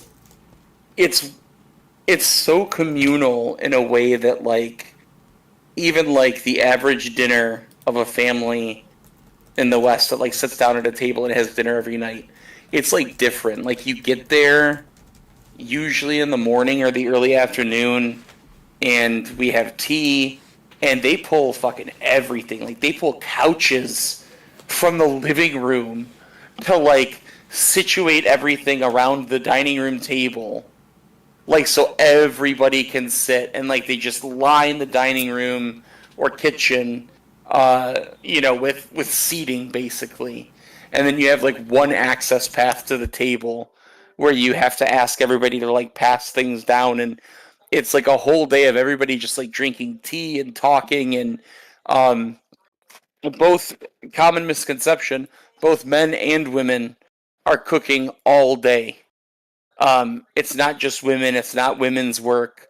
Um, Islam and like Arabic culture in general is incredibly matriarchal. Um, Maybe sometimes not in the best ways, but like, you know, women, mothers, wives are like kind of like the end all be all to like the culture. And so like, you know, my dad cooks all the time. My tete, my grandma, she cooks all the time. My jiddo, my grandpa, cooks all the time, and just all day they're like rotating. And we don't do phones really. We don't do television. Um, you know, it's just everybody is just there and like present and eating, and it's just such like a communal environment. I really miss that. Um, and there's also, you know, because yeah, Eid no, is like it's that's great. like like Bad Bunny sung about it. Like that's the communal experience of like missing home. Like Bad Bunny had this song earlier this year where he was talking about El Salvador being gentrified, and he was like, if only I took more photos, like more if only I like hugged my grandma harder and whatever. And I really feel that too, like in essence of like third spaces of Sudanese community, and how like when we've gotten older, like the community has kind of dissolved because everybody's like moving out of Edmonton. People don't really because it was always the uncles and aunties keeping culture and community alive. You know what I mean? But us as like the older generation, we don't really set aside funding to buy like a 2 hour slot in the Butterdome. You know what I mean? We don't do that anymore. But the aunties and uncles, and they were like really on that like all the time. So it's wild how time like even changes the way we interact, and like the ways we forget even sometimes about like those third spaces, and how like healing of a process, how healing of a setting they were in retrospect. Well, but keep going, keep going. Yeah, I mean, we used to for Eid when I was younger. There was this. I don't know if they ever had them in Canada, but there was this arcade place called GameWorks, and it was like an adult arcade place where like they had a bar and they had food, and you could go and like play like just some wild arcade games. And they used to rent it out for all the kids when I was a teenager. So it's like kind of like you were saying, like renting out the place is like there's these families are like it just kind of shows that like these families, the community is so important because that's a year-long thing to rent out. Like that place was huge. To rent out that business, that is like a year's long, or like saving all year, like cutting corners, things like that. Because a lot of immigrants are just not well off due to the nature of like white supremacy and like the structures that we move in. And so like to think like that a father and a mother both working full time probably are saving for like this one day of the year to like make sure that their children have a good time. And when they can't afford it, their neighbor steps in and pays for it. Their parents step in and they help pay for it. There's just so much more of like a communal aspect that I think, when we talk about like structures of whiteness and things like that, I mean, obviously there's community in whiteness. I think it'd be foolish not to say there is, just based on the way that people are treated for not being white, right? But a lot of it is hollow. The number of times that I've seen when I moved to my grandparents' house when I was a kid into one of the richest counties in the United States, and we were still poor. The number of times that like neighbors wouldn't even look at us, and we weren't even asking for anything. They just, if there was a broken down car in the driveway for too long, they would call the cops. If I was playing outside too much and being too loud because I'm 11 years old, they would call the cops. Like, it's so conditional, and I just don't feel that in a lot of the white communities that I've been a part of. I'm not saying that it's not there. I do think that people are like ultimately good, right? Regardless, but there's something about that that's lacking, and I think I'm not an expert. I'm not a person to ask about it, But if I had to place a guess on it, I would say it's because a lot of them probably know that too in the back of their head. Like when everything is kill or be killed, everything starts to look like a weapon. And I really can't think of it any different than that. I've been in situations where I've been to, and this is such like a meme at this point, but it actually happened to me because Michigan has a very large Arabic population. I went to a concert with one of my best friends. It was the band Y with a question mark. It was like their name, Y question mark. They're awesome. They're like a Jewish hip hop duo. Amazing stuff. But we went to a show, and my car broke down. And these guys that were outside smoking, I used to smoke cigarettes. Don't ever do it. If you don't pick it up. It's the worst thing that ever happened to me. I'm thankfully clean for like a year and a half now. I was bumming cigarettes off them. Because that's actually... Thank you. That's hard. Dude, it's so hard. But so my car broke down. I was bumming cigarettes off these guys. I found out that they were Arab. And so we were just like talking about that.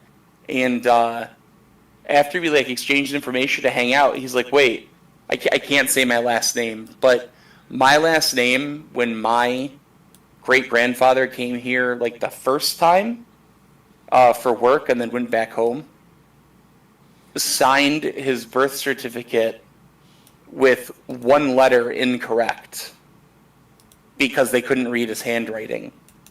When my dad, so there's a whole side of the family that came over here with their proper last name, with my proper last name, like over a number of years.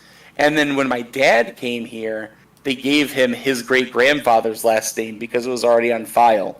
So there are two completely separate families that we are completely related, that are scattered across the United States.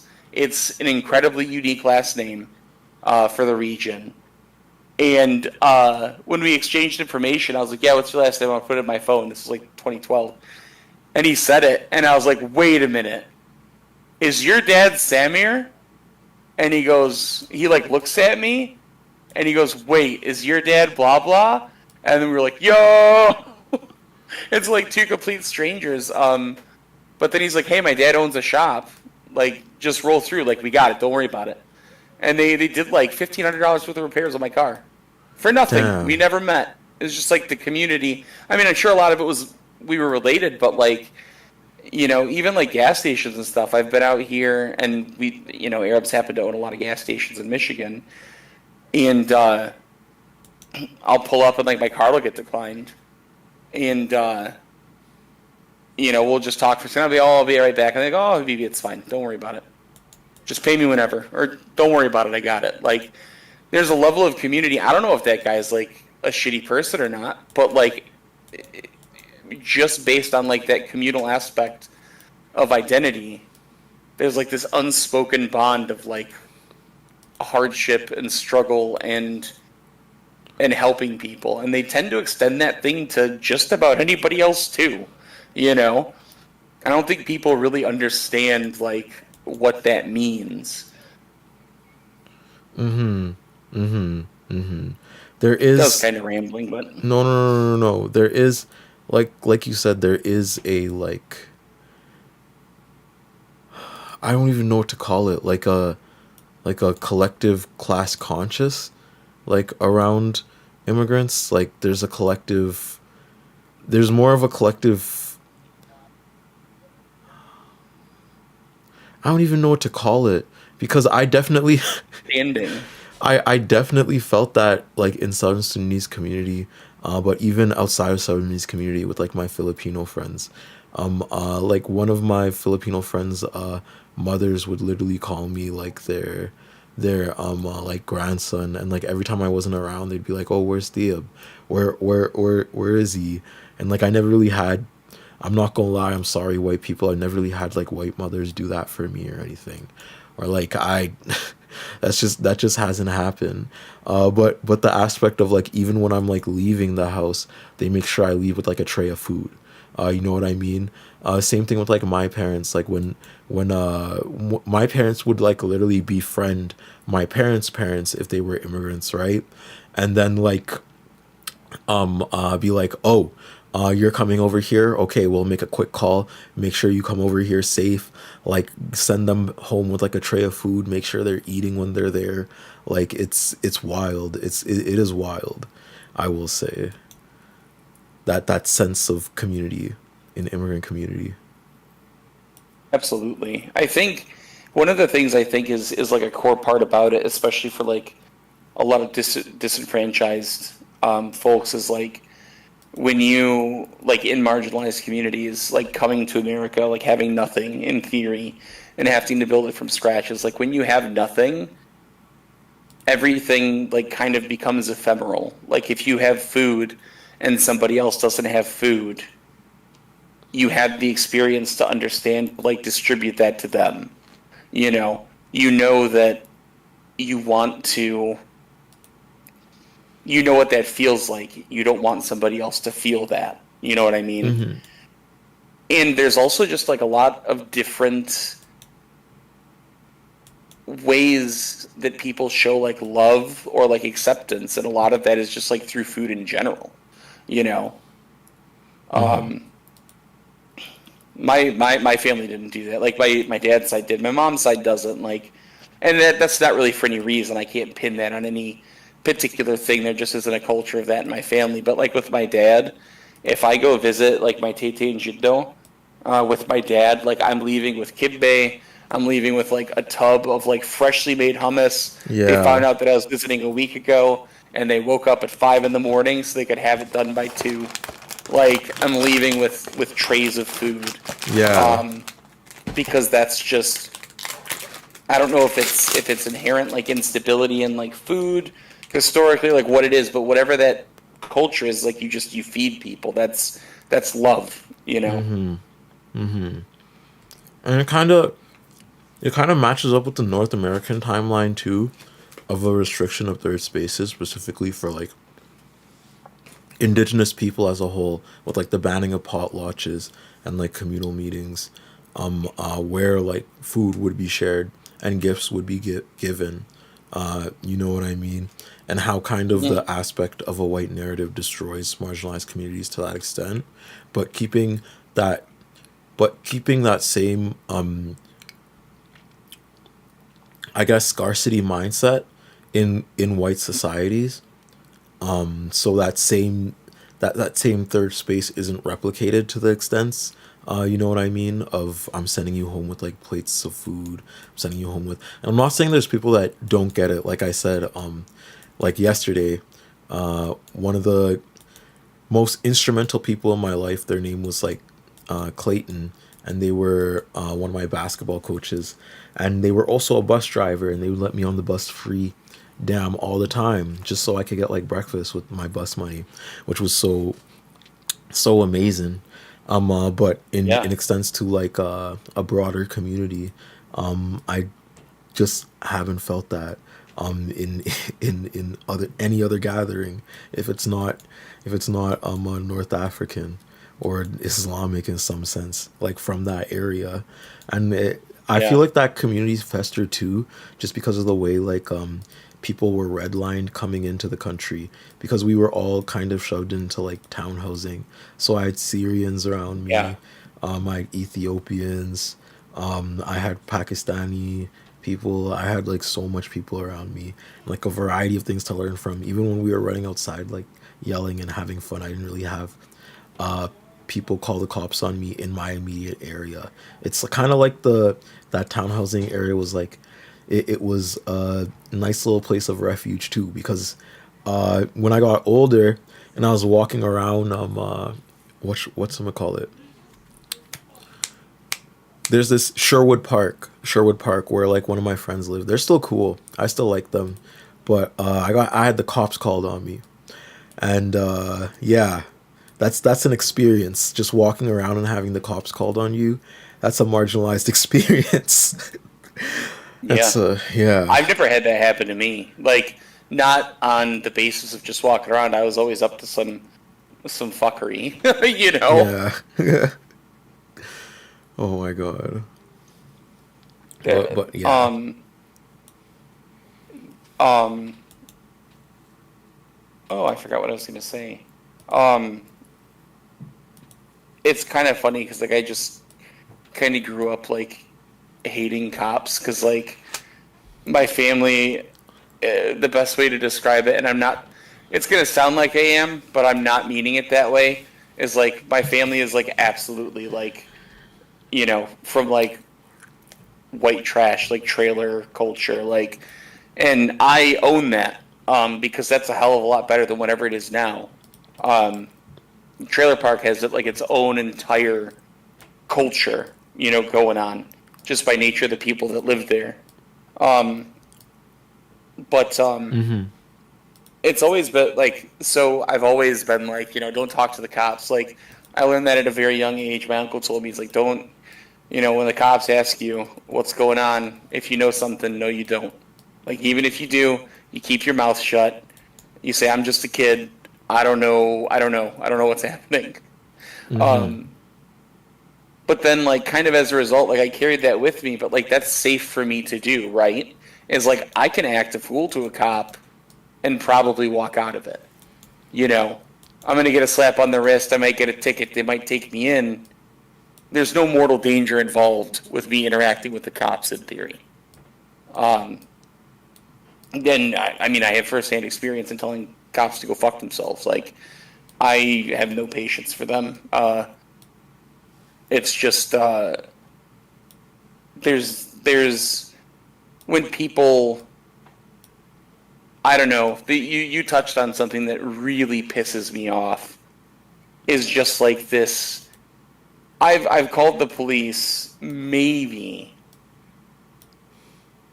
10 times total in my life. Well, you didn't have my neighbors. And they were white, so it's probably fine. Like, they're okay. But it was number one. A lot of them were when I was younger, and didn't quite understand like the power imbalance and the systemic racism involved. And the other ones were like animal welfare. I had some neighbors. I'm not going to get too into it, but they were not taking care of their dog, and unfortunately, you can call animal control, but a lot of times they want a police report or they want to do like a check-in or something. But I just don't trust it. I don't trust it. Like, I can't fathom a situation outside of like imminent danger, and even then, I really can't think of a lot of situations in which a police presence makes it better. No, You because know? like even when we were home invaded. When we were home invaded, we called the police essentially just to be like, hey, we got home invaded. And when they came, I remember that. yeah, they came and they tried to play it off as like criminal act, no, what was it called? Gang related activity, because they saw that we were black, right? Jesus Yeah, Christ. yeah, and they didn't help at all. I had to like pressure them into like giving us like mental health services, and all they did was give us a number and then say like we were home invaded. I called, and then they said that they can't do anything for us. I called that number. They said they can't do anything for us. So essentially, all the police did was come, write it off as gang activity, then go back to their station. No arrests or anything, right? We literally just became statistics for the next gentrification. That's all it really happened. So even in a systemic reality, the police don't do shit. Like it's just so visceral when you live in those areas, and I've seen so much like, let me not keep talking, but I've seen so much like raids and stuff, and like just so much weird things the police do where they'll like because when they raid in Edmonton, the SWAT police are allowed to have bigger guns, and they'd be going around with bigger guns asking the children what happened, and it's like, what? Why are you doing that? Like, why are you doing that? So it became a thing where like every time you hear the police or something, you go inside of your house and you just look out the curtains and you record. That's literally what you do. And it's, I don't know. That's fucked. Yeah, the police. Fuck the police. I have a sincere beef with EPS and the Saskatoon police too now and more and more and more. You know what I think is funny is like, I mean, it's not actually funny, but like, I was thinking about this earlier and I just remembered it, but it, you know, people will say like, you know, they'll talk about, you know, the sub-Saharan or like what percentage of blood you are or whatever. And then they're like the first people that like do a 23andMe, and they're like, oh, well, I'm actually 0.0067% Ojibwa and Cherokee. And you're like, what is this? Why? Yeah. It's like it only matters when you don't look. I mean, that's the reality of it. But it doesn't matter unless you look the part. Then it doesn't matter. Then it can be fun. It can be fun for you. It can be a game. But if you look like it, then sorry about your luck. Yeah, right. It's horrible. The police. Has there been anything positive though in your life? because the police riles my, oh my god, there's something going on with the police right now too.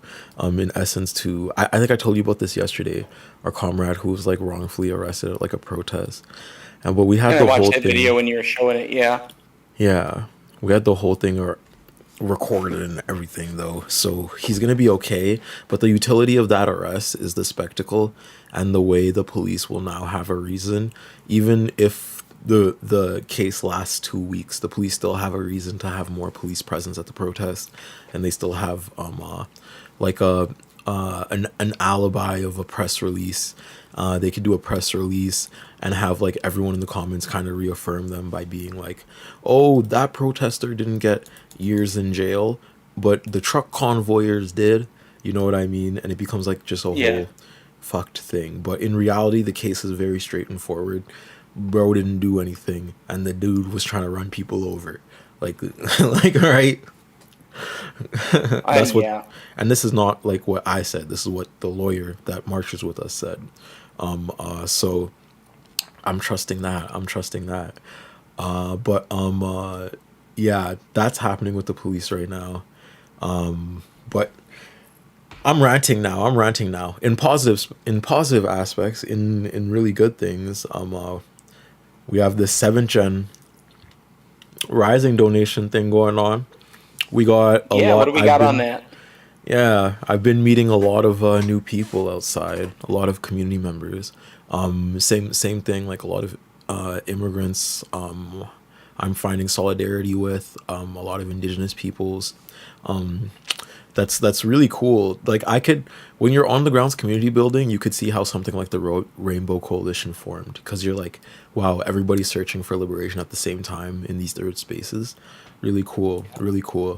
But yeah, it's been fun. I always tell people, like, there's like a level of being online that I think makes it really difficult, because, internet discourse is like, if you're engaging with it actively, and I'm not talking about like making a video essay or whatever, I'm talking about like arguing with people on Twitter or like Blue Sky or whatever, is like, there is a part of it that sort of alienates you like from the goal. And I haven't been, because I've been disabled since I've been fairly politically active, but I have worked with a lot of people that are like boots on the ground and things like that, like I said. And the number one thing they'll tell you is like, it's different. Like, you don't give a fuck if the person next to you is the bestest, most perfect, like Marxist, Leninist, like whatever. It then becomes about like, you're there for a common goal. If that person's acting a fool, that's a different story, right? If they're a dangerous person, that's a different story. But when you're on the ground and you're marching towards the goal, you're organizing, you're doing these things, nobody's having those conversations. Not really. It's so different. And I think it's important that people like understand that. Is that like whatever some dipshit online says about somebody, I don't know, you still have an Intel processor chip in your computer. Like, there's some things you just can't help. Let's focus on like the real shit that's like actually someone in the comments said people. On the ground, cousin becomes a verb, and that's amazing. I like that. But keep going. No, that's amazing. I love that. Oh, you're playing Teamfight Tactics? Hell yeah. Yeah. I am making my way through this, but keep going. No, I think so much of it, and I touched on this a little bit yesterday, but there's so much of it that like has taken me away from like a lot of online spaces, not like personal ones like with you or like other community members, but more so like, I don't really post on Twitter. If I'm posting on Twitter, like I'm trying to boost somebody or get a fundraiser out there or like whatever the case may be. It's not to like respond, argue, whatever. Like every once in a while I'll post like a thought or something, and I don't care if people do. But for me personally, it was really taken away from a lot of the stuff that I'm trying to do, And I don't want that.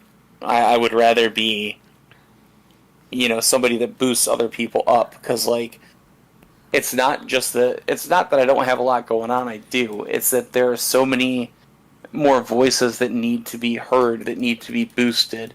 And I don't care if you're a channel that has a channel or like an account or whatever that has 100 followers or 100,000 followers. Like, we need to be boosting marginalized voices in the biggest way possible, especially right now.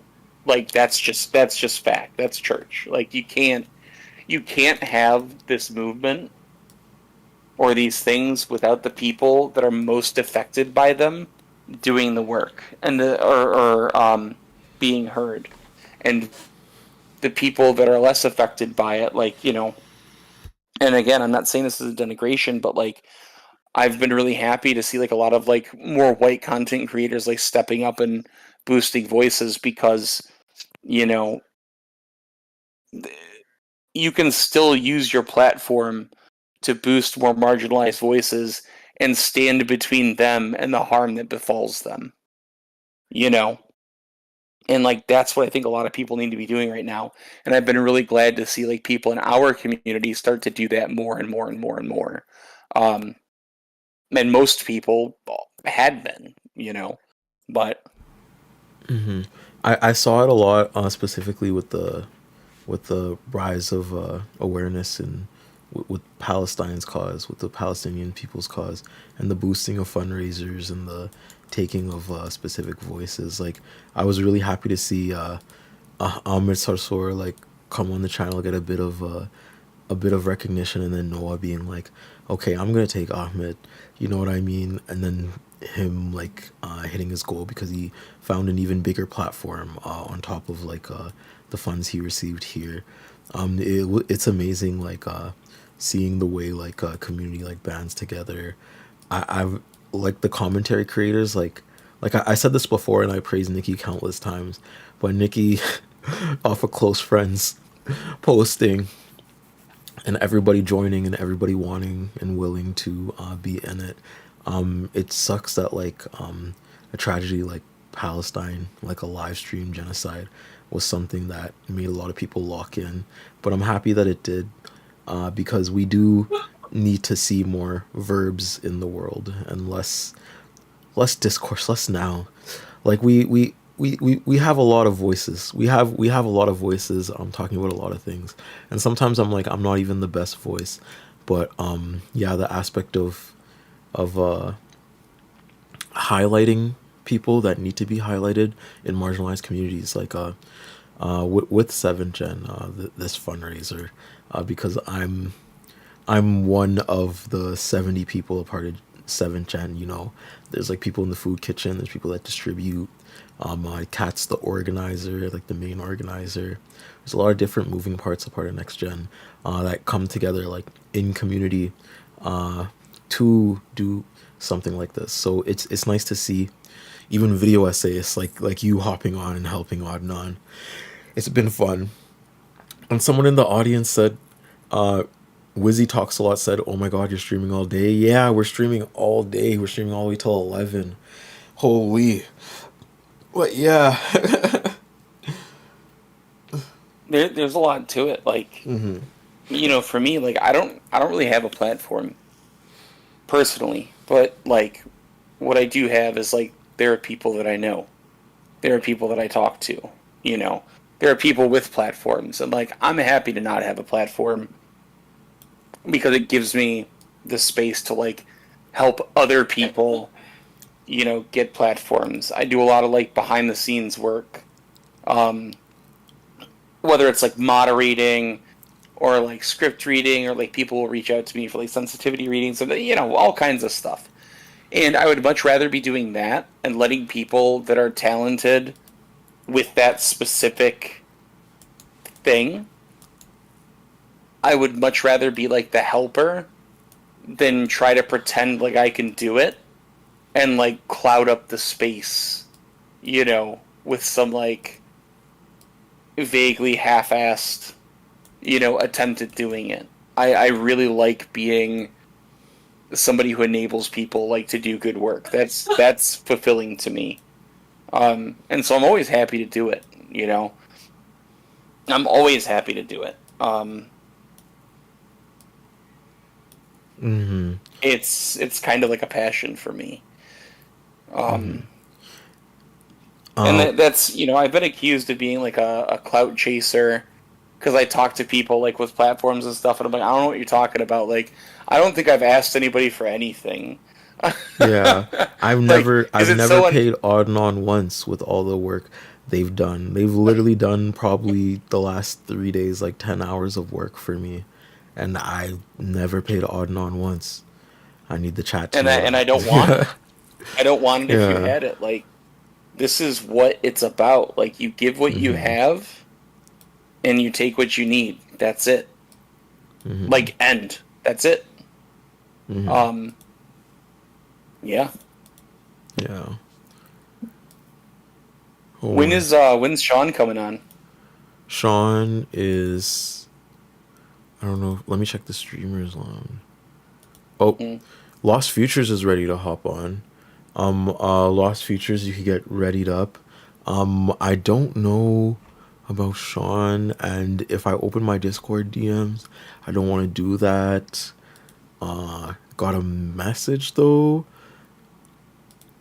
Can you blank your screen? Yeah, I'm going to move my screen a little bit for a second.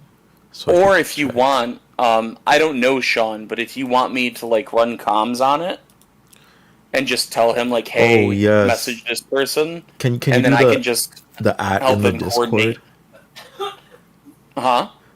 Just add him in the Discord.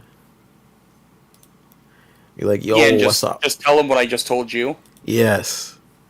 Okay. That'd be amazing. But Lost Futures, if you want to hop on soon, you can.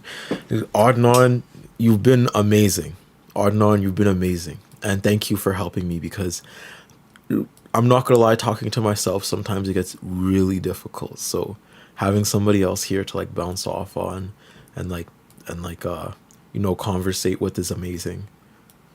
Well, this week, I can't promise I have a lot to say, but if you ever want me to pop in, like, we're EST here, so it's 8 p.m. But like 10 to 5 most of this week, I'm literally going to be sitting here and doing house chores. So if you need me to pop in, if you're bored, if you want to spice it up a little bit, just throw me in. In fact, if you want, one of these days we could do like Jackbox with that'd be maybe sick. With chatters. Yeah. I'd love to do that. I'm messaging, or I'm adding Sean right now. All right. And Lost Futures too. Let Lost Futures know that like we could do I love the 3-way calls. Like we could do a call with Sean and Lost Futures if Sean decides to hop on. But I think Lost Futures is ready up. You want me to dip out? You could stay here for as long as you want, honestly. You could also be here with Lost Futures if you want. I just want to say hi. And then I'm going to dip out to get dinner, but yeah. Okay. Oh yeah, you eat your dinner then. But whenever Lost Futures is ready to pop in. Whenever Lost Futures is ready to pop in, you can pop in Lost Futures if you're in the chat. Yo, the prodigal son returns. I'm not prodigal at all. Sorry, I was watching the YouTube, and YouTube has a delay, so I went and checked on Twitch. Huh. Yeah. Yeah, I know. I'm dipping out here. I wanted to say hi. I wanted to hear your voice for a second, so. Assalamualaikum. Ya akhis. Yeah. Walaikum assalam. Yes, Suri. I'm gonna still be watching, but you two have fun, and I added Sean, so I'll take care of that for you.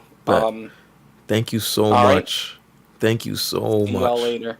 Of course, I'll be around. Okay, Lost Futures, did you hate the way we ranked One Piece yesterday, or what? Did you? Oh man, I was so mad. I wanted to jump in. And be like, how dare you put Skypiea that low? Skypiea is S tier, you know? Skypiea I'm probably like one of the few fans who loves Skypiea. You know, you got like Wiper, you know, a person who's like very different than the others that the Straw Hats help out. You know, he's not like Vivi or Rebecca or I don't know, Kinemon and Momonosuke. You know, he's like, nah, fuck you guys. I'm gonna liberate my land by myself. Yeah, yeah.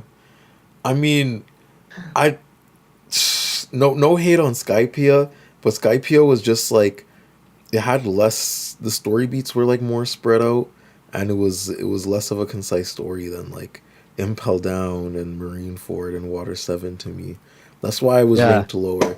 But Yeah, I still, no, I can understand that. in retrospect, like what it says politically though. When I was watching your videos specifically on Land Back and how it connects, like I was like, Yeah. whoa, okay, like I had to rewatch it. Yeah, yeah. No, I think a lot of people skip Skypiea. Like some people really just say, "Hey, Skypiea is not important to the story. You can just skip it. You know, just go to War 7. Just go to War 7." And I'm like, "Bro, Skypiea isn't important to the plot. Skypiea isn't important to the One Piece plot. What are you talking about?" Yeah, Skypiea is probably sets everything up. Sets up Joy Boy, sets up Yeah. yeah, the And I think like for the future, it sets up Godland, like yeah the place of the gods, right? You know, it's 10,000 meters in the sky. Why is it called Godsland? That's and it, you know, like it's not like Oda was specifically choosing that when he went to Skypiea. That it's like a mirror image of what Maurijoa is actually. yeah. Like that is also the land of the gods. And I To- forgot to say, we didn't get an introduction. So could we get one like real quick before you keep going?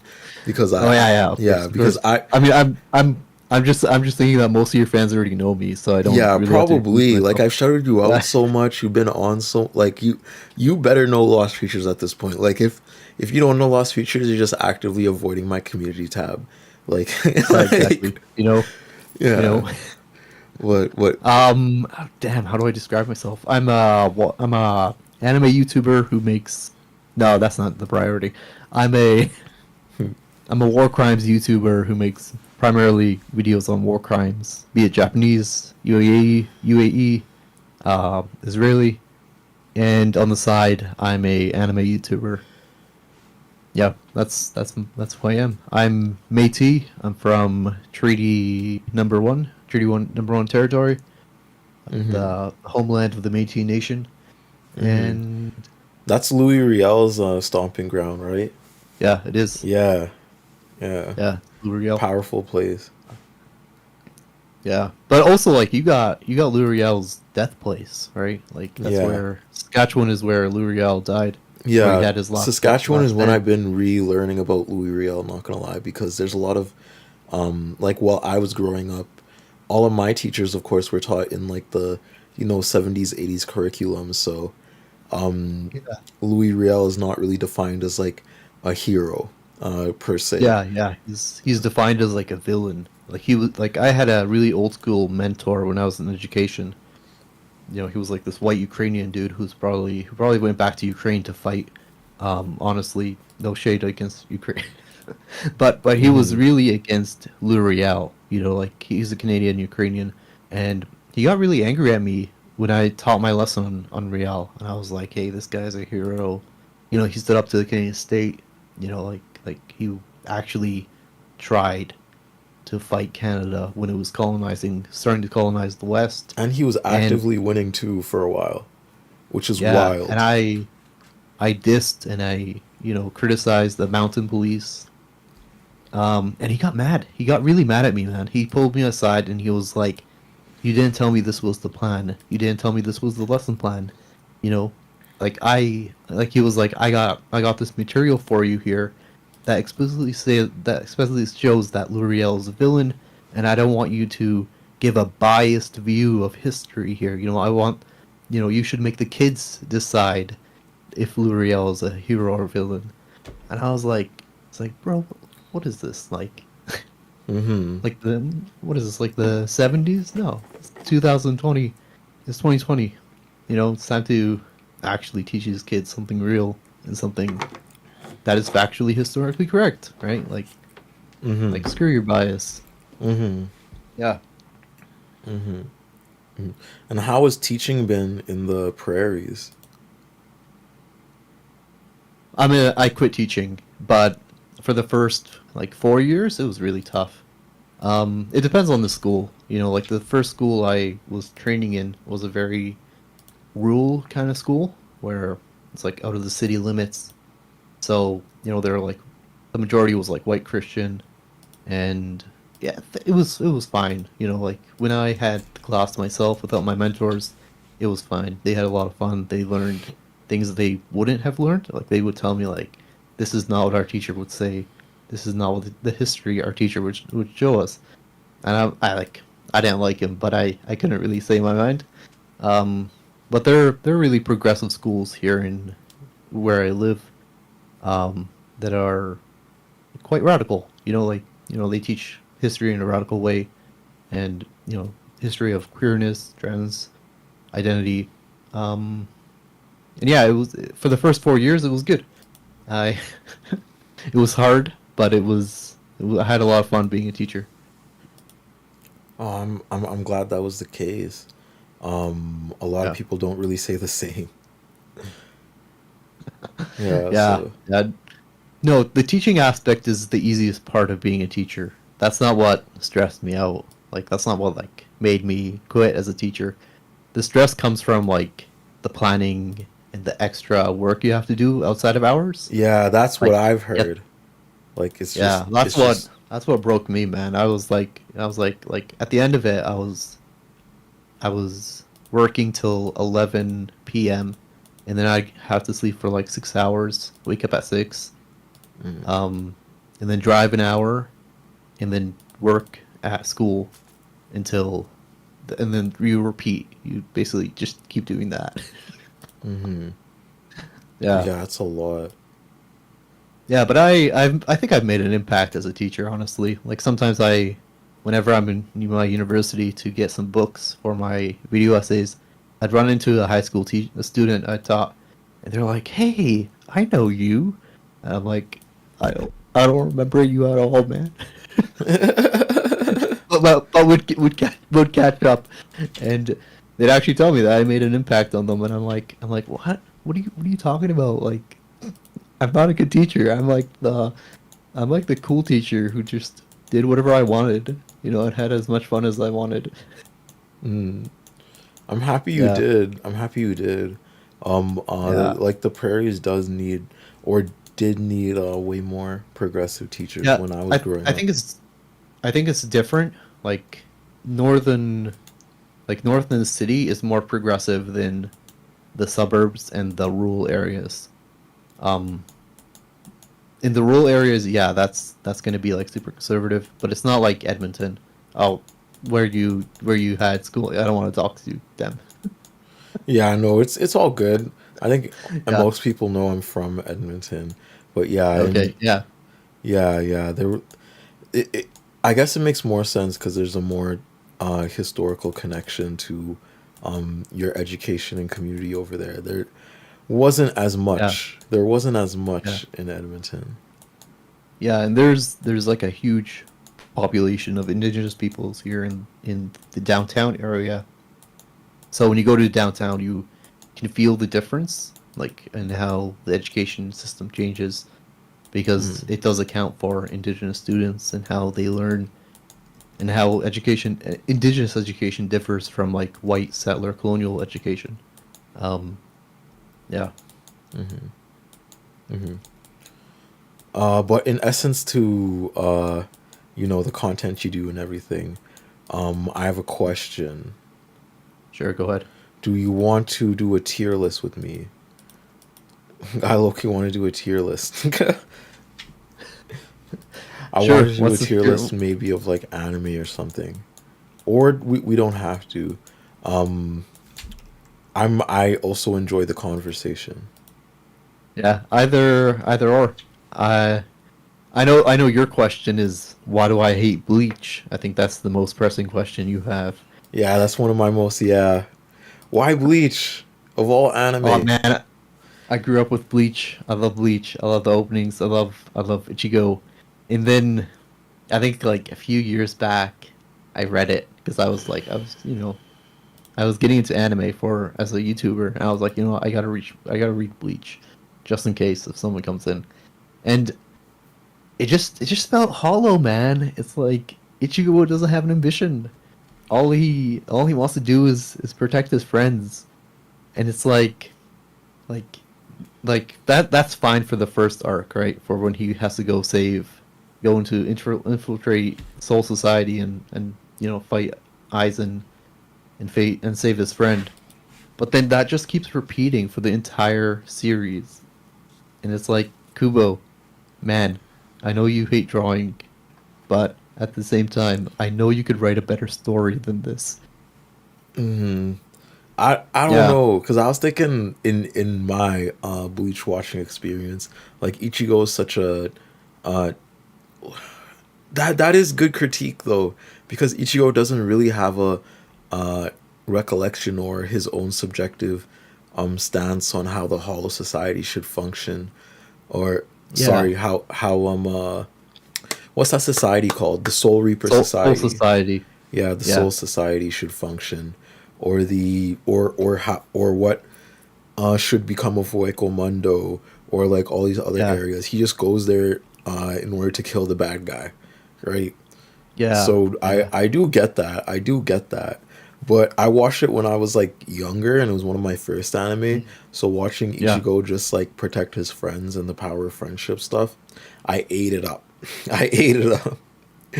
I ate it up. Yeah, yeah, no, same here. I was a big Bleach fan when I was a kid growing up. It Hmm. was also really unique, like musically. Like you have that opening that's like a Japanese rap, and I was like, what is this? What are they? Yeah, yeah, and the fashion, like I don't Oh know a better yeah, dressed protagonist than Ichigo.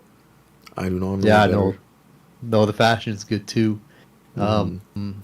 But yeah, I don't hate Bleach. All right, I don't. I'm like a number one hater. It's not like Attack on Titan. It's more like every single time I read it or try and watch it, like I try to get back into the series to catch up. I just it doesn't stick anymore. Hmm. It's like character doesn't have that ambition. Hmm. But I would watch the war arc when it finishes. I don't know if it's finished yet to see to kind of understand it better because when I read it in the manga, right, those what are they called? The guy with the glasses, he has like a bow, Quincy's. Oh, Quincy's, yeah.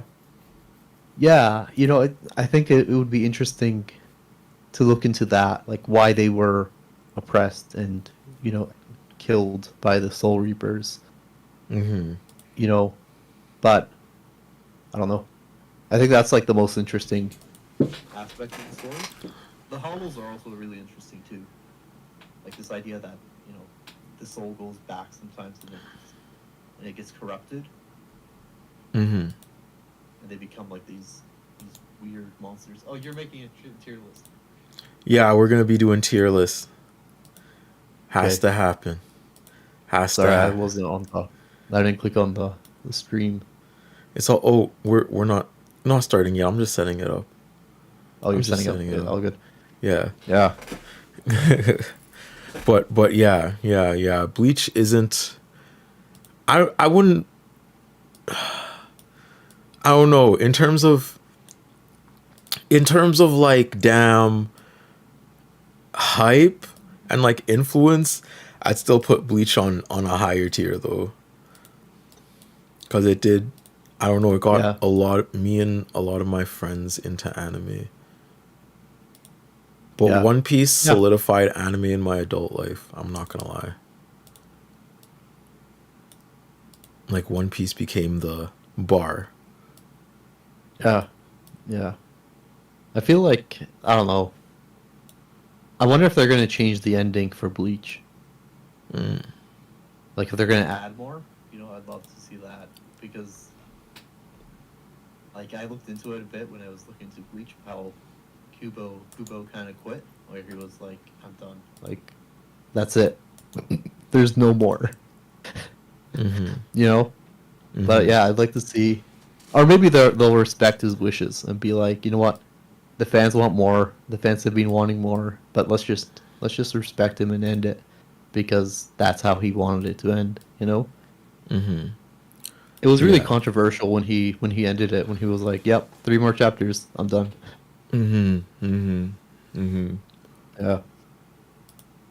I was I haven't watched through the whole entire manga, but when I was younger, the manga were there on the shelves in my library, and I zoomed through all, like, I swear I remember when I first saw it on my in my library, I zoomed through the chapters from like volume 1 all the way up to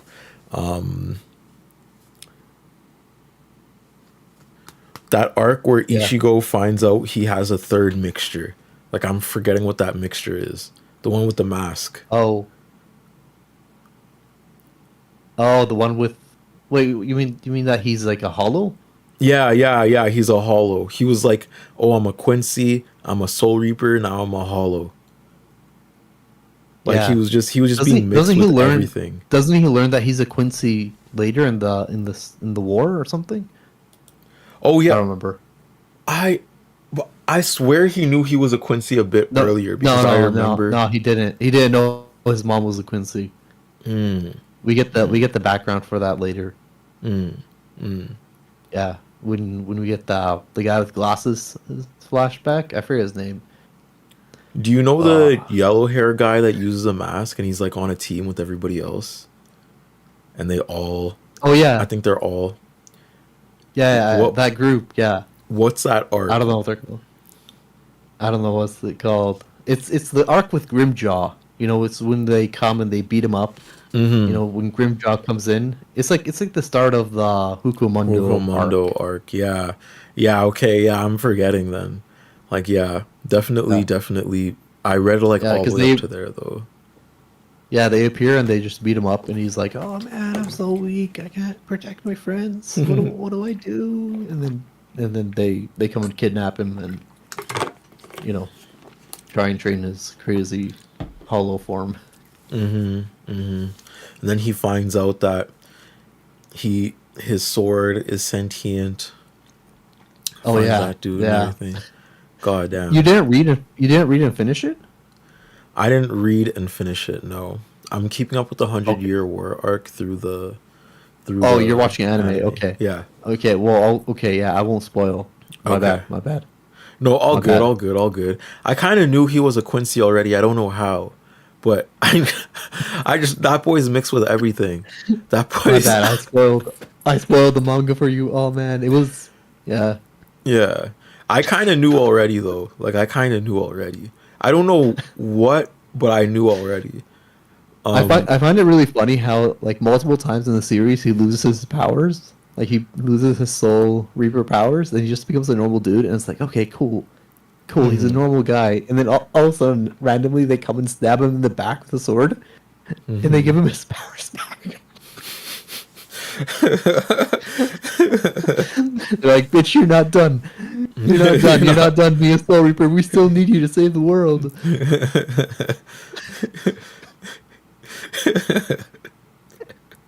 The premise of Ichigo's character, like, being so pointless, like, sorry, no, I shouldn't say pointless, directionless, is so, now that you pointed it out too, it's so, it is jarring too, of like, Ichigo, what do you want to do? Like, bro, it seems like everyone's just pulling you to do something. Like, what do you want to do?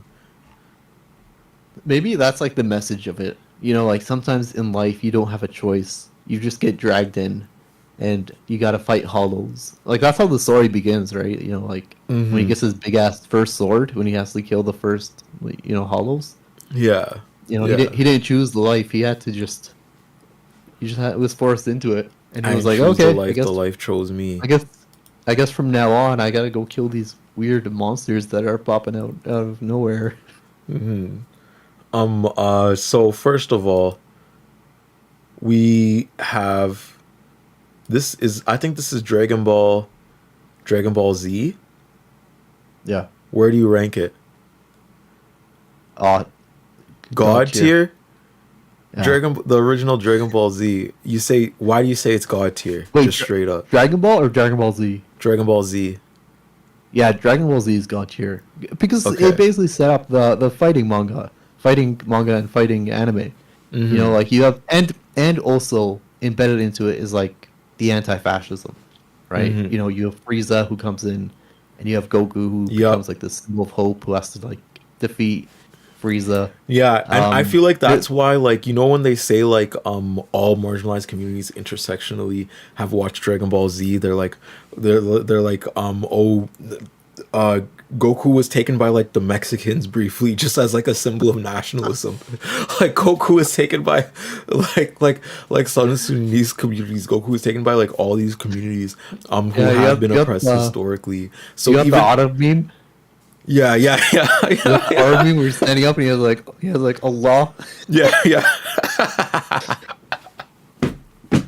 And I was saying Goku, like, in and of himself, became a contextual conversation with little boys and the aspect of imperialism, so in such a transformative way. It's like we all got the meta contextual aspect of it without even saying it. So it's definitely God tier for me because for that same reason with Frieza and that whole entire arc. And the aspect of the Namekians having their planets taken for settler colonial extraction because they have like these resources that can give everlasting strength to the Empire, Frieza. You know what I mean? What does that sound like? Like that sounds exactly like Call. But keep going. I think there's also like there's a huge message of genocide with Frieza as well. Like Frieza just goes around and just genocides and blows up planets wherever he wants. You know, like there's nothing and no force that could stop Frieza, right? Like that's how he's depicted. You know, and you could also like argue that Vegeta being like a tool of Frieza, like being used as a warrior, as a person who like betrays his pride, and like he's like a colonized Saiyan in a way, where he joins up with Frieza in order to conquer and colonize planets, you know, and yeah. I think it's good. I think it's like it's up there. It's God tier. Yeah. Okay, for the next one, have you watched Dr. Stone? That's shit tier. Yeah, I didn't like Dr. Stone at all. Like I think it was the worst out of their. I remember when it was trying to be marketed as like one of the big three along with Vinland Saga and My Hero. I remember that. Like and I gave it a watch. And I'm like, oh man, this is so fucking gross. For real. I was like, oh, maybe the anime is just awful. Maybe I gotta read it. I read it and it just made less sense. Like it just, like it is. Yeah, no, I don't agree with anyone who like says it's good. Like not even like mid tier. Like you can't even reach there. Yeah. I don't know how it keeps continuing, to be honest. I thought it would die. How about Hunter x Hunter? I have Hunter x Hunter in God tier. Yeah, I agree. Yeah. I watched that recently after Yu Yu Hakusho. I wanted to kind of compare and contrast the two. See how, because that was my first time watching Yu Yu Hakusho. How'd you like Yu Yu Hakusho? Because we actually, I think me and Adenon had a conversation with Yu Yu Hakusho about. Oh really? Yeah. Well, how did you like it? Because Adenon said I loved it. You liked it? Why? Yeah, I liked it. Oh man, it was really hype. I think the difference between it and Hunter x Hunter is how chill it is. You know, like you get to see, I forgot, it was Yasuke in his community with his friends, like chilling around. But then like the stakes and how wild it gets just keeps increasing. You know, and like I love that. It was so good. But I feel like what's his name? Yasuke is also like super chill. Like he goes with the flow. He's a lot more freer than Gun. Right? Yeah. You know, he's like, you know what? I'm just gonna stay in the demon world. I'm just gonna, keep fighting people here. And yeah, it's selfish, but you know what? Whatever.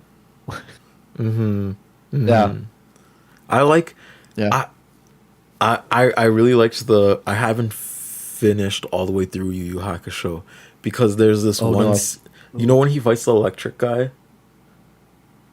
Yeah. Like he keeps getting shocked and he doesn't die for like 3 episodes. So I just got like frustrated and I stopped watching it because I was like, what the hell? Like, what the hell? Like, this guy's supposed to be like this. Like, he's not supposed to be God. Like, why is he walking around like he God though? The durability was off the charts. Like the first 3 seasons, I'm like, why is this man's been hit by everything? Never does he go down. Like, he's always back up with, and then puts his finger gun out, and then he wins. And I'm like, so I didn't finish it because I was like, this is like Toontown. Like, this is like, no way. There's no real. But maybe I should keep going because I didn't see the stakes of it. But Hunter x Hunter I loved because of the conversation of Gon and Killua, and how I guess morality is fostered in tandem with the choices made. Even though these people were set in like 2 very different realities, where Killua basically had a destiny where he was supposed to kill people, then the metaphor of him taking the arrow out of his head because he was like, nah, that's ingrained in me. Like, I don't need this. Yeah. I don't need this. Yeah. Right? My recent rewatch, I liked Killua way better than Gun. Like, I'm a number 1 Gun hater here, you know. Like, sorry man, I'm not gonna lie, sorry. I loved Gon as a character, S tier character, but like if you like him, there's something wrong with you. Because Gon's choices are not the best choices. They're never the best choices. He always just runs into things very head-assly, but keep going. Yeah. Yeah, no, I feel like this difference in the story was really well done, right? Like the difference in how Gun and Killua differ, and how, you know, at the end of it, you could read them as a gay couple.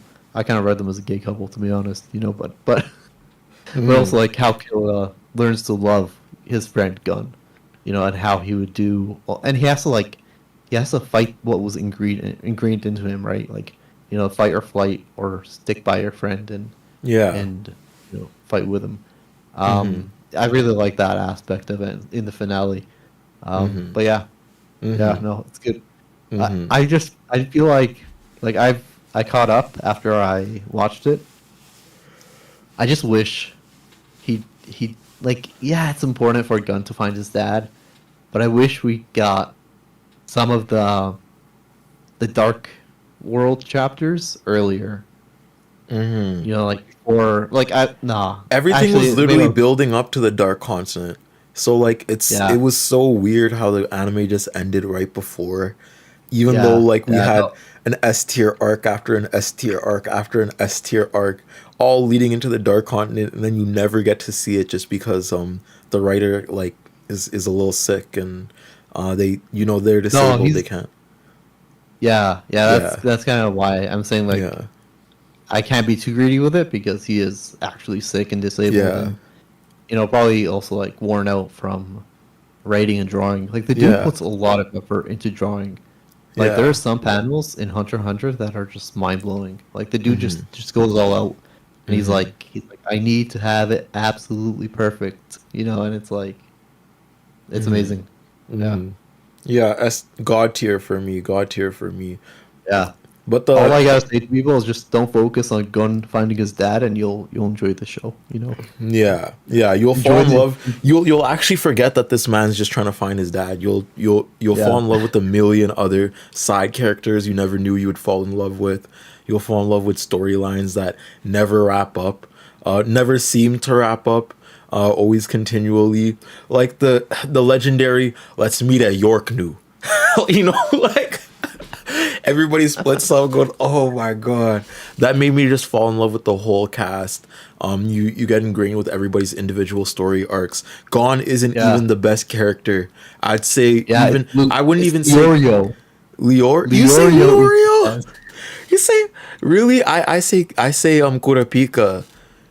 Oh no. Leorio is the best. Why Leorio? He punched Gun's dad. But Gon's dad let that happen, honestly. I know. Because he knew he was Yeah, but also he wanted his power. Like, the guy was like, oh, I could use this power. It's like, what are you doing? Yeah. Oh my god. Like, Yeah, but I also liked the villains are amazingly written. I still, for the life of me, I still go on Hunter x Hunter boards and try to Yeah. piece out who Crollo is. Like Crollo Oh is yeah. one of the most amazing villains. Yeah, I know. Same here. Yeah. Who's that dude that we never get to see from the Chimera Ant arc? The dude that's in the background that's basically in control of the corporation that's doing the settler colonialism up in there. That dude was a really good villain too. I'm forgetting his name though. Anyways, Naruto. Yeah. Oh, that's a tough one. The kid Naruto. I'm putting it. Kid Naruto. Yeah. Top high tier. I'm putting it in top or high. Yeah, I think top. Top is where Yeah. I put it. I like the original Naruto. Yeah. Where would you put You know what? Shippuden then?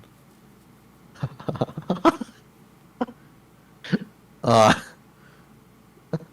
Um, yeah, I guess that's where I'd place it. No, not high. You put it lower. Yeah, no, I'd put it high. Okay. I think that. It's just Okay, you first. You first. I don't know. I haven't watched Shippuden since my first watch of Naruto, and I don't know. I just felt like really annoyed with how Naruto was chasing after Sasuke for all that time when he could have been like working on himself to improve things. You know, like I think there's like a loss. Like no, I think purposely the author didn't want to talk about power structures in Naruto. You know, like he didn't want to change anything. He just wanted everything to stay as the status quo. But the fights are good. I don't know. It's tough. It's What do you essentially think? like philosophically the same like Obama story. You know what I mean?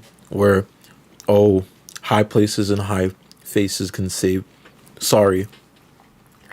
I like faces in high places. I'm forgetting the saying, but something like that. They won't save us. You know what I mean? Yeah. And Naruto falls into that neoliberal idea that, oh, I'm just gonna become the Hokage and gain everyone's recognition and Yeah. work Yeah. for my place in society. You know what I mean? Yeah.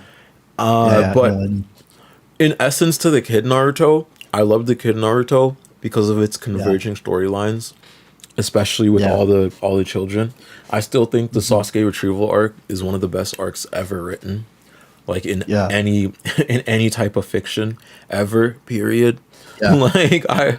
But I feel like Naruto Shippuden fails where Naruto built, like the original Naruto built off of. There was so much conjoined storylines of like lineages to families that served as like metaphors to the ninja world and how ninjas had strength and whatnot. Like the Uchiha clan who had this aspect of power that was forced in. They were basically forced into ghettos, forced into like systemic oppression directly by the village, right? Because of their ancestors' quote unquote mistakes, right? Like a collective punishment sort of thing generationally felt. And the same thing happens with like indigenous and black communities across the globe. Yeah. I really liked that aspect of the Uchihas. I like the aspect of who are those dudes that branch off the Uchihas?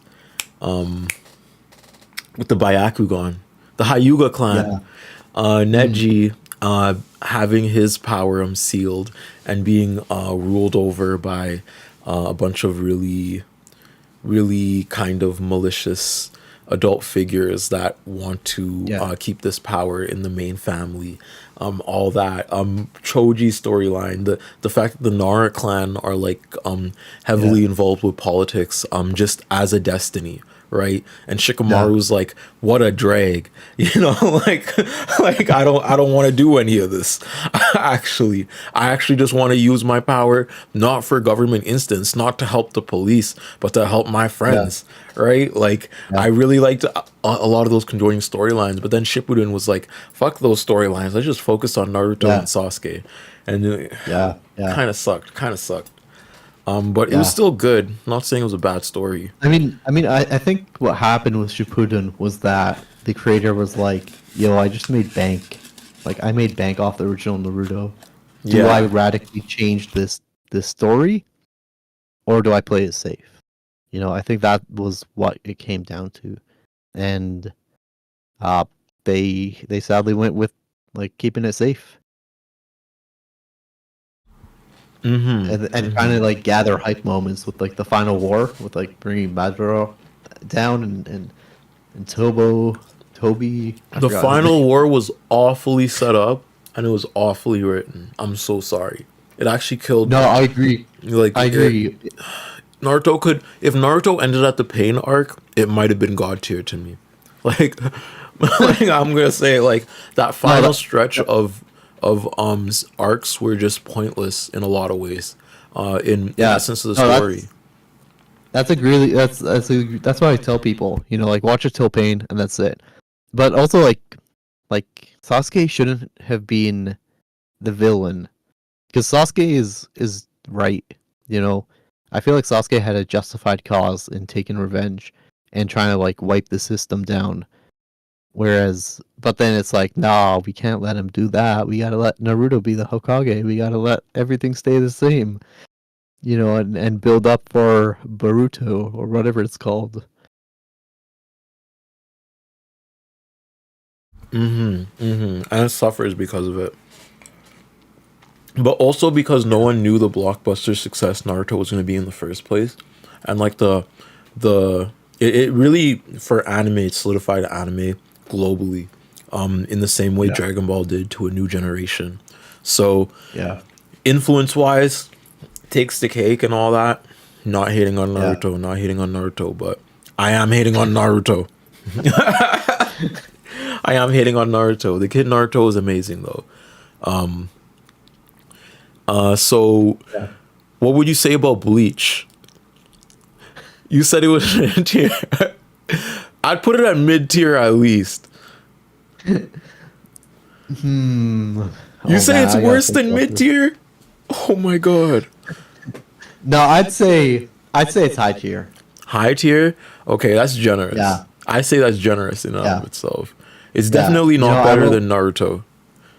It's not. I won't let my hate get into it, but it had its cultural impact and it differed from, like, it was for a long time big three, but also it was different from the other big threes. And I think Kubo purposely did that. You know, like Naruto has like ambition to be Hokage, Luffy wants to be Pirate King, and he kind of was like, nah, let's do this realistically. Sometimes in life you just get dragged and you gotta be a soul reaper, and you know, you don't really have a choice in these matters.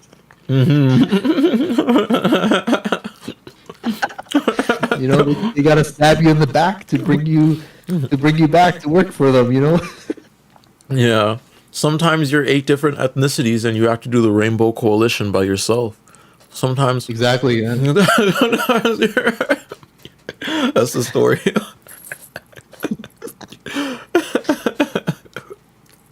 What would you say about Hajime no Ippo though? Because I've heard some of your takes on socials, but I've never actually had a conversation with you.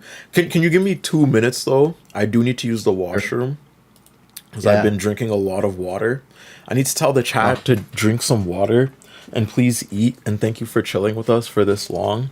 I will be back in it. Can you hold the chat for 2 minutes? Sure, I got it. Okay. I'm trusting Lost Futures. Hearts in the chat for Lost Futures, please. Hearts in the chat for Lost Futures. Been chatting with us for like an hour now. Thank you so much. I'll be back.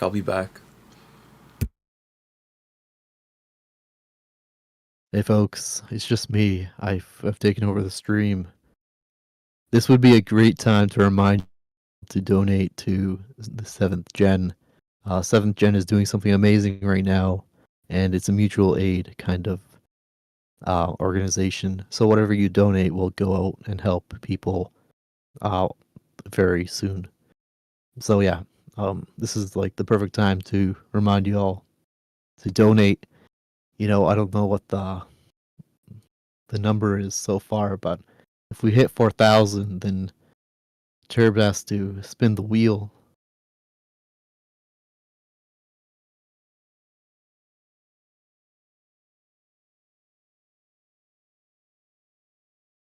$325 left.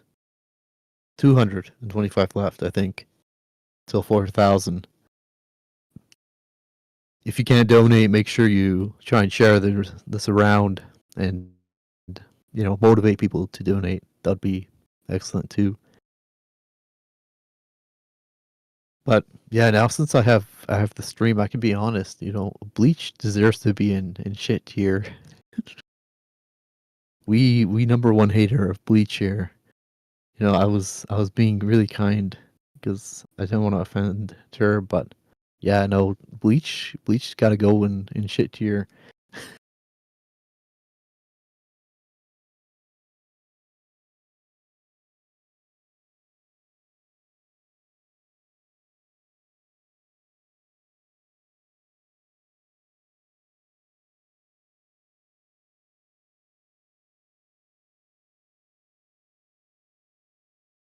Whoa.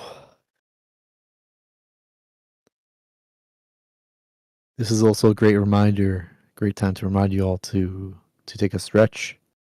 Stretch your back, stretch your arms, stretch your neck. Be like Monkey D. Luffy and just stretch everything.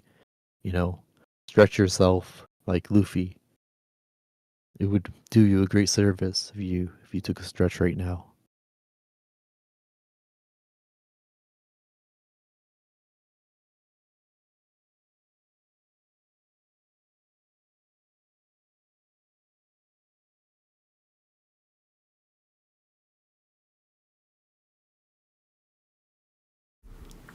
I'm back.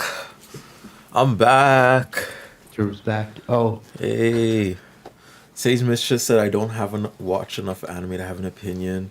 Julian Steve said, hey Turb, hey chat, sorry for being late. I just came back from my cousin's son's birthday party. Congratulations. Stretch, drink water, go pee, do what you gotta do. Go piss, girl. Now, what were you talking about? What was being discussed? I didn't say anything. Chat, don't rat me out. Chat, wait. What happened? Chat, what do you mean, chat? Don't rat me out. Nah, chat. Nah. Chat, don't turn your back on me, okay? We keep secrets here, okay? We keep. Don't kill me. Were y'all talking about anime while I was gone? Yeah, Chat was telling me how much they hate Bleach. They agree with my perspective. Ah, damn. It's still high tier though. That is funny how that happens. It's funny. Okay, what about JoJo? The first. JoJo? Apparently, this is the first one. Yeah. I think. This is tough. I think all JoJo go in God tier. I think it goes in God tier too. The first one definitely goes in God tier. No, I think Stardust doesn't. I'm like a Stardust hater. No way. Yeah. That's like one of the best ones. No way. I tried to like it too, but I was so attached to Joseph. The second Joestar. I don't know. I couldn't get Jotaro. I didn't get Jotaro. I was like, he's too cold. He's too stoic for a Joestar, How about My Hero? Shit tier. Yeah, I was gonna put it there too. Either shit tier or low tier. Only low tier because of the fandom in the community. The community is so funny. Like the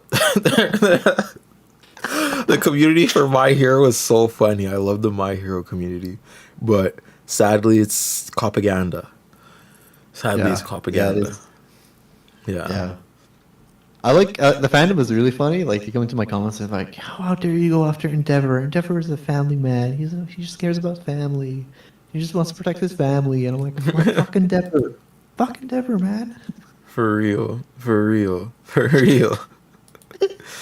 Oh my And god. they're really attached to the, and I think like many of them are like young, so like they get attached to these characters, and they're like Endeavor is like my friend and one. I was like, no man, they're anime characters. Endeavor doesn't know you. Endeavor doesn't. Stop being Endeavor would- hurt here, man. I know I kind of hurt your feelings by criticizing Endeavor, but like, Yeah. Endeavor would split you in half for stealing a chocolate bar. Like, stop. Stop. Well, yeah. But Hajime no Ippo. I put Hajime no Ippo in mid tier just because Mid-tier? what brings it down is the phallic imagery and the actually no. It's still high What tier. imagery? It's still high tier. yeah, it's high tier. Yeah, but I don't like the comedy around it, and like some of Okay. some of the imagery around it can just get like weird. But like Ippo hasn't even been boxing the last 400 chapters, right? And the Yeah. story is still peak. The story Yeah, it's is so good. yeah. So Yeah. top tier actually. Top tier. Yeah, I'd say it's top tier too. Yeah, I top watch every tier. year. I just want to see how Ricardo wraps up, and I want to see what happens to Ippo when he comes back. I'm still Yeah. reading for that. But Yeah, same here. It's actually like when you get out of Ippo, it becomes hype. Mm-hmm. You know, like it becomes like, I feel like Ippo is such a bad boxer, like, and his coach is a bad coach too, because like the dude got injured because his coach didn't really think about the drawbacks of Ippo's style. You know? Yeah. Yeah. And the thing is, like, Hajime no Ippo also goes with like I guess the mental constructs of boxing, with Ippo Yeah. being like this figure that kind of has to go through not only a physical block but a mental block. Yeah, no, 100%. In terms of like not knowing his own strength and everything and rising to certain occasions. All of Ippo's fights are like incredibly damn close, which is incredibly realistic when it comes to an aspect of boxing and athletics as a whole. But then you realize that Ippo actually, after he's done healing and coming back, if he had these same fights, he would win them in like one round maximum. like you know what I mean? Like so when you see Ippo come back to this phase after philosophically going through the avenues of boxing and seeing all these different types of boxers, you're just like, when is he coming back? When is he coming back? And the whole time you're like, when is he coming back? You see some of the most amazing boxers like Itagai, who's like a prodigy, and should be one of the main characters, honestly, but because of him being unable to overcome the mental block, he'll always be like a tier below, and no, 100%. Yeah, it's like I feel like Sendo is just the hype. Like Sendo just carries the hype of the series after Ippo steps down, and Sendo has that character, right, of being a good boxer. Like he really understands his limits and what he could do and what he can't do. And when he goes into a fight, he's different than Ippo is. You know, it's exciting to see Sendo fight. Yeah, Sendo and Vorg, I'm not gonna lie, are way more exciting fighters than Ippo. Ippo's not even the most exciting fighter in the series. I more so just fell in love with Ippo's story, but in terms of fighters, I liked who's like Wally. I like Wally. Oh yeah, Wally's fun. Yeah. Wally's cool. But Vinland Saga, I put it at easy god tier. Yeah, god tier too. Yeah, I'm not even done reading the whole manga, but one of the best manga I've ever read. On top keep going. I reached the newest, like when they reached the new world, when they reached Vinland, and I kind of stopped reading. I was like, you know what, I can just wait for the anime to do this better, to kind of explain what he's trying to say. Like, because sometimes Vinland Saga has like a very complex message in his arc that isn't fully understood until like the very end. But yeah, I don't know. It's like let's go do settler colonialism, and it's like let's see where this guy takes this. Yeah. Yeah. And especially like it's here in Canada. It's indigenous like land that they're colonizing. Oh, Sean is here. Sean Reed.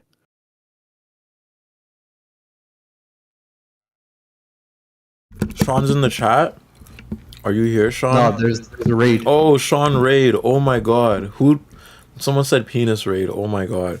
Okay, now that okay. It's nice to see everybody in the chat. Oh my god, I got it. How much people are in this damn chat? My chat is like crashing low key. Like why is my computer overloaded? 500. 600. Oh my god. Okay, so what we're doing now, I gotta reintroduce the 7th gen. Oh my god. Sean raided me with the party of 900 viewers. Holy damn. Thank you everybody for showing up. I gotta reintroduce what this is about. I'm sorry, Lost Futures. Give me like 5 minutes. But what we're doing here is a 7th Gen Rising fundraiser. Thank you, Sean, so much. And Sean's chat, hearts to Sean's chat. Everyone send hearts to Sean for me because wow, this is amazing to have this much people in the chat. And I'm sorry for being overly giddy, but I just got to introduce what this is about before we start ranting and talking and having a time. You know what I'm saying? This is the 7th Gen Rising fundraiser stream. I'm going on for like 7 days, 24/7. What this is basically organizing funds for is this Indigenous youth-led Two-Spirit Trans Queer Children of Immigrants organization that's grassroots, right? Like we don't take organizational funding from systemic institutions that further, I guess, disenfranchise marginalized people. Like we don't take funding from churches, from orgs or things like that. So we're not an org, we're a grassroots organization led by this person named Kat, who every Sunday delivers food to Indigenous people. And that's what we do. We do like 400 plates every Sunday, right?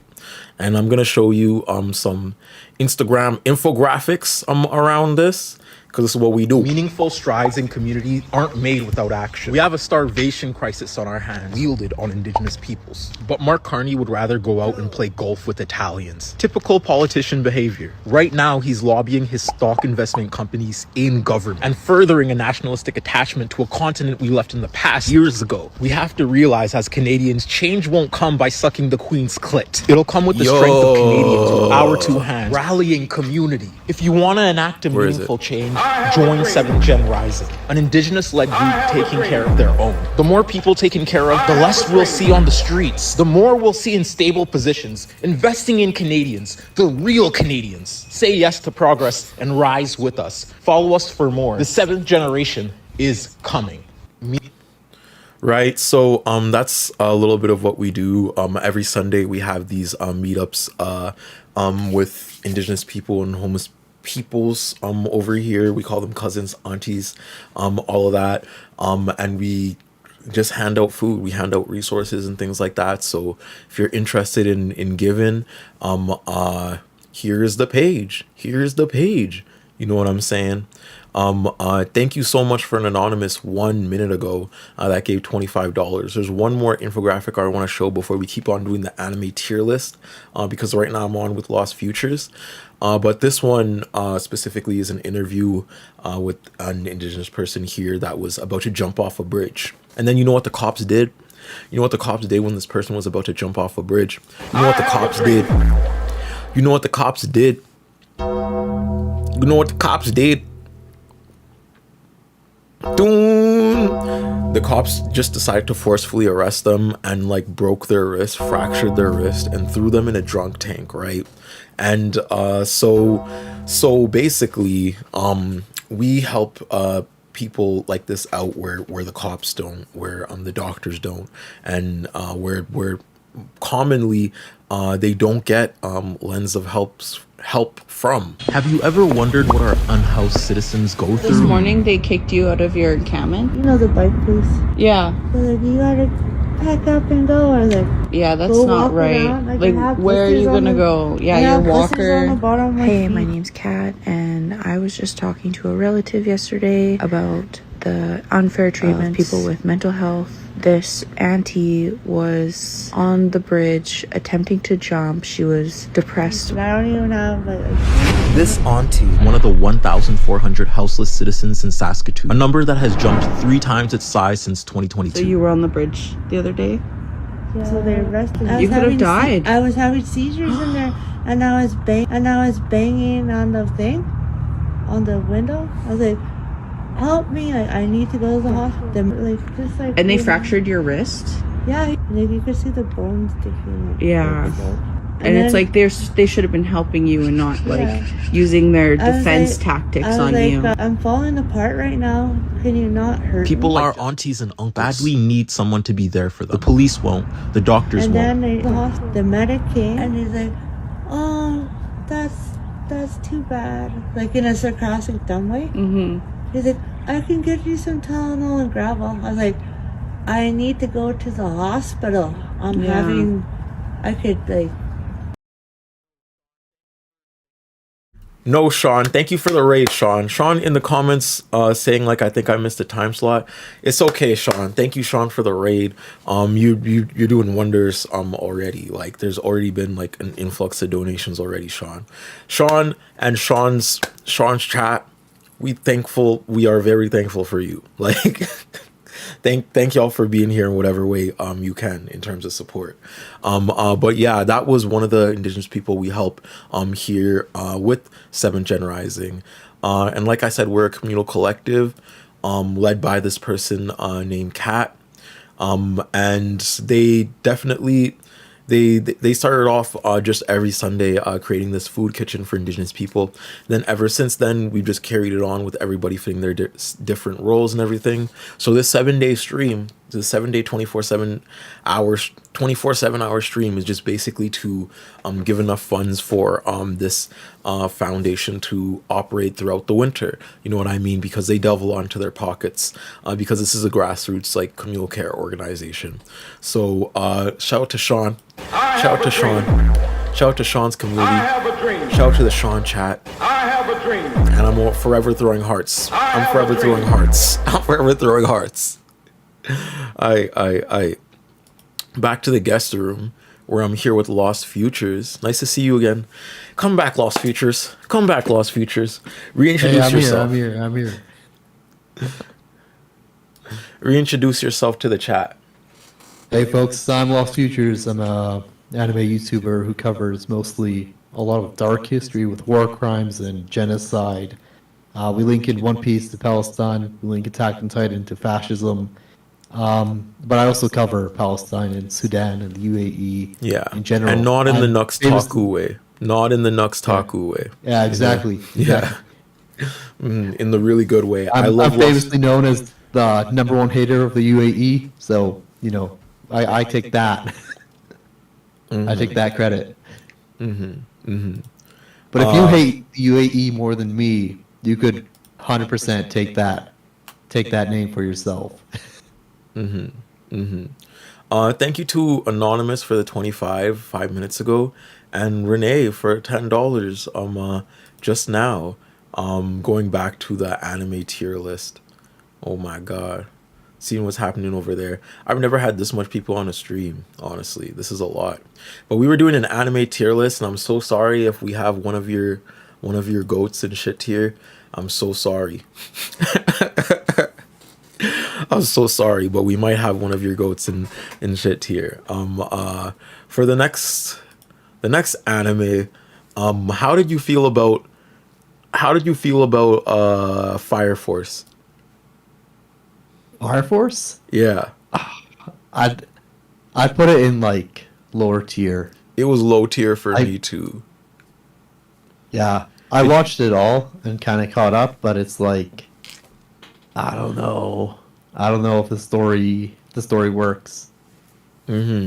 Like, I'm You not know? gonna lie, it felt a lot like fan service, a lot like fan Yeah. service. Like, it was why every single woman there like got on half day shirt and got the biggest pair of like boobs you ever seen in your life. Like, I don't know. Yeah. It was given very fetishy vibes. It was given very gooner vibes. Like, Maybe we should throw it to shit tier. yeah, like, I'm not gonna lie. I didn't even really like the story that much. Like, so much other anime have done story that similar story is so much better. Like, it just wasn't that Yeah. good. On top of it, Throw it to shit tier. Doesn't Yeah. deserve in low tier. on top of that, it was also propaganda. Like, come on, like Yeah. all of the above. Like, like, it was definitely shit tier. But how do you feel about Full Metal Alchemist? Because that's one that could realistically go to God tier, but then you look at its political implications, and you're like, you know, like, Which one? Brotherhood or like the original 2003? I think this one's Brotherhood, the one where Okay. they experiment on the kid on the girl. Oh my god. Yeah. Yeah. Yeah. I don't know. Yeah. I don't know. This is tough. I'm known for criticizing Fullmetal Alchemist for not like actually criticizing and going after fascism and genocide. You know, they're kind of like, hey, the state, we should uphold the state in the end, and we shouldn't really make any radical changes. It's like a liberal kind of ending, Yeah. in my opinion. But I don't know. It's tough. What do you think? Someone in the chat said about Fire Force said worst kind of hybrid propaganda too. Try to blur the fact that they're cops by making them look like firefighters. Yeah. Oh god. Yeah. But yeah, like you said, with Full Metal Alchemist, I the first time I watched it, I didn't watch it as like a story of like nationalism with World War II Germany, right? And then in college when I watched it again, I was like, oh shit, no, the symbols are there. Like, these are these are Nazi officers.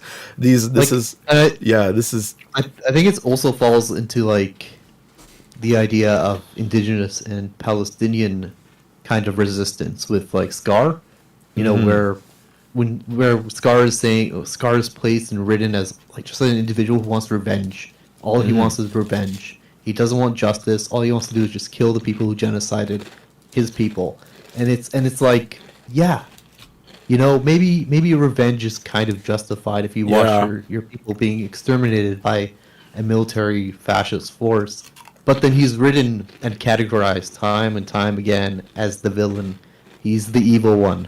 Not Mustang, not, you know, Hawkeye. No. It's Scar. Scar's the one who's got to be, you know, punished for his revenge against officers. And then when you look at the kind of portrayal they give to someone like the dude that snaps. What's that dude's name? Mustang. Yeah. Okay. Yeah, I was thinking of the right name. Mustang. When they give some type of like all that leeway to an officer like Mustang, but not somebody like Scar, you're like, You're like, I don't really know about this story. So its political applications sometimes can be horrible, but I liked the story for what it was. Honestly, I'm not gonna lie. I love the story for what it was. Like, I love the story of Mustang getting his. I'm gonna spoil it a little bit. Go ahead. But like Mustang and with his second officer that we see literally built up just abruptly dies. And then Mustang has that one scene. He's like, "It's a sad day for rain," as he's like crying. It's like, "Oh, it's not raining." Then when he finally meets up with the person that kills his second in command, the way he's on timing immediately, just like snapping, like that's a beautiful scene in and of itself. I love the Sean rated, by the way. W's for Sean. But I love all the interconnected stories in Full Metal Alchemist, and even the places to where they go. Every arc, it's so diverse, like in what they do and how they interact and what lessons they learn. You know what I mean? Yeah. Yeah. Yeah. I like it. I like it. So it's still gonna go on God tier for me, sadly. Sadly. I agree. You know, I think it's placed in God tier, but I still will forever criticize the anime. And it's good. People might like come at me for like criticizing war criminals, but you know what? There's a bit of validity inside of it. Of how like glorified these war criminals are in the end. And they don't really get punished for their crimes at the end either.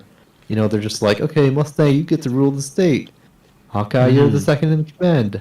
You know, there's no like reparations or justice for the Ishvalians. But also, like, the author at the end is like, oh no, look, the Ishvalians have hidden in refugees camps. They're still alive. They're still here. I don't know. Yeah. It actually does. It does have a bad ending too. Like, it does have a bad ending too. Yeah. I didn't really like I liked the conversational aspect of God throughout the narrative of the story, but the final fight, I didn't like it. I didn't like the final fight as much. I'm gonna be honest. I like the story way more than like everyone's final fight was 10 out of 10 except Edward's. Edward's was good, but it was like it wasn't really giving it wasn't giving Goku versus Frieza. It wasn't giving like it. I think like Scar got Goku versus Frieza, you know, by killing the commander, by killing the Führer. You know, I think that was the fight that I loved the most. I was like, yes, get him, kill him. Okay, so have you read Nana or watched Nana? No, I've never heard of that. I haven't either, but it's a foundational anime. I know that for sure. I know a lot of people have talked about Nana. I just haven't watched it yet. Have you watched Slam Dunk? Oh. Have you? Yeah. And to me, it's high to top tier. Like it solidified sports anime like in a way no one else has, and made a viable genre. Like it paved the way for Haikyuu, paved the way for Kuriko's No Basket, like all these anime that came before it. I think it's I'll give it a watch. Yeah, I'm gonna put it in top tier then. Yeah.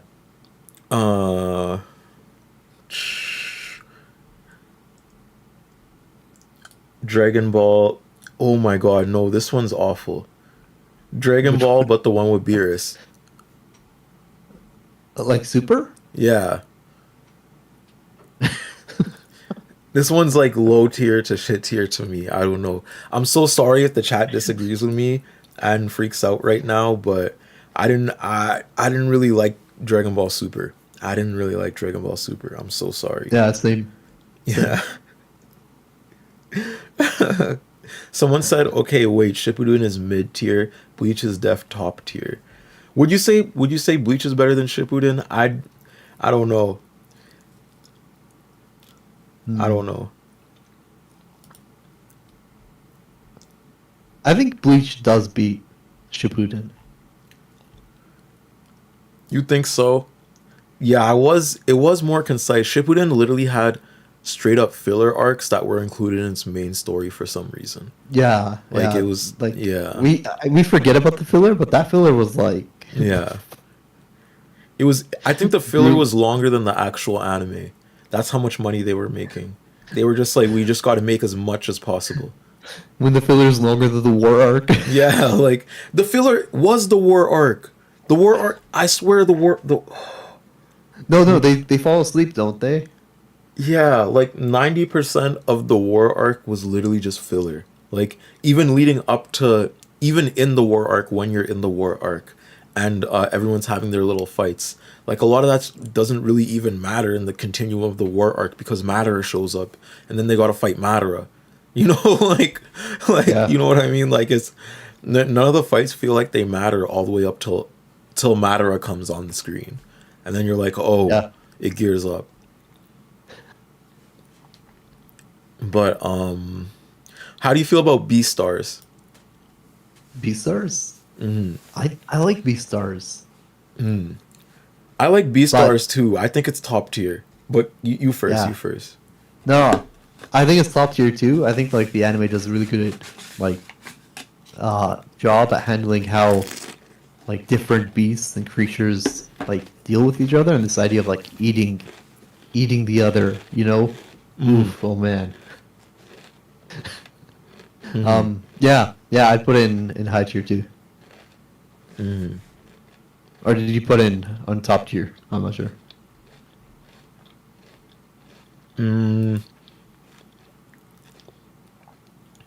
Wait, where was it? Did I drop it? Oh my god. Okay. Oh, I don't know. I thought you were still holding it. I swear I had it on.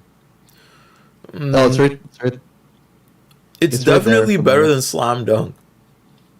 Yeah. I like the narratives of Legoshi and the way like because a lot of people commonly do the trope of relating social inferences of like humanity to like animals and like furries like wrong, but Beastars did it Yeah. so damn right. Like I'm gonna bring up the example of Zootopia, propaganda top to bottom, right? The Yeah. ways that animals are supposed to be structured in a certain way, the ways these animals are over here and police a certain way because they're more vicious, that just exists in Zootopia. And while it's posed as like a kids movie, you know what I mean? And the same aspects Yeah. of redlining and method of surveillance because urban neighborhoods are more black or brown or whatever Yeah. exists in the real world. If you expand this to like somewhere like Palestine and you talk about like Israel and the characterization of Palestinians and like Arabs as a Yeah. whole in the aspect of racial dynamics and portrayal Yeah. goes on over there, or like in Sudan where the aspect of darker skin or Nilotic heritage literally subjects people to genocide, like being shot. Yeah. You know what I mean? Like just in the street is wild. So I would say like Beastars did do that right by tackling it and being like, why should it be this way? But Yeah. a lot of people feed into like the furry aspect of it. Third Yeah. World Smith said Yap Wars, and then just look at Legoshi and the bunny and be like, that's weird. Yeah, because that is a little weird in story writing retrospect, I'm not gonna lie. But Yeah. I still like it for what it was. It's still interracial story. Legoshi is our interracial king. Snow Yeah. bunnies forever, Legoshi, apparently. No, So- 100%.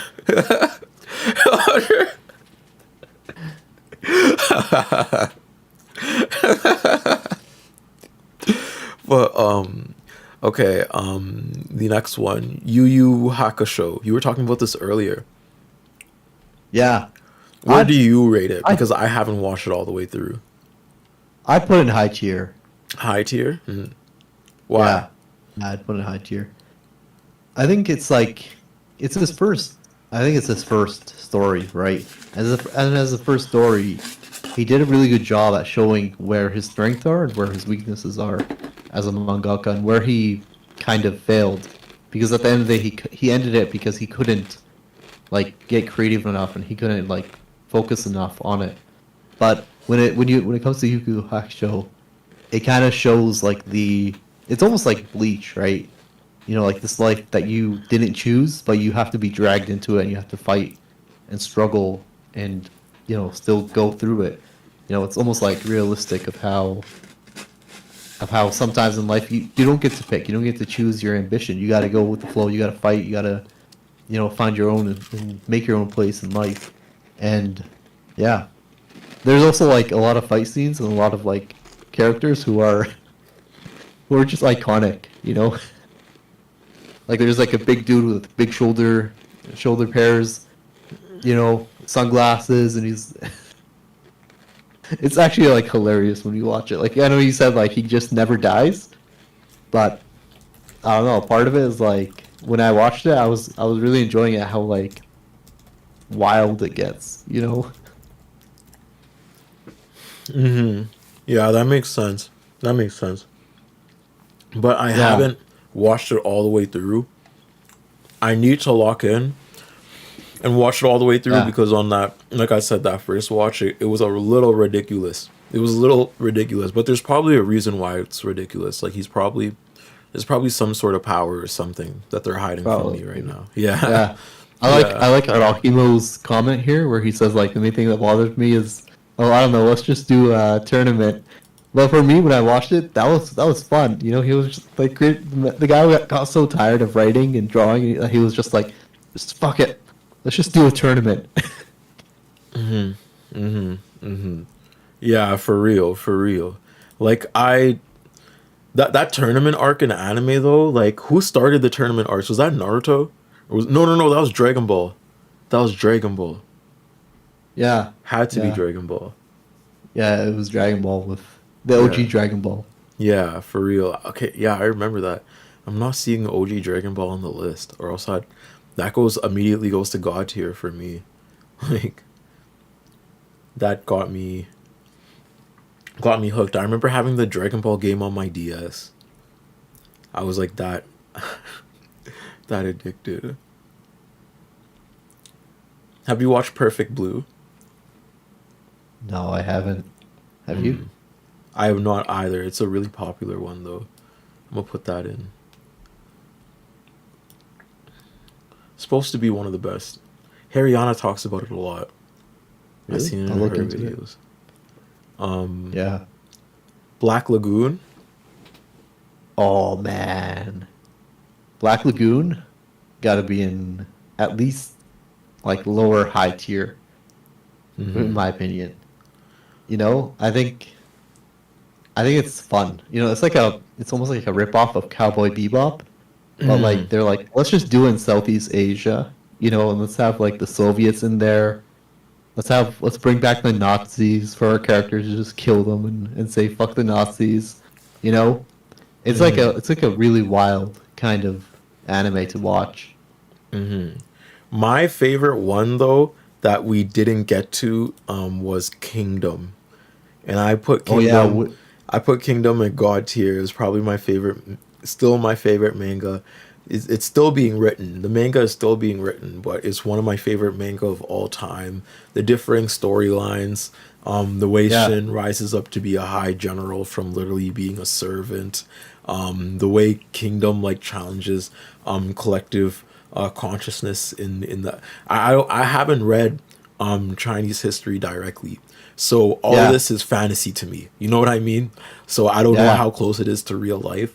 But in tandem of the story and the media it presents, I love the narrative of Quinn, of Shin having to find out like what's moral in war, with like Kanki, like what does being a benevolent military leader look like? What do I have to do in order to be stronger? What does unifying China look like? Because it's more than just Shin. Like Shin, I think. You finish up. Sorry. Oh, but I was like, Shin is not even the most interesting character in the show. Like, the most interesting character in the show dies in the first 300 chapters. Then you just hear about him like he's a ghost for the rest of the manga, right? Like, Oki? Yeah, Oki. Oki. To me, that was the most interesting character in the show. The person that you think is going to be the protagonist of the show straight up just dies. And then there's this other person that steps in, and then you have to have this whole other relationship where you're like trying to like reconcile, and you're like, wait, they look the exact same, and he was kind of a stand-in for this king. Some I don't want to spoil too much, but then you learn to really amazing. Yeah, you learn to really love that guy, and I'll say this before I hop off, right? Because we got another person hopping on after me. I'll say that Kingdom is like the most anti-doomer anime out there, right? Like the idea of keeping the fire, of having your own fire, of like maintaining and keeping the fire within you to fight and keep fighting and to keep going and struggling is legitimately inspirational, man. Like I didn't think Kingdom would ever be like an anti-doomer anime, but then it comes swinging at you with what is your fire? What is your ambition? You know, what do you want to do with your fire, and how do you keep it going? And I think that's important. You know, it's important here at the time right now where, you know, a lot of times it gets dark, it gets depressing, but you got to find your own fire, you got to find your own ambition, and you got to fight and struggle with other people and other communities. Someone said W Hope Corin. Yeah. Shin has to keep hope amongst a lot of depression in there. But thank you so much, Lost Futures, for being on and talking to me. If y'all want to check Lost Futures out, they have a dope YouTube channel. I typed it in the chat. Please go subscribe. Go watch their anime stuff, because their anime stuff is amazing. We're about to have our next guest. We didn't even get to Attack on Titan here, right? You know, that being shit tier. Yeah. Oh, damn! Don't say that. Don't say that too loud now. To the people that aren't familiar with you, you're about to get a bunch more comments. But yeah, it is, and I co-sign that. Okay. I co-sign that. But it was nice talking to you, Lost Futures. Okay, peace out, folks. Make sure you donate. Make sure you share the links. Make sure you support the stream. And yeah, peace out. Yeah, hearts. Let's read the donations real quick. We got. Oh my God, we're almost at the point of spinning the wheel. We're $90 away from spinning the wheel. Oh, I'm not excited. Thank you, an anonymous $50, an anonymous $10, and another anonymous $10. Thank y'all so much. I love y'all, Sean Chat. It's been amazing. Matriarch type, whenever you're ready, you could come. Hop on, please. Hop on whenever you're ready. I will hear you. And we will continue. But thank you. I gotta say again, thank you so much to Sean Chat for being here and chilling with me, because having y'all here is cool. It's fun. It's nice. I enjoy the Sean Chat, actually.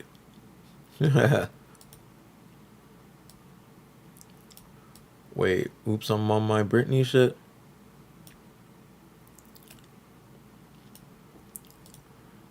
I gotta program some stuff. Okay, spin the wheel. I'm gonna be so sad when we have to do spin the wheel. Like, I'm gonna be... Oh, okay, because guys, the wheel looks like this. Either 200 push-ups, freestyle, an ice bucket, the chat makes a YouTube post, or I shave my eyebrow. And the other day, I had to give myself a fade with no mirror. So my sides look patchy as hell. I'm looking like Patchy the Cabbage Patch Man. Patchy Patterson, even. Patchy McPatcher Patchy. I'm Patrick. Patrick Star. I had to shave one of my eyebrows already. So if I had to shave another one, I'm gonna be a little sad. But ooh, we're getting there. We're hella close. We're way too close. It's kind of sad how close we are. We are $90 away. Oh my God, from doing it. Oh God, I hope not. When it said eyebrows take forever to grow back, when I was on Noah's stream and I shaved off my eyebrow, it took me 1 month for it to grow back. So yeah, Third World said I'm not missing this. Old Grease said, in how many sets? 1. Yes, I have to do 200 push-ups in 1 set, or else it's not happening. But thank you so much for everyone that's already donated and that's chilling here and doing all the cool stuff, chilling with the chat. We got 200 something people on the Twitch, and then we got 23 of the Turb viewers just chilling in the YouTube live. You said, guys, was that a Canadian accent? Yes, I'm Canadian as hell. I can say hi to the stream. Look at this inception. Inception.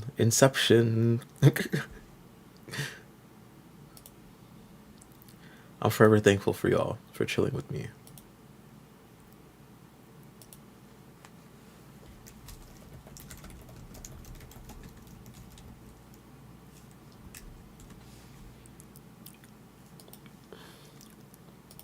Okay, let me get back to the Discord.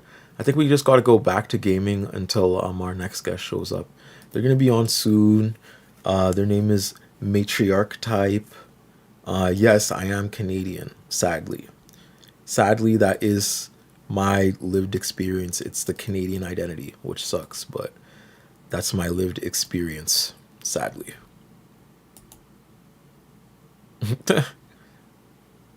Let's open up Minecraft. I'm actually a fraud at Minecraft, and chat knows that I'm a fraud at Minecraft. Someone said Toronto. The Spider Lily said Toronto here. Hey, it's nice. It's nice to see you from Toronto, Mandum. I was at Dundas Square, chopping bear things. At Dundas Square, I was over there too. In the Dundas Square. I'm also Canadian. Nice to see y'all. I traveled Canada for 5 days, saw the whole country. Yeah, it's just the Patrick that took me out. Oh my god. Oh my god. Okay, let's open up Minecraft. Were they renaming Dunda to... They're renaming Dunda Square? Oh no. That's where I was chopping bear things.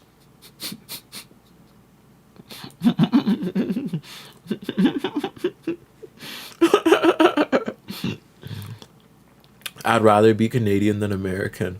Oh my god, at this point, yeah, what's your government doing? What is Donald Trump doing? Come up here. We're gonna fire up the railroad. I have a dream. I'm gonna Harriet Tubman all y'all. I have a We're gonna dream. get y'all right. We're gonna build the railroad back up again. Let's go. I have a Make dream. the railroad great again. Whoop. Make the railroad great again. I had a dream. I have a dream. I would think the square would be renamed. This is my one lane. If you want to avoid hurting yourself, you should probably work your way there. 200 is whatever. We still gonna do it. We still gonna do it. You know when they told MLK don't do it, you know what he said? I have a dream. You know what he said? You know when they said MLK don't have a dream, indoor segregation, you know what he said? I have a dream.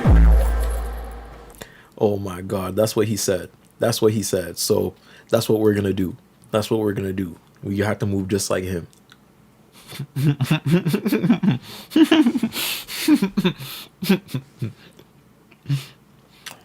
We gotta persevere. We gotta persevere.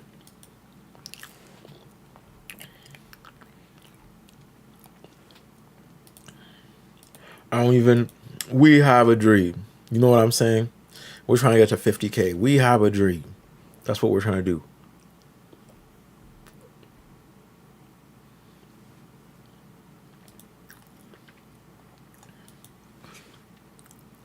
So where is the damn horror game here? I have a dream. Old Grease said health issues, organ strain. Did MLK care about his health issues or organ strain, or what did he care about? You know what he said when there was health issues and organ drain? He said, I have a dream.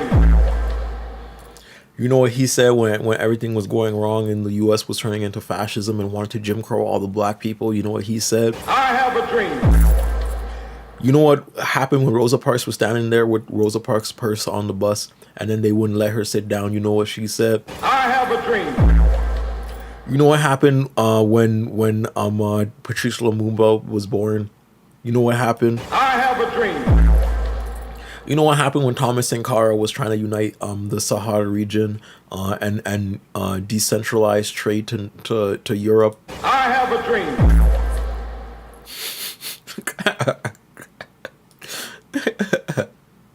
Oh my god. Oh my god.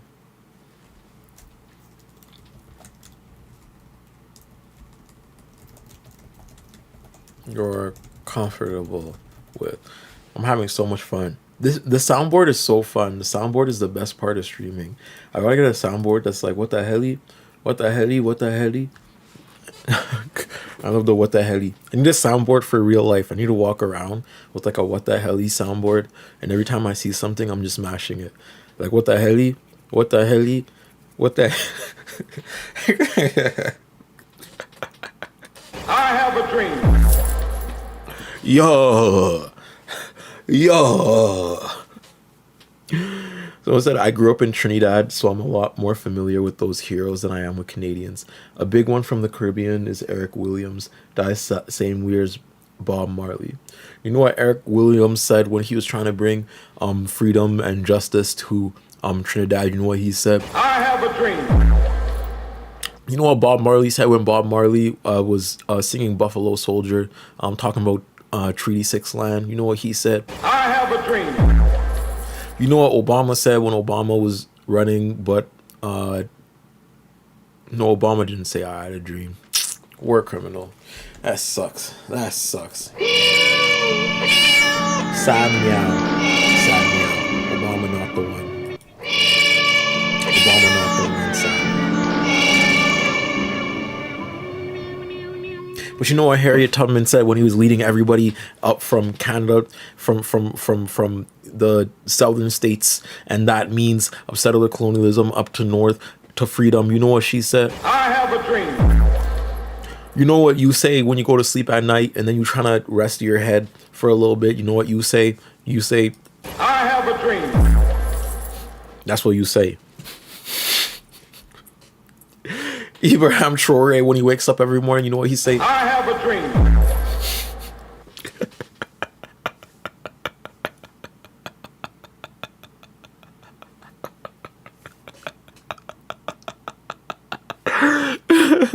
Oh my God.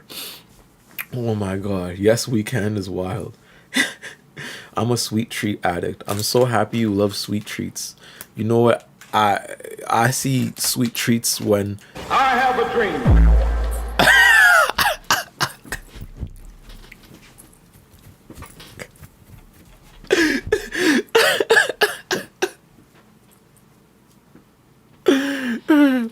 I see.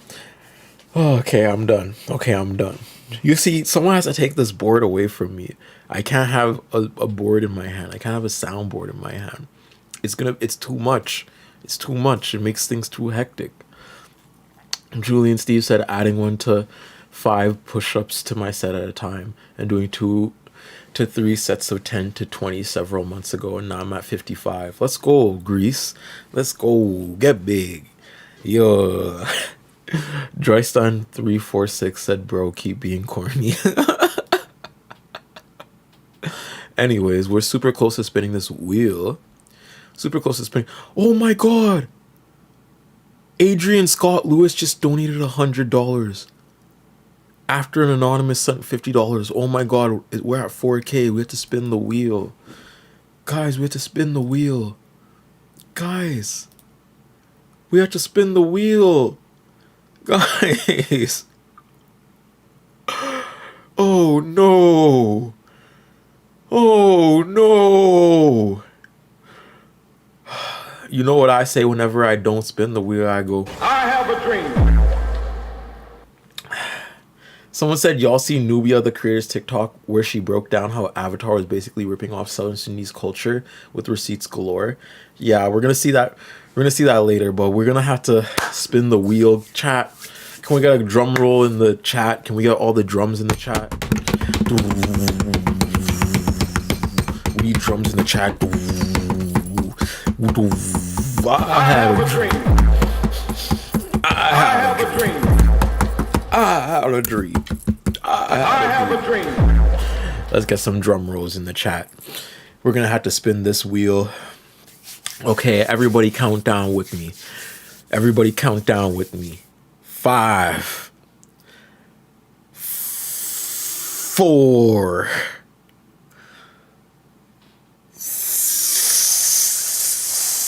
3,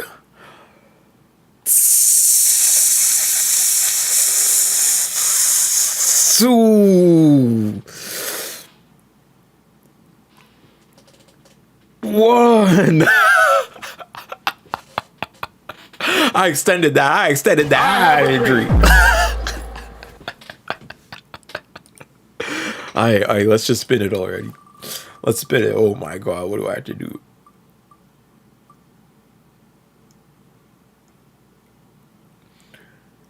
Okay, we gonna do the 200 push-ups, but you know what?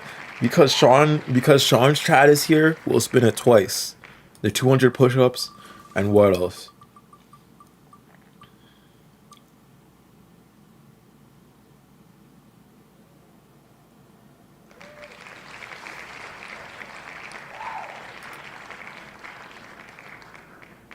I have a dream. I have a dream. I have a dream. I have a dream. I have a dream. I have a dream.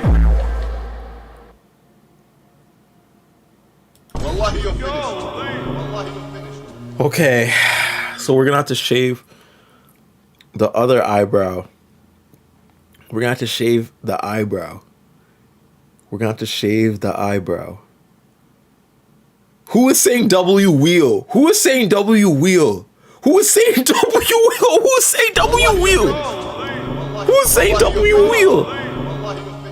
Who is saying W wheel? You're preying on my downfall. Whoever is saying W wheel. And now I know that you're preying on my downfall, Gemini. Now I know that you're preying on my downfall. I'm gonna have to shave my eyebrow.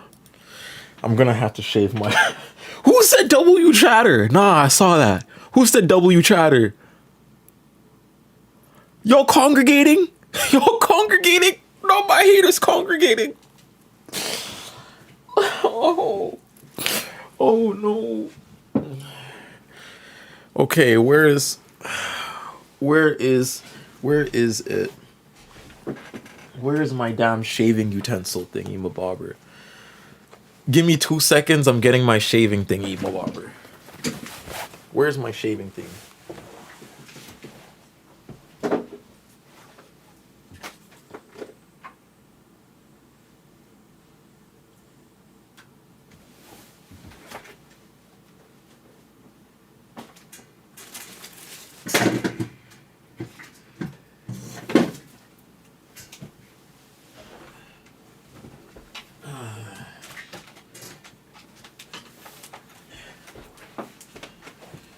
Okay, team. We have the shaving utensil here. We're gonna have to shave the other eyebrow, sadly. It's gonna be another shaving session. It's so sad. It's so sad, but this is what we have to do for content. This is what we have to do. We have to shave the eyebrow.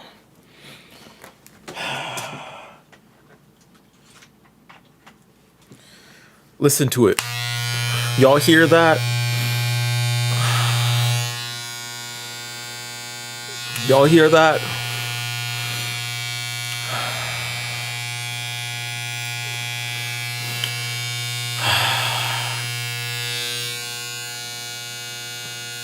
Who is saying W shaver? Gemini? Gemini said W shaver. Why'd you say W shaver?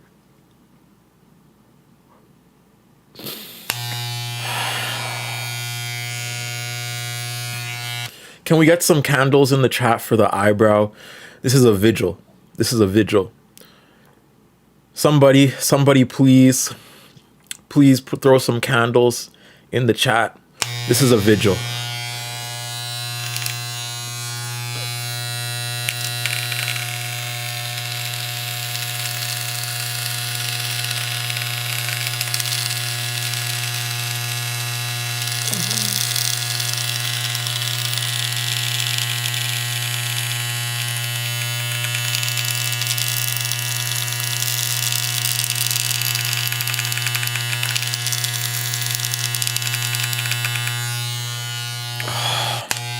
Now I have no eyebrows. Now I'm no eyebrow. Now I'm no eyebrow. Now I'm no eyebrows. Wallahi, you're finished. Wallahi, you're finished. Now I'm no eyebrows. Wallahi, you're finished. Wallahi, you're finished. Now I got no eyebrows on my eyes. I got no eyebrows. I can't even be expressive anymore. I can't even like Dwayne Johnson anymore. I can't be expressive with my eyebrows anymore. Oh no, I got no eyebrows. Oh no. Oh no. W. Someone said W, no eyebrows. Gemini, I'm gonna find them. Gemini, we gonna find you. Bismillah, brother. Oh my god, we got no eyebrows. Oh my god, never in my life have I had no eyebrows. I'm no eyebrows. I'm eyebrowless.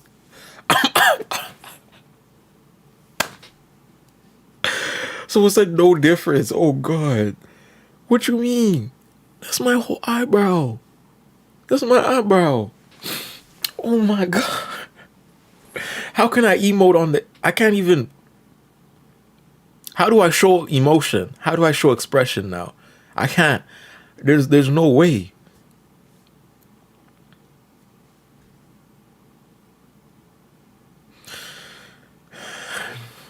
I have a dream. I have a dream. That one day my eyebrows will come back. One day they will. But anyways, we're gonna go to the guest room. We're going to the guest room where matriarch, a type, is gonna be here. Yo. Yo.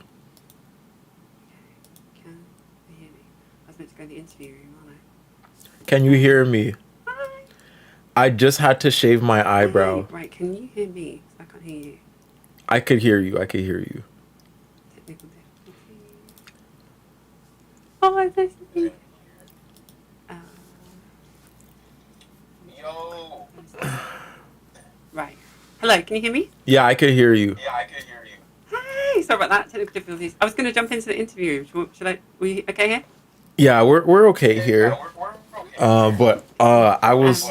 There's a bit of an echo, I think, for me. Yeah, let me actually maybe grab my headphones, because then I can... Oh, actually, if I... Trying to stream as well, which was optimistic, and I apologise if I'm making it worse, but... It's okay. If we can get more eyes on it, I thought that would be cool. Let me put my headphones on. 2 seconds. We're waiting for the headphones to come on. Thank y'all for staying here and talking, no chat. We love y'all. How are you doing? You must be so tired. I'm getting there. I usually get tired around I found out my limit's like the 9 p.m. mark. That's when I'm like, yeah, I'm sleepy. I gotta go to sleep. Because I've never done like 24/7 hour things like this. Hazel, where's the hopping? I never left since we waited. Oh, we were rated by Sean DeBlack. Thankfully, we had a lot of people here. It's been cool chilling with everybody in the chat. We had another 1,000 on the board, so I had to shave an eyebrow, which sucks. Now I have no eyebrows. Both my eyebrows are gone. Yeah, I just saw, I was watching up until that minute, and then I tried to set up my tech, and then I popped back in for a second, and I saw you shaving your eyebrow. I was like, I missed the best bit. Yeah, it was sad. But at the end of the day, the eyebrows will grow back. I shaved them like 2 months ago too, because someone donated like 2,000 for Noah Samson's thing, and then I shaved my eyebrow. So it grew back in 1 month. Has to be done. So something about my eyebrows, they'll grow back really quickly. I'll just throw Vaseline and castor oil on them. But oh wow, nice. Yeah. Now, how have you been doing though? How have you been doing? Because I haven't had you on this channel before. And could we get a quick introduction for the chat too? Because a new person just hopping in. New person just hopping in. Absolutely. I've just got to double check my audio is going through to my live, because people are kindly jumping in. People can't hear me on the YouTube one, so let me just quickly deal with that if that's okay. Okay. And then I will, yeah, definitely, we'll do some intros. I've got loads of talking points ready because I bet by this point in time I thought you'd be so tired, so I was ready to, like, come with something to say. If that makes Yeah, sense. Right, I'm not gonna lie. I can bounce a lot back and forth, but yeah, I am getting a little tired. Thank you so I much bet. for Oh, bless you. moderating, Samantha Duke. Whoever wants to moderate, I will give you mod powers. Just say the word. Someone in the chat. I've had a lot of people in this chat for a while, so I'll probably recognize your name. If you say something, you've been here for a while, I will allow you to be a moderator on the Twitch chat. Yeah. Right. I think Let me I know might when have everything's that. when everything's peachy. Yeah, as soon as it is, I think I'll just like close everything and just focus on talking actually. But hi everyone in my chat, can you hear me?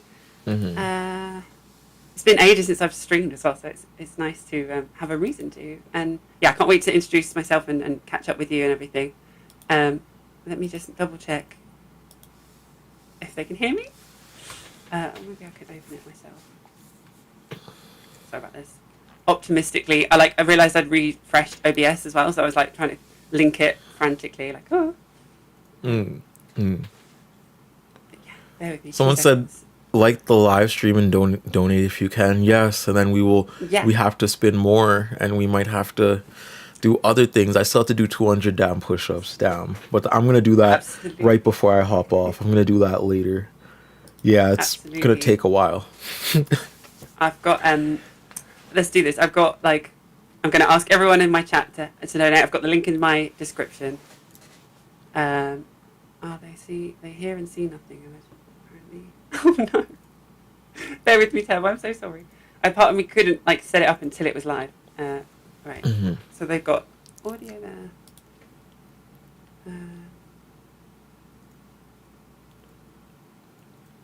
Okay.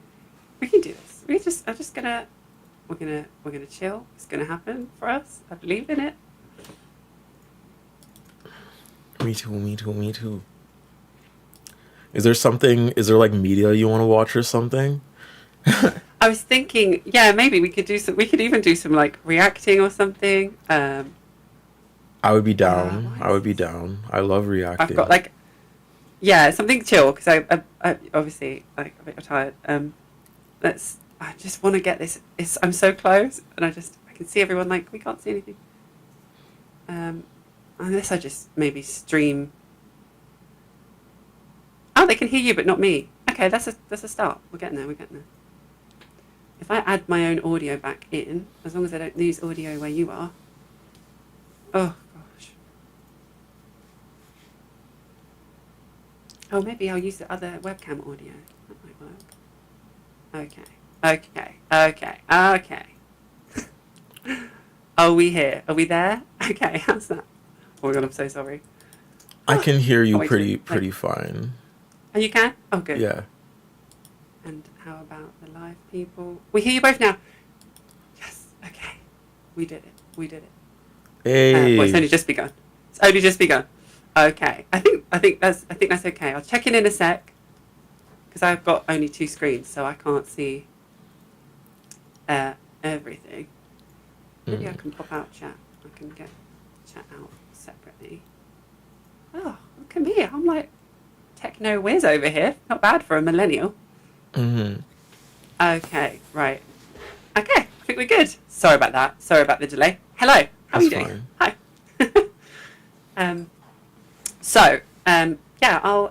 I'll introduce myself, and then if you don't mind, one last time talking about 7th Gen for today, or I've heard you talk about it enough. I can maybe give it a go myself if you're tired. But, you could try. I'm waiting. So, my name is Louise. I run a YouTube channel called Matriarchety. I'm living in Japan currently, but as you can probably tell from my little accent, I'm British. I live here with my husband. And yeah, I've been running the channel Matriarchety for a couple of years. It's like a lefty space. I always try to tell myself to not be too political and not focus on politics and try and be a soft touch for people to enter the conversation, and then I just fully make a whole video about hardcore politics and fascism and stuff. But yeah, so that's kind of my vibe. I think we've been in kind of interconnecting spaces every so often, haven't we? Like, Mm-hmm. I've had Cell Bunny on a couple of times. I'm really close with Cell Bunny, and similar people. But yeah, that's kind of why. That's where I am. Thank you so much for having me on the stream. It's an honor to be here. Yeah, no problem. Yeah, and Matriarch Archetype also, like they mentioned, makes their own YouTube videos on her platform. So please go out and maybe even like check those out if y'all are interested in like a lot of these reaction content videos that I've been making like the last like half a month. On Matriarch Type makes like a lot of those really good ones too. And yeah, 7th Gen Rising. What 7th Gen Rising is, if I were to reintroduce it, oh my god. Give me a second. I gotta copy and paste this screen just so they can see you here while I'm explaining. Okay, there we go. If y'all don't know what 7th Gen is, 7th Gen is basically this collective that was founded by the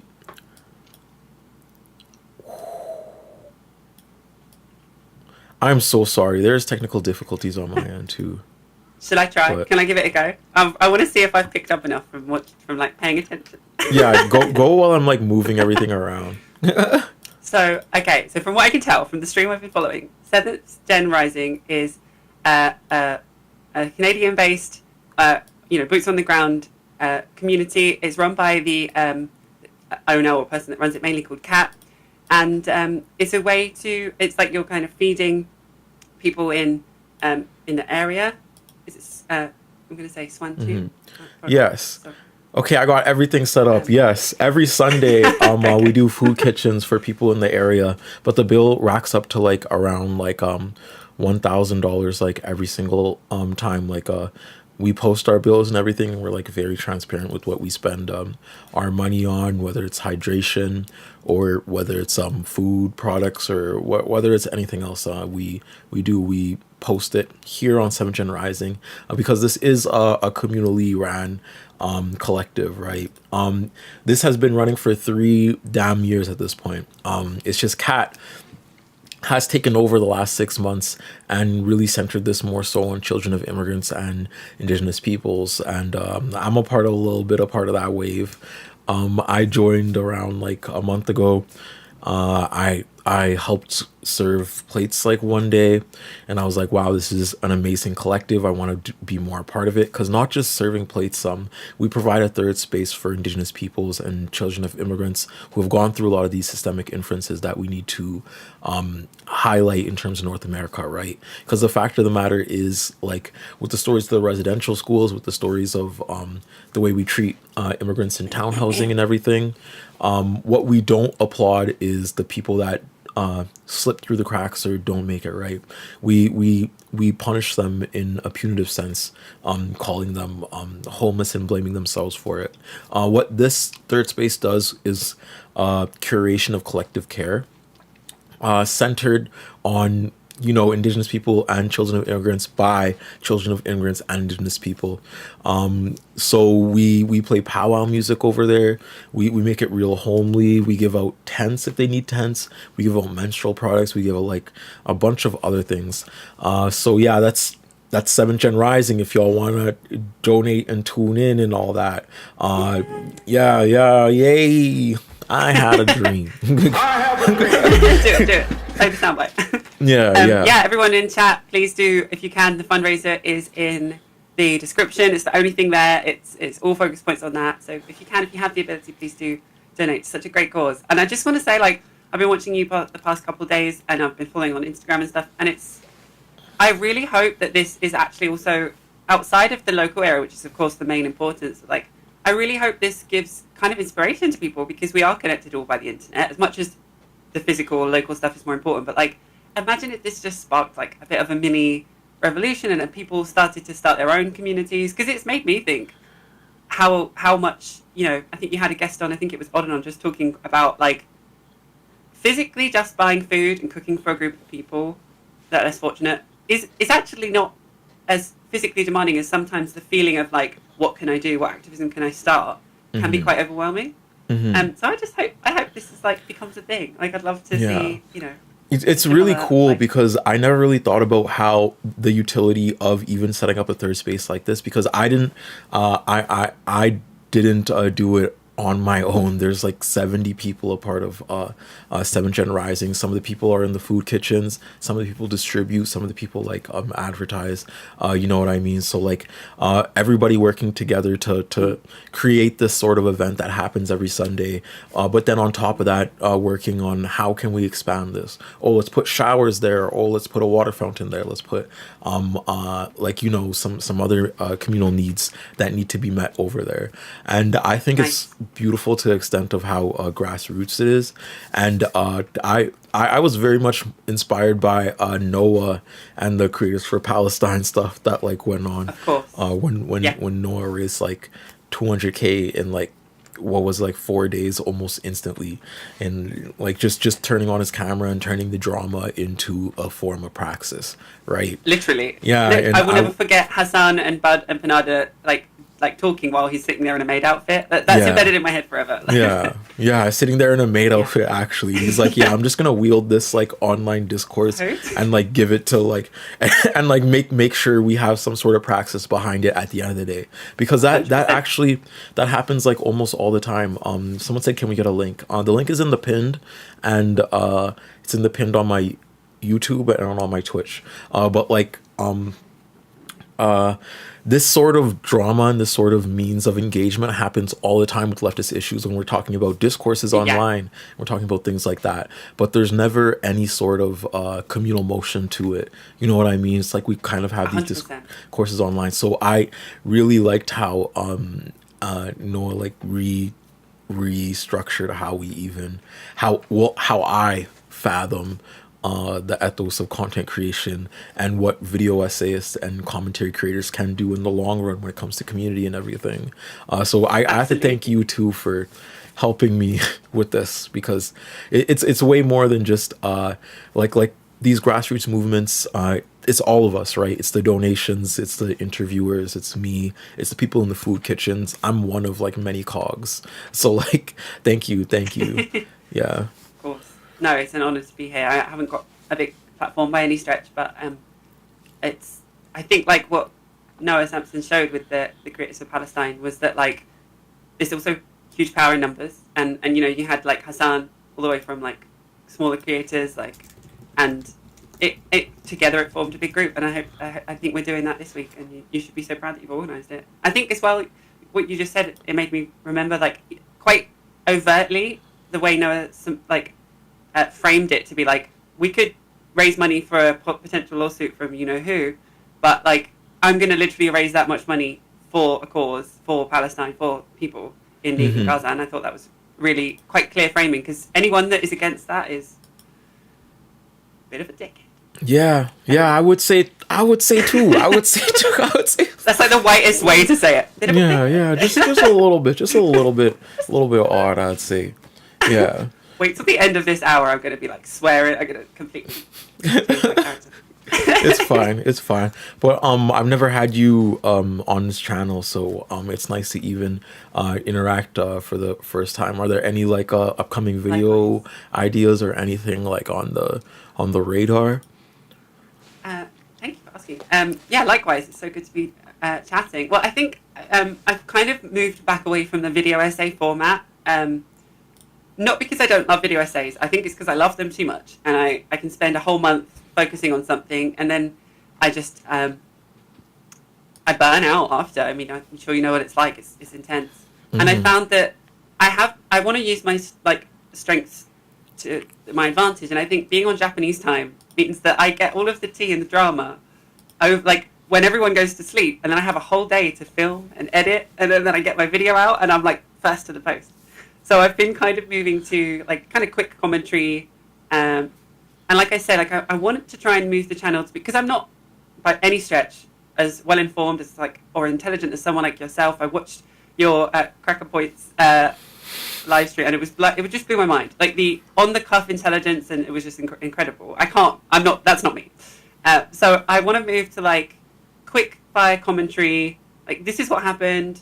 Let's keep this in context. this is my opinion based on these lived experiences. Do with that what you will, and then kind of expand, kind of push out the conversation. I think but, you're demeriting yourself a little bit though, because I've watched your videos and they are good videos, like in and of themselves. But keep going. Thank you.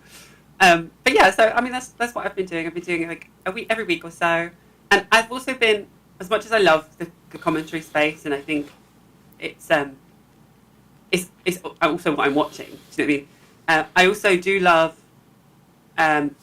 where the reason my husband and I moved out here is to try and focus on like degrowth and anti-capitalism and anti-consumerism, and unlearning a lot of the stuff that we were just taught in the core of the empire of bloody Britain, and like trying to live on less, reduce our outgoings instead of increasing our income. And like I've learned how to like make bread, and yeah, it's been that. So like I kind of hope the channel subtly covers that. And I've been talking a little bit about our house here in Japan. It's like we bought this like secondhand, rundown, pretty much a shed in the woods, in the middle of nowhere, and we're doing it up bit by bit. And we have a community here. We have like, the other day we went with our, like, we're obviously the only white people here, the only non-Japanese people here, and we went to like clean the little Japanese shrine, which they do twice a year, and they like formally like introduced us, and we were helping. We were like cleaning the shrine and getting everybody, and everyone did like a food offering, and it just felt like, I tell you, I'll be really honest, I'll be vulnerable. I spent a year talking about stuff on video essays, and I felt like I wasn't really living it. Mm-hmm. And I wanted to like take a step back and be like, okay, let me actually live by what I'm saying first, and then make stuff around that, if that makes sense. That does make sense in a sort of praxis, because we do someone in the chat said fellow Canadian represent. Someone said hello from Ottawa. Hello, Junior. But in a sense of online discourse in relation to praxis, it seems like we do that online discourse, and when we do it well, we're fed with like an influx of likes or an influx of views. Like when I made like the ossification of masculinity or the ossification of slavery, like it got a lot of views and a lot of likes, but what material change did that bring? You know what I mean? Like that's material change that I don't see. I don't see that is kind of taken from us when we participate in discourse more than we participate in the everyday life of our politics. And I feel like for the longest time, that sort of satisfaction of a politic was supposed to be communal. You know what I mean? Like it's supposed to be in warmth. It's supposed to be like you're supposed to be growing with the people around you. You know what I mean? I don't think it ever was supposed to be. I don't think it was ever supposed to be gamified the way it is in like an algorithm in this way. And I'm not saying like it's inherently a bad thing for us to participate in or any of that. I'm just saying more so this is how it is.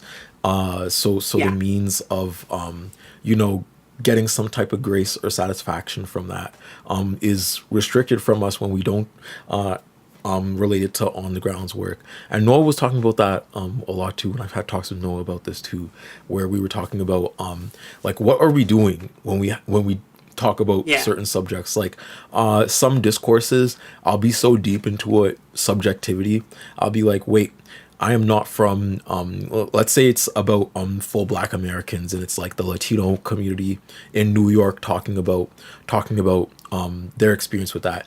I am not Afro-Latino. I am not, I'm not American. I am not like any of these things. So if I get a good video out and it does like 100K views, okay, it might sway like the opinion, but like what praxis am I doing? I'm not a part of that community. You know what I mean? So sometimes it's like we reach so much for like these things that we want to have an opinion on, but what are you doing for your own community, and what verbiage does your politic have? And I feel like a lot of people are feeling that more and more in our age of BreadTube. I don't know, I want to call this like kind of like the side channel New era. age BreadTube. Because a lot of people are just making side channels and making like the shorter clipped videos instead of like these long 2-hour video essays. Right, I'm seeing it with Elliot, I'm seeing it with like FD, I'm seeing it with Foreign, I'm seeing it with like so much different people. I'm seeing it with you too, but like this new age of like commentary, I guess, is more like it's quicker, more if it's not praxis focused, I mean, it's more praxis focused, and it's more like realistic. Like it seems like people demand more out of a verb than like a lens or a more comforting blanket than like a video essay does. You know what I mean? Like a video essay kind of like wraps you up in a blanket, but one of these streams might like pierce.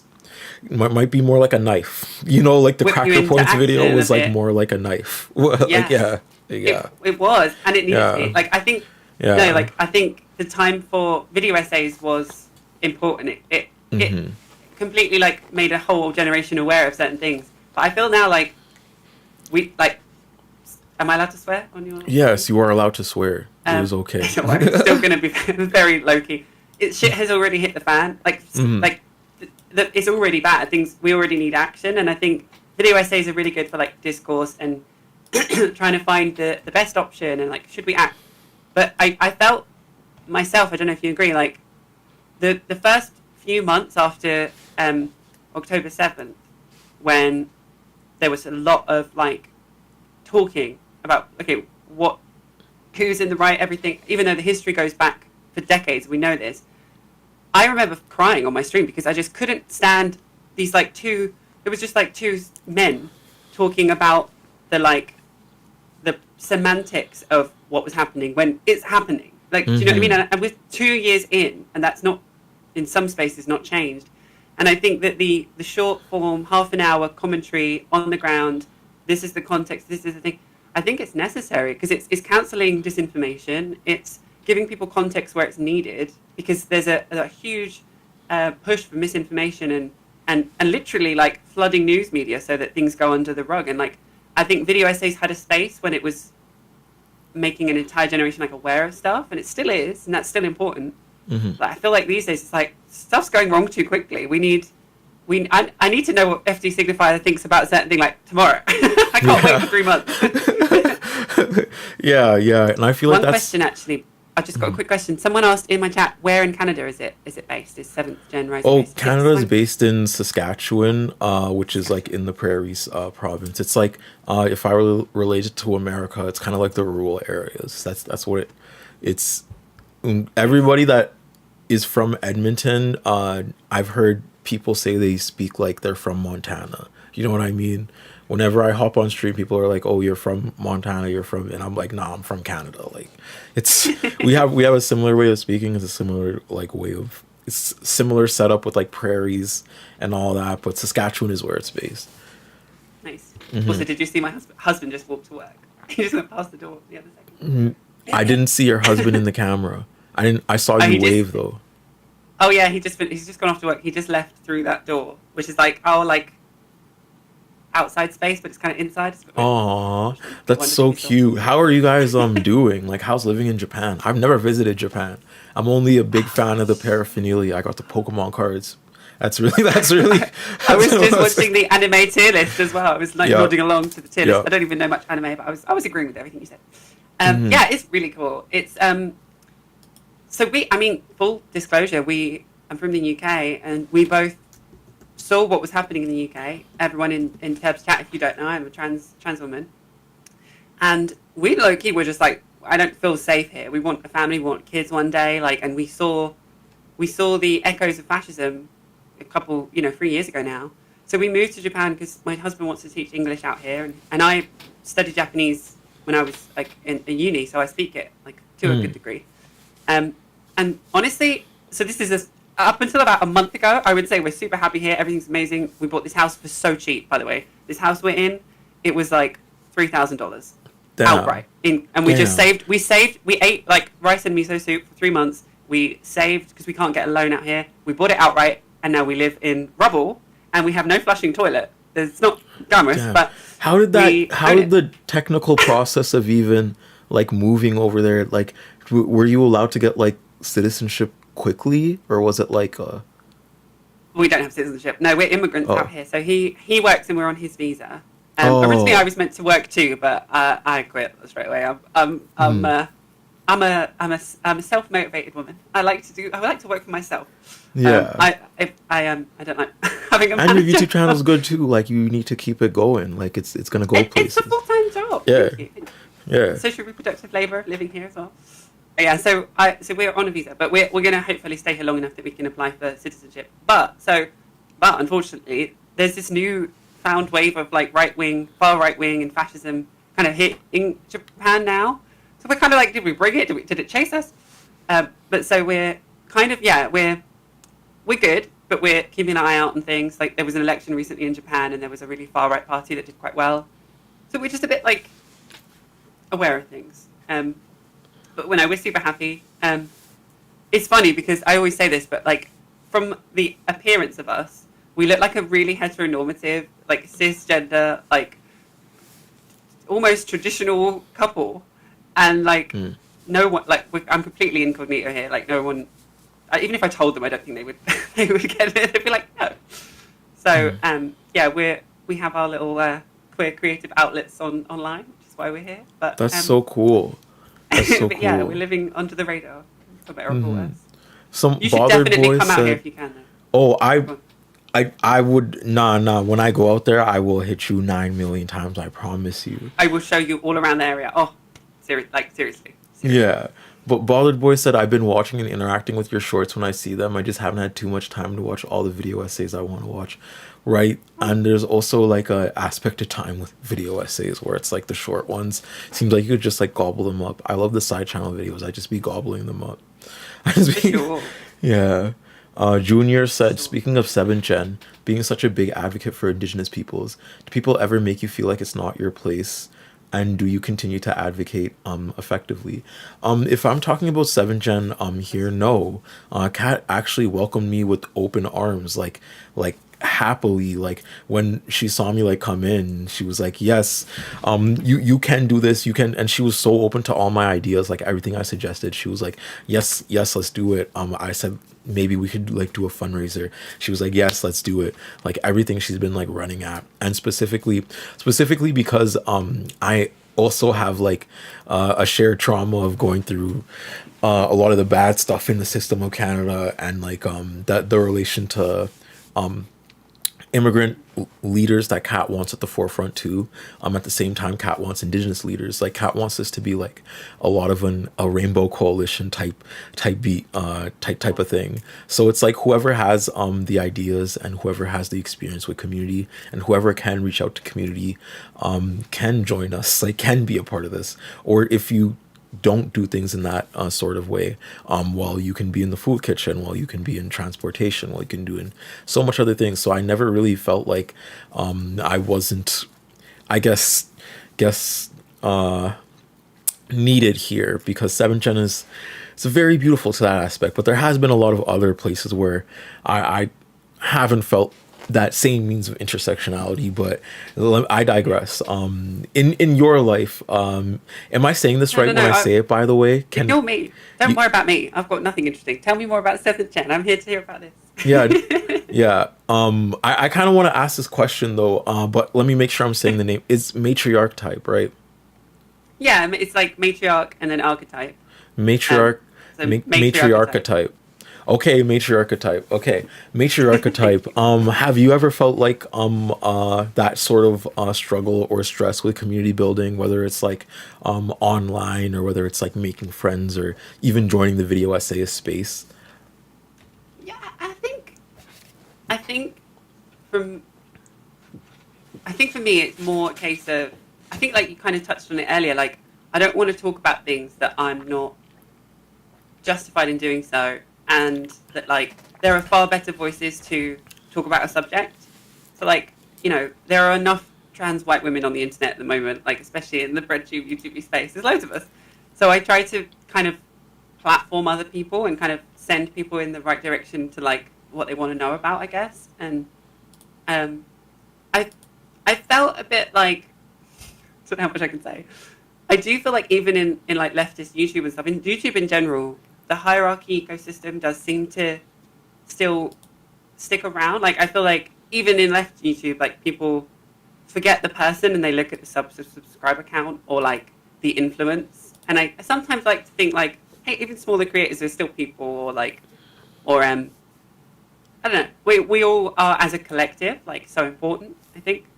But I don't know. Maybe that's just because I'm still small. I say that. No, that But matters. yeah. That matters. When I was joining BreadTube, at first, and I was looking to get in community with more and more people. It was very difficult. I'm not gonna lie, and it was literally a post from FD being like, "We need more black mask like young voices," and then I replied to Yeah. that, Or, and then FD replied to me immediately, like DM'd me and everything, and then set me yeah. up with Foreign, with Fab Socialism, with Shanspeare, with all these other people, and I was like, wow, it was Yeah. that instant. Like, I'm not gonna lie, like, the fact that everyone's always watching, everyone's always looking, but you have to find your spaces, is a thing on BreadTube. You know what I mean? For sure. And FD's been so great at that. I've seen him do that for loads of people. yeah.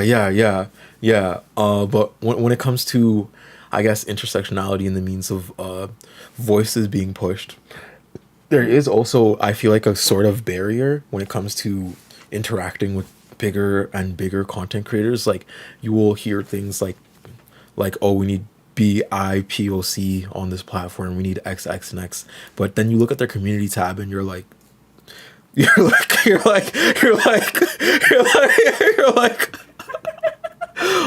you're at 300K subscribers.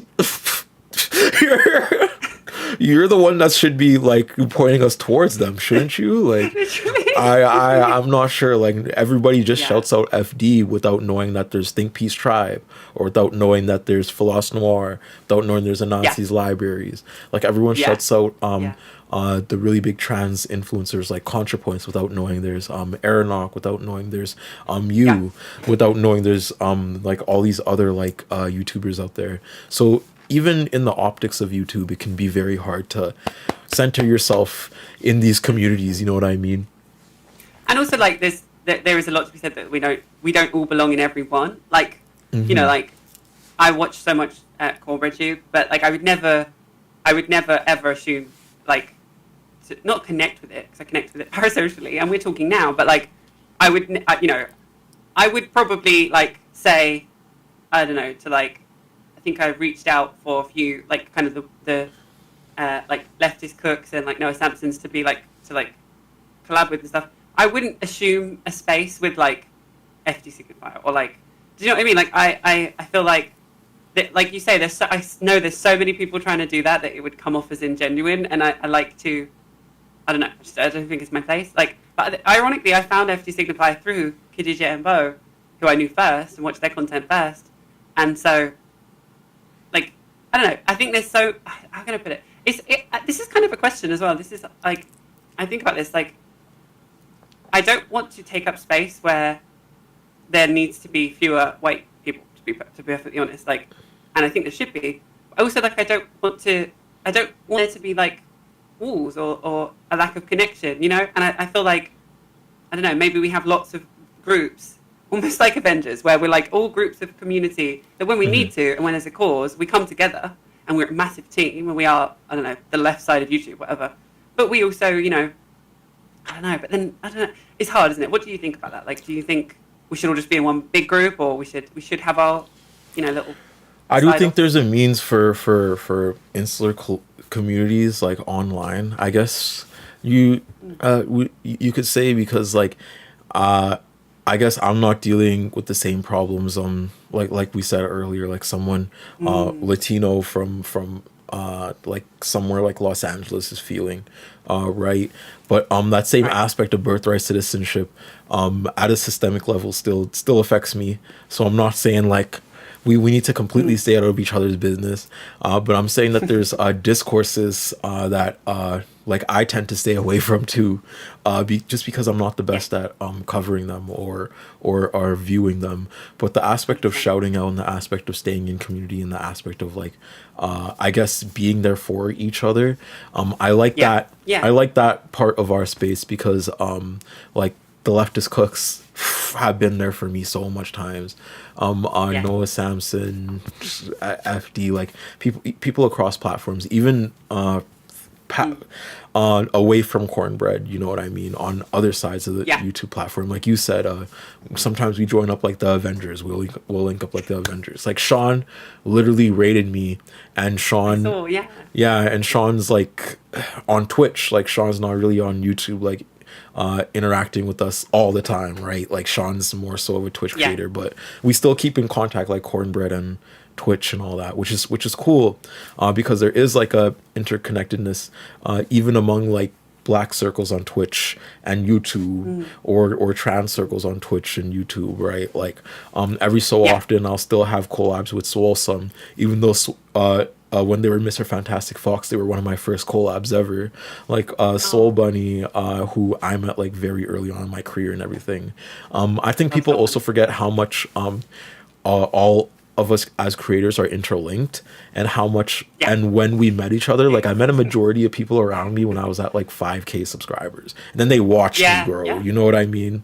Like that's a type of thing too, like growing with the people around you, but also centering yourself in the right spaces, and shouting out people here and there in the same way, because that's how a lot of us that's how I kind of had my first start, with people shouting me out, and then me getting to a point where now I'm able to shout people out, and they'll get like a couple thousand subs, like a couple thousand views. You know what I mean? So it's cool. It's cool to that extent that YouTube does have a community like that. But I will say I do have critiques for that in the lens of how it kind of functions to serve white normativity.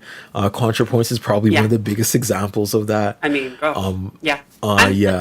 yeah, and a lot of mainstream voices, like you won't really find black voices being the center base of a lot of people's community tabs, or if they are, it'll be FD. You know what I mean? It'll just be FD. It won't be anybody else. It'll just be FD. You know what I mean?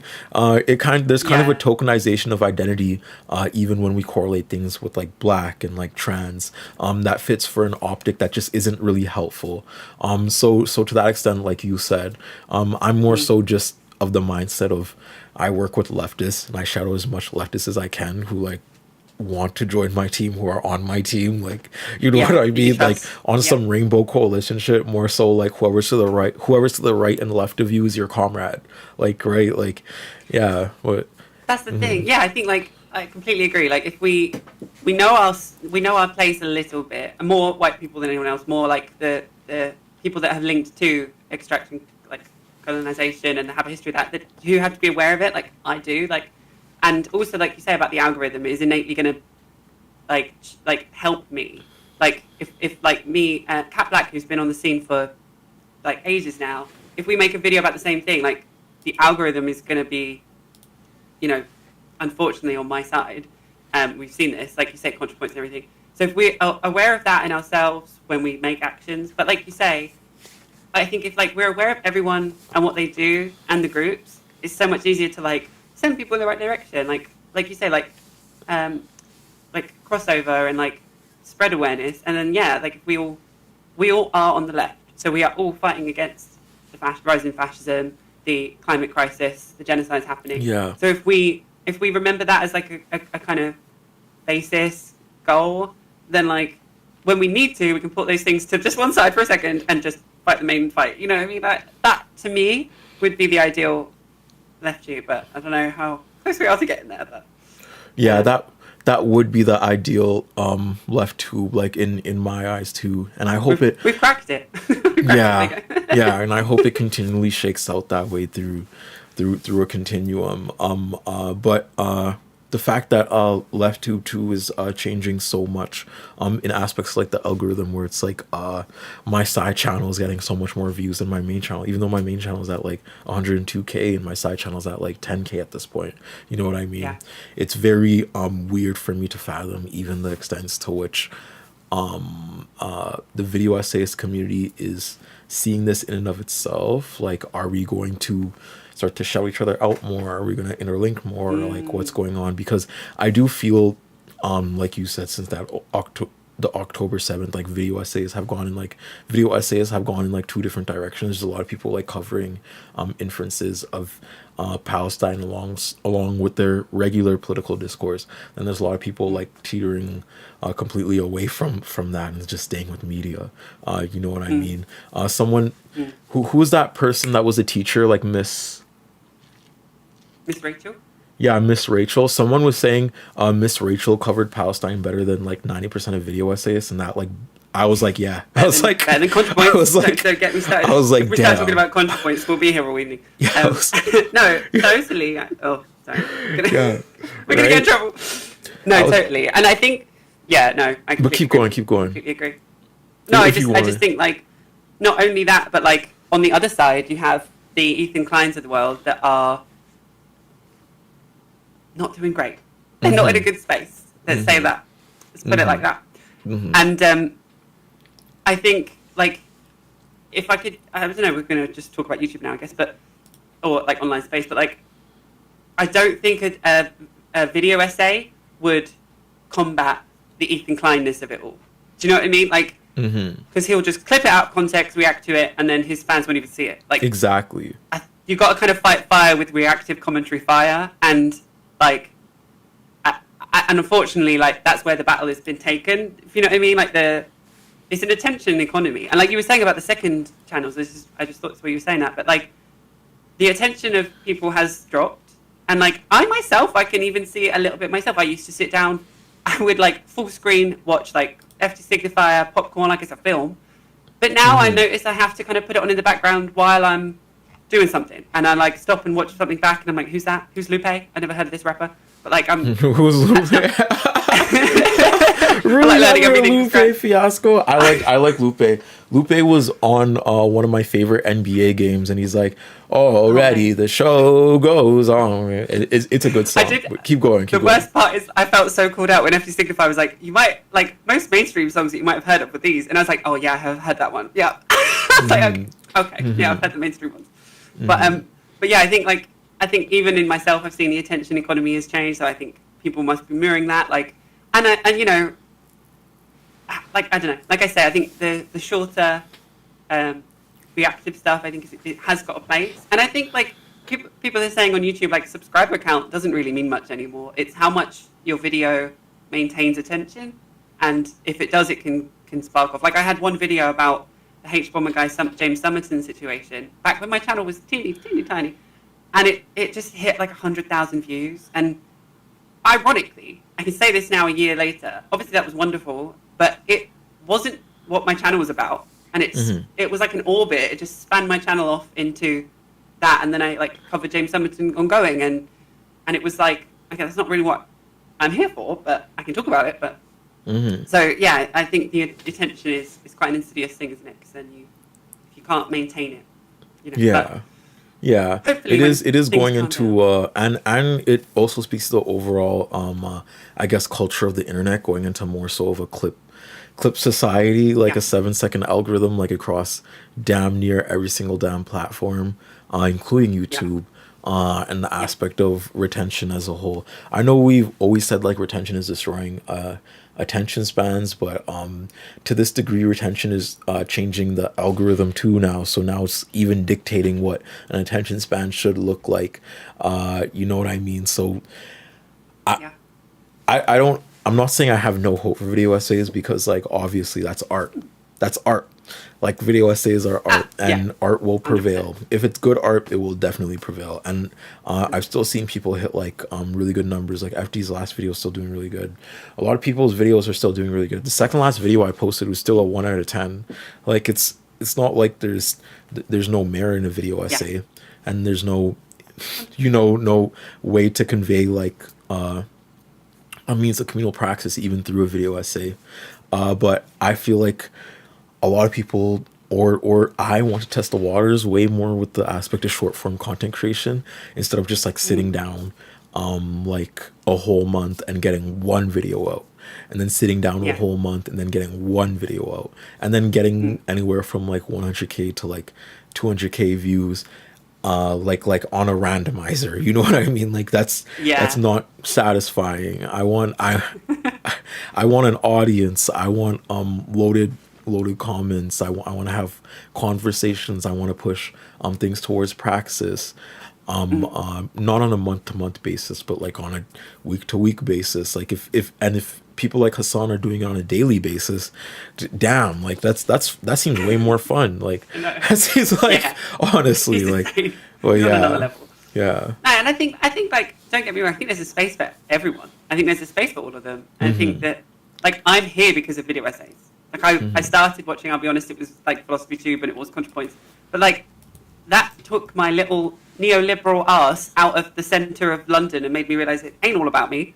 And I learned like, but then I found other creators and like it expanded. But like, I think there will always be, like you say, video essays they're to me now like what our generation, our form of Hollywood.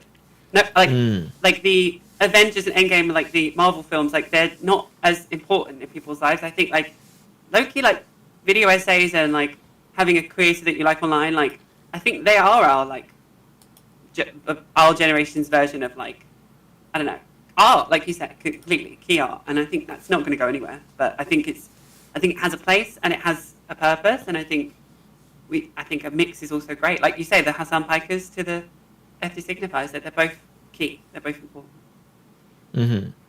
Yeah, they're both really good in their own ways, and this is never to demerit FD because that's my goat. FD is always my goat. Like top down FD is always my goat. But yeah, I feel like there's a way that content creation is teetering to right now, which is a little scary. Like it's very weird how people who make content on like TikTokers every like 2 days, you know what I mean, can get like 500k views of video. You know what I mean? Like if like to the same extent, like political commentators who make videos on politics every 4 days can get that much amount of views every video if they make it entertaining. You know what I mean? And these waters have been tested, and there's channels like that coming out. Like, and it's nice. I will say it's nice to have another patch of content like that.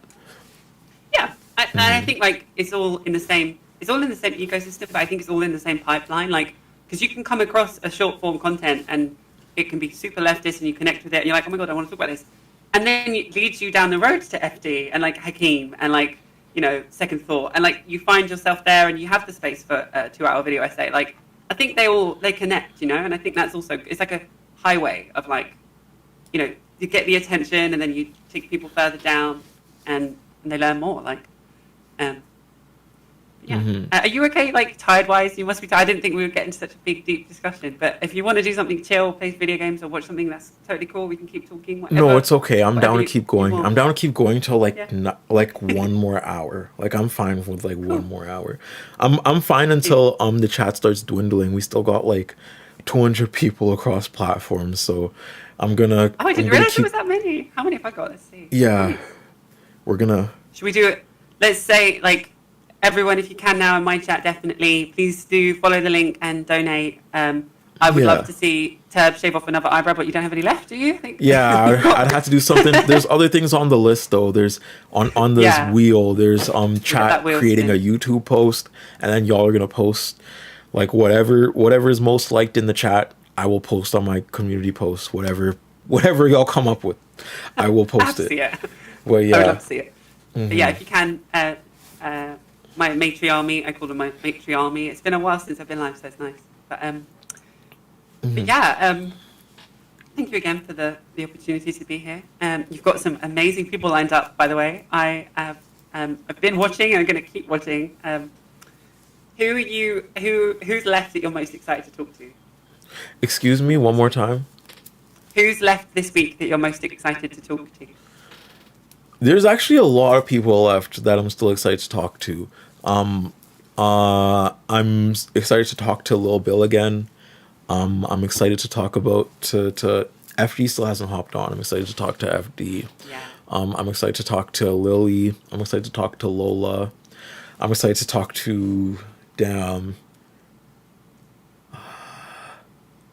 a lot of people that are even like that missed their time sheet that's like fitting into like Friday and Thursday and stuff now, and I don't even know.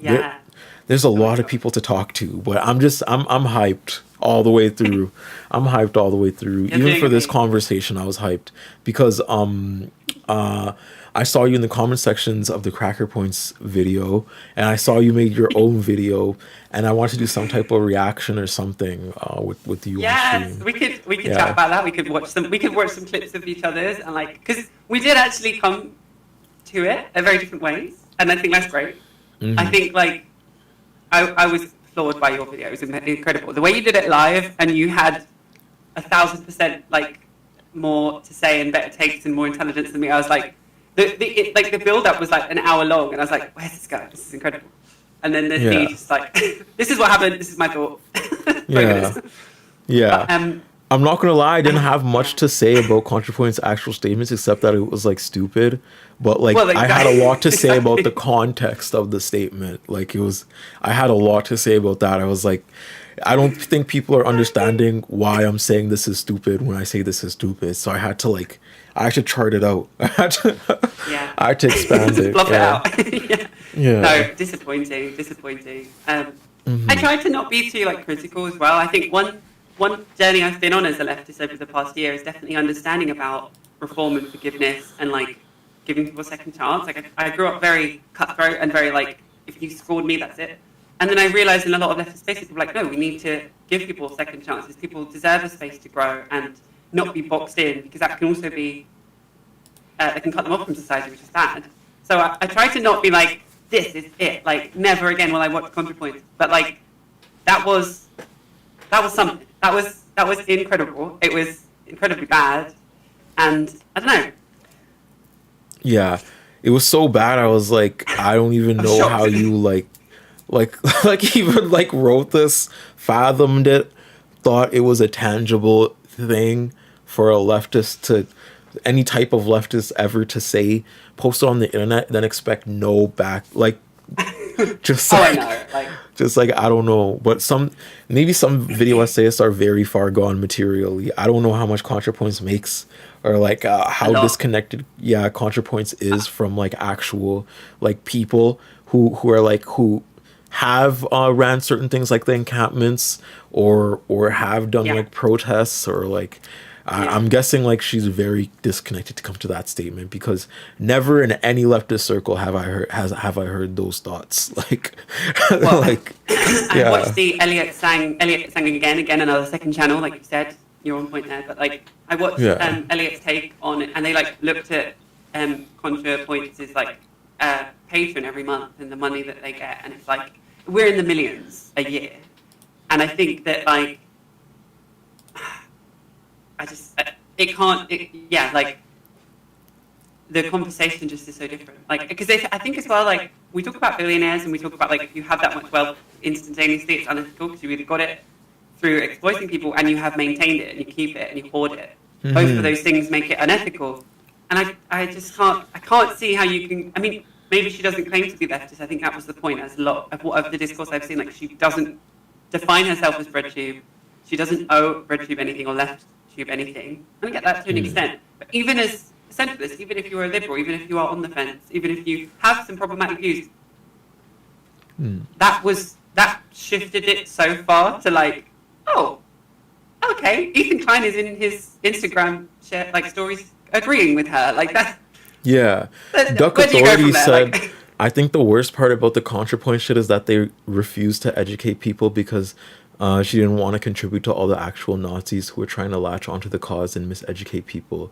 Like, you make educational content. This should be your bag, and yet you refuse to counter their messaging. I mean, fuck. Yeah, and this is what I mean. Like, even the aspect of what a leftist was, like, historically. Like, I covered this in my last video, but through the civil rights movement, through indigenous rights movements, people that have formed focal centers or focal faces like MLK and have provided themselves as the means for spectacles around causes, right? Like they are definitely set in a means of praxis that's always against a lot of times against the popular majority, right? Trying to destroy it in ways that they can. Yeah, but do you have the floor? Do you have things to say about that? No. I mean, I can't agree more with your point. I was nodding along. Like, all of these unpopular revolutions, unpopular at the time, I mean, like, at the time they were considered unpopular. That's the point. Like, that's what changing the system in the status quo is. Like, I have a lot to say about, I don't want to say it because I don't want to get in trouble, but, like, you know, violence. I think, like, obviously I would never advocate for violence unless it's in Minecraft. Yeah. But, like, all of these, like, things that the reason we have the state of life we have now, for especially the global majority, especially the upbringing like I had, was because of, like, working classes, fighting for rights, like feminist movements, which were problematic, absolutely, and they moved the mark, but like it could have been done better. But like across the board, like we have the world, in the state that it is because of people seeing a part of the system that needs changing and changing it. That and what ContraPoints released was so much like, well, it can't be helped. Like we just have to sit back and this is happening now. So sorry. Like, and it was so far from, I think, the opinion that a lot of people held of her. That was even just a video, I say, can move discourse. Even just raising awareness of something can change it. And I think the reason that we are seeing such a rise in people standing up for Palestine is because we have the internet, because people are seeing it live, because they have information that they didn't used to have, and the propaganda isn't working. And to see actually her state just being like, well, what can we really do? It was like, okay, what is that? Like, yeah, I can't even paraphrase your point, was that good?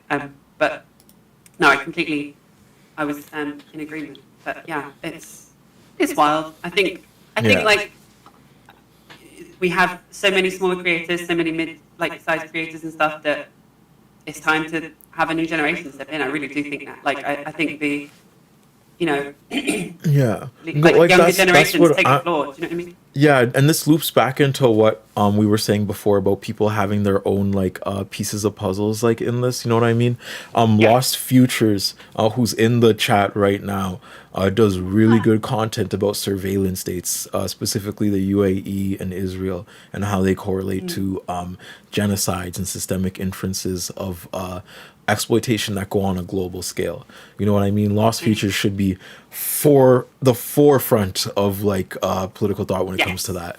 But because of the video essay's content sphere, you'll see people who make media be at the forefront of these discussions for some reason. Like, I'm not gonna lie, it was weird seeing a lot of people from our spaces make videos about Palestine when they've never ever touched a genocidal topic or ever centered an indigenous person going through genocidal intents in their time. You know what I mean? It's like, it was very weird. But it was very nice to see Lost Futures come. I don't want to sneak this to anyone and apply this to anyone. So I'm just giving the applause to Lost Futures because it was very nice to see Lost Futures be so consistent with the messaging, be so good at pushing out his videos, contend against ideals directly after October 7th all the way till now. You know what I mean? Still keeping that same spirit alive, that same critique, right, of Israel's state. Absolutely. And Lost Futures in the comments said, my most recent vid is called Arabs for Genocide, a critique of the Arab states who continue to fuel and fund the genocide in Sudan and Gaza. And you know what I mean? There's not that much eyes on Sudan in the same way there is in Gaza. So talking about them, at the same time, because they are the same means of settler colonialism that are going on, because the USA made a contract with the UAE and with Israel to bolster its own economy, because the USA is a military-industrial complex, is what everyone's forgetting, right? That survives off of the racialized reality of systematic oppression that spreads out throughout the world. It's amazing to have someone like Lost Futures to contextualize that and show it to an audience. And I don't think everyone should be made to do it in the same way if they can't. You know what I mean? Because a lot of us, even though we're leftists, have lived very privileged existences or away from groups who have been the cause of those. So we're going to try to both sides it, or we're going to try to both, you know what I mean? And it's not going to look good. It's not going to look good. Yeah. 100%. I completely agree. Like, to bounce off that, like, I think because YouTube and the space of content creation is also based on, like we said, like attention and everything, the initial incentive is like, if I talk on this, it's going to get eyes and it's going to do well. Even the negative stuff, which is a really sad thing. And I think, like, exactly this is like, I knew this going on. I knew I didn't know enough about it. I was catching up with everyone else, like, that hadn't been aware of the situation fully. I grew up learning about Israel-Palestine, but didn't know fully. I grew up in London with my British education system. I barely knew what the empire did. We didn't learn about 2 years ago. Like, wow, I didn't learn shit. I learned about what happened with Ireland through the Tabernacle, like 3 years ago. And I was like, Wow. sweet potato famine. I swear, we learned fuck all. We learned No, shit all. that's so honest, because when you're in the belly of the beast, they don't teach you about their atrocities. We didn't learn that Canada was going through slavery till I was in college, or helped in slavery and had our own forms of slavery on Aboriginal and Black people. We didn't learn about the Israel situation until I was in my second poli-sci class. Not even my first year of poli-sci class, my second year poli-sci. So it's like, you know what I mean? It's so. Oh, it breaks my heart. I get emotional about it because, like, I think as well, like, there are so many people that had that upbringing that have so much to, like, unlearn and catch up on that, like, they are going to believe the BBC when it talks about, like, you know, 5 children in Gaza hit a bullet or some, and they're going to not understand. Like, anyway, I'm going to get emotional. So, I forgot what I was saying. But yeah, I think, like, people that know about this should take the floor. And yeah, so I think, like, as another content creator, it's actually better to pass that attention on and be like, I don't know about this. Like, what I do know is this in this context, and I'm on this side. But, like, by all means, put eyes on this person. Like you said, like, Lost Futures. I remember interviewing, like, John the Duncan really early on in my channel. Yeah, John the Duncan's amazing. I haven't had the chance to have a convo with John the Duncan yet, but John the Duncan's He's lovely. I happily put you in touch or reach out. He's so lovely. And we mentioned like Zionism, and I had heard the term. I didn't really know what it meant, and I was in the interview like, yeah, sure. Well, Zionism, that I think, and that was like 3 years ago, and now I think like. I wouldn't, like you say, I would have no right and no space to just write a video essay about what's going on. And even if I did, it's not my place to take eyes off of someone else. You know, in the attention economy, there are other people that should get seen. And I think that that's actually antithetical, and I can't say that word, that's antithetical to how YouTube works. And it's like, you have to kind of force that into it, I guess. But yeah, couldn't agree more, really. And that's why I think it would be great if we were all this massive happy family that all got on, but I don't think we're quite there yet either. I like the little happy family YouTube, but I'm wishing for some more people to post. If there was one person you wanted to post more, who would it be? I'm missing a couple people right now. Say that again, sorry. I think if there was one person you wanted to post more, who would it be? More content? Yeah. Oh, good question. Oh my gosh.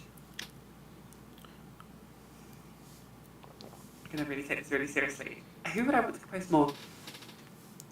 I think if I could just not imagine it's making them struggle, if that makes sense. Yeah, like if they could post more, we're not putting pressure and, on them. It wasn't them struggling. So they had like free help. I would love to see more Leftist Cooks video essays. I think they are quite groundbreaking and beautiful. If I could see more of those, that would be good. I wish Soul Buddy would release more stuff. We always see posts of Soul Buddy being like videos uploading, and I'm like, come on, go, I need it. I need to see it. I think like this is a weird one. Okay, this is a really weird one. Rather than more stuff, I wish Hassan Piker did less. Well, obviously streaming still, but like, do you remember when he faced the camera and he reacted to something? Yeah, and the video did really well. I wish he would like have enough to do that too. Do you know what I mean? Like did the streaming, did everything he wanted to, but every so often did like a Ludwig. Do you know Ludwig? Like front facing, like landscape shot of him like talking about something. I feel like it would have such good reach. I don't know. Yeah. No, I feel like it would too. Like Hassan does have to lock into like some type of commentary or but Hassan is already dominating the type of live that he does. So I'm not like he has to. We don't need him taking over video essays. Yeah, but I feel like he would. Well, a Hassan video essay, I don't know, cause I feel like his video essays would be so dude bro. It wouldn't just, cause everyone here is a theater kid. You know what I mean? Like it just wouldn't fit in the environment. Like yeah, he would have no one to patronize in a video essay, so it would be the viewer, and it'd come across really weird. Like yeah, that's true. Yeah. Yeah, I think Leftist Cook. I think Noah Samson, I completely agree and love what he's doing with his channel and making it focused on Israel-Palestine, and I completely applaud how he's done it. Like, taking drama and quite literally saying, like talking about the atrocities happening in that video so it gets eyes on it. I hope that's like, I hope he's okay. Do you ever get that with like, I mean, I'd love to ask you the same question and also this as well, but like, do you ever parasocially just hope that the creators you watch and love are like okay? Do you know what I mean? Do you ever get that? Yeah. But a lot of the creators I've watched for the longest, because I watched FD and Noah before I was like when I was a consumer and I was posting content on TikTok. Those people are like my friends now. So now it's like weird. Where it's true. like Yeah, if true. I want to know if they're okay, I'll just message them. But I think Noah was taking a little break and they were just on the Hassan podcast. And they're gonna be on this stream in like 2 days. They're like they're taking things like a little slow, but they were going hard for a while, and it was commendable. They did. It was commendable. It was amazing. It was the second channel, the fitness channel. They were like jogging on stream. It was like a dedication. But like, yeah, I think from someone still parasocial, I'm like, I hope everyone's okay. But I would love to ask you the same question. Who would you love to see more of who you currently watch? Like, who would you like to see more? Shan Spear. I love Shan Spear. Ever since I've seen Shan Spear first, after quarantine, that made me want to be a video essayist more so in the artistic sense, with editing and stuff. Shan Spear does have a side channel now, which is cool. I'd like to see more posts out of Elliot, but Elliot just said that they were focusing on their side channel for a bit, which is amazing. Their side channel is doing well too. Like we it is weird because we both made our side channels like at the same time, and we both been like talking back and forth. So it's nice to be like, oh, we're both focusing on our side channels. It's cool. Elliot's a little friend of mine of the channel. I'd like to see Aronok post. Aronok posts more. Aronok posted one like just a little bit ago. It was a really good video. I'd like to see. I have a lot of biases. I'm sorry, but if you're talking about like YouTubers who I'm like a little bit away from that I want to see post more.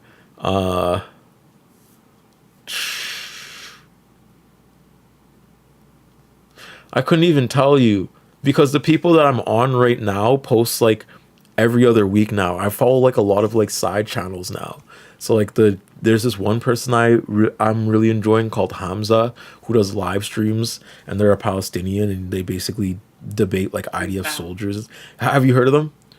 Oh, is that a person that he's like reacting live? It's almost like yeah. I don't know the pronouns, but yeah, I see them. They slay at that, and that like again, I feel like, are they okay? Like I always think of it like, how are you emotionally dealing with that? Because that sounds like a lot. Like, yeah, no, great work. The fact of the matter is, though, I haven't ever whatchamacallit, I haven't. Oh, Hamza, Hamza.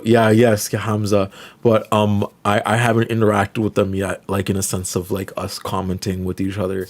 But I have been seen them a lot in my For You page, and I should react to people more. I just don't like when you have like a bit of a sizable platform and you message people, sometimes it could be like scary. I don't want to like scare people sometimes, but like I watch a lot of people and like I keep tabs with a lot of people. Lanny's Lens is a new content creator coming up that I'm keeping tabs on actually. They made a video about digital minstrelsy, and did a little bit of the same explanation I did with my Daniel Bergoli video, and I was like, ooh, Lanny's Lens, I had to keep my eye on you because you watched my content. And shout out to Lanny's Lens. Yeah, I saw your takes on that. I'm not quite on TikTok, so I haven't kind of seen that like kind of surgence of that coming out, but yeah, that looks wild. I was catching the don't know if I know his name. Danky Joe? No. Danky Jabbo. Danky Jabbo. Another Brit. Love. His accent brought me back home. Yeah. But when he was talking about that creator that fully did blackface on this on his reaction to it. You thought it was blackface too? Okay, thank you for not gaslighting, because they were gaslighting us yesterday, and when we were watching it on stream, they were like, the audience members were like, no, it's not blackface, and I was like, what? Like, no. Okay. Keep going. This is the thing. No, I agree completely. I saw the gaslighting happen real time. I was like, hey, hold on a second. This Yeah. is the thing. This is the framework I always like to think, especially with the rise of fascism. So if this is a bit grand, if it looks like, and if it sounds like, and more importantly, if on the other side, people will take it as it is. So like, okay, the putting any form of dark makeup on your face when you're imitating someone of color, I don't care if you think that was like anything. It looks like it to certain people, so it is already. So like the Jubilee fascist guy, like if it walks like a fascist and it sounds like a fascist, I'm sorry, whether you want to be or not. Like, you know when Elon Musk did my heart goes out to you BS. Like, Yeah, I don't and then care. did the no. I don't the thing is, like, so I spent a whole year talking about this. I'm sick of the right taking the conversation to this stupid ethereal place and pretending that we're talking about something else so that we don't have the real conversation. Sweeney Todd's ad about genetics and eugenics is not okay. I don't care if it's like, oh, we didn't mean it like that. It's about genes. I don't give a flying fuck. If it looks and walks and sounds like a fascist, it's a fascist. I'm sorry. Yeah. Like, I'm so sick of it because it's like, as someone that walks through the world and makes active choices about how I look and appear, especially as a trans woman, there is an element of like, I am one that tries to pass. Like, I obviously love to everyone, all of the bricks, all of the clocky girls, like everyone love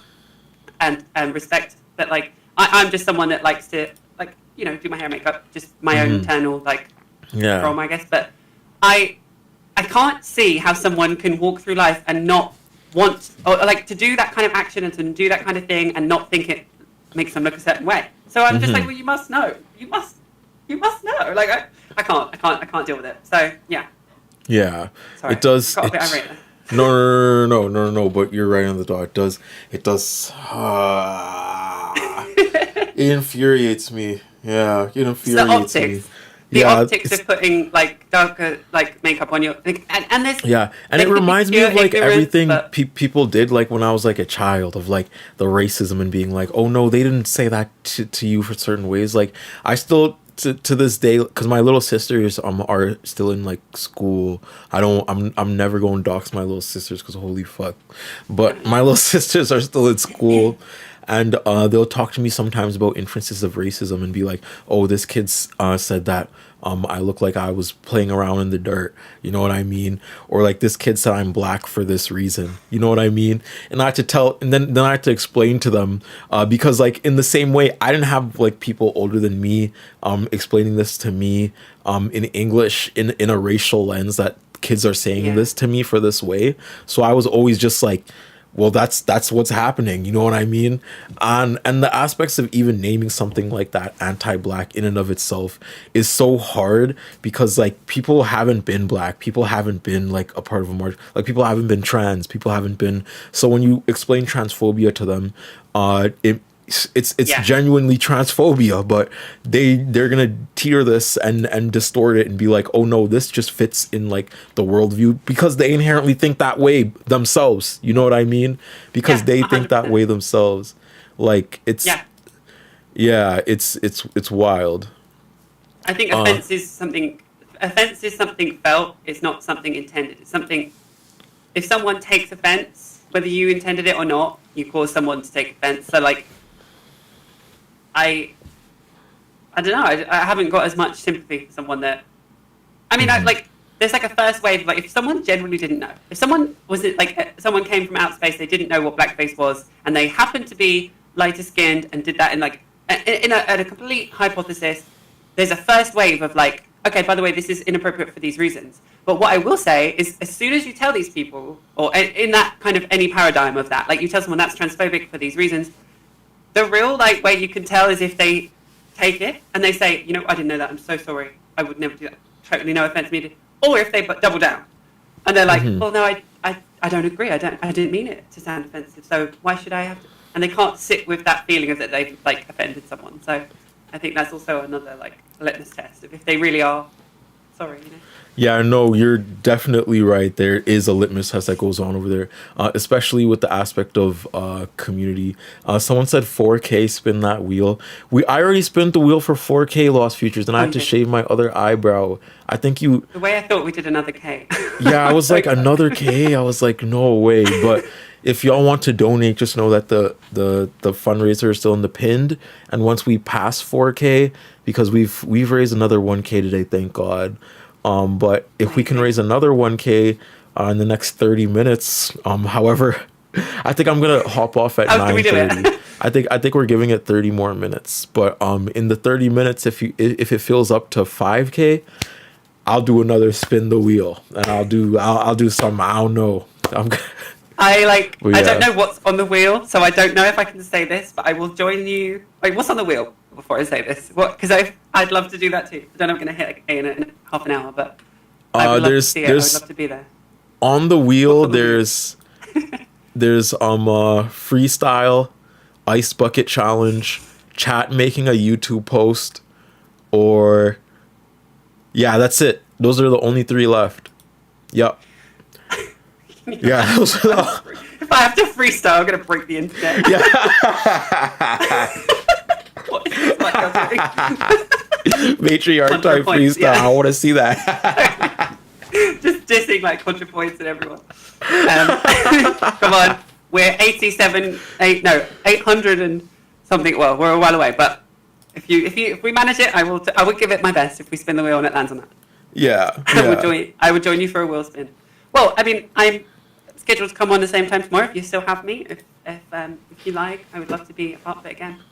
Yeah, I mean, like, yeah, of course. You're definitely in this. You're invited to hop on whenever you damn want. Like, whenever there's actually an empty space or anything. Usually, Sure, like, non or Lost Futures has been hopping on. So, like, if you want to, like, the floor is always. It's always up. I get like super tired just like performing by myself. But actually, could I give you the floor for like a second while I use the washroom? Of course, absolutely. Okay. Absolutely. I can't see chat, but I'm going to ad lib. Or maybe I'll just freestyle anyway. I'm joking. Okay. Yeah, you go ahead. I'm gonna do this whole full screen and maximize you right now, so the chat knows that this is the Matriarch stream. I'm going to talk about 7th Gen Rising again as much as I can. See if I've been picking up what you've been saying. Yeah, have a good break. Mm-hmm. Okay, chat, I'll be right back, but please be nice to Matriarch. There are some admins that will ban you if you're not nice to Matriarch. We will ban you. You'll never be allowed back again. Okay. What? Now I'm interested. I have to see the chat. What are people saying? I hope everyone's nice. No, how is everyone doing today? Everyone's being nice right now. Well, okay. Now I'll be gone. I hope people being transphobic in the chat. Hello everyone. Welcome to an amazing week of streams that Turb is doing. Super honoured to be a part of it. For 7th Gen Rising, they're raising money and funds to feed the unhoused in the Canada area. I can't pronounce it again though, I apologise, I don't want to get it wrong.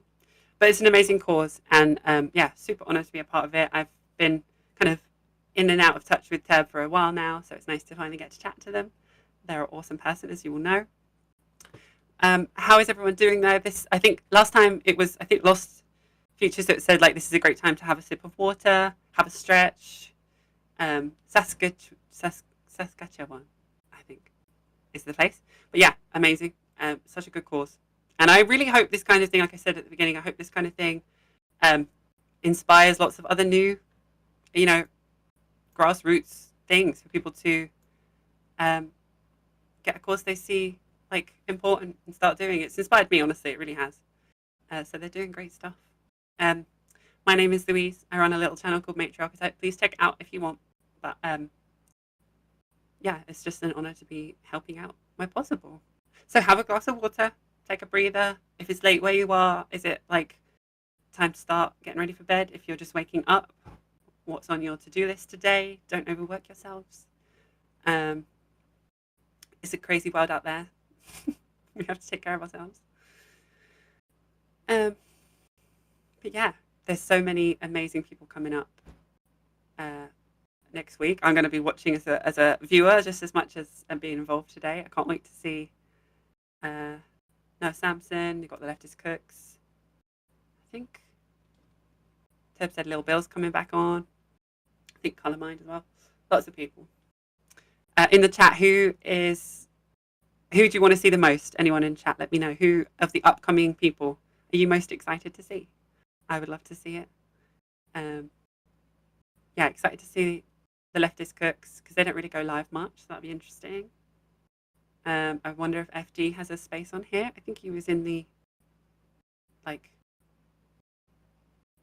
art for it, so that'd be cool. But yeah, and what other like community-based things would you all love to see? Is there anything else? Oh, I don't. Oh, hello. Thank you for helping me. I thought I could do this on my own, and I really couldn't. Hey, what's up, Archetype? How are you? Good. How are you? Good. It's really good to talk to you. I love a lot of your content. I realized I feel bad because, I'm kind of like in this space, but like in the background, and I've watched so much of your content, and like, I realized I wasn't subscribed. So, because you popped in and I was like, oh yeah, I'll put one of those on, because I was like eating dinner with my partner, and I was like, oh my god, I'm not subscribed.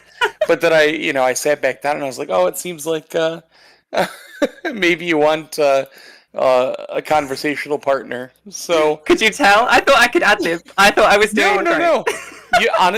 Honestly, you were doing fantastic. But I just figured, I would pop in for a second.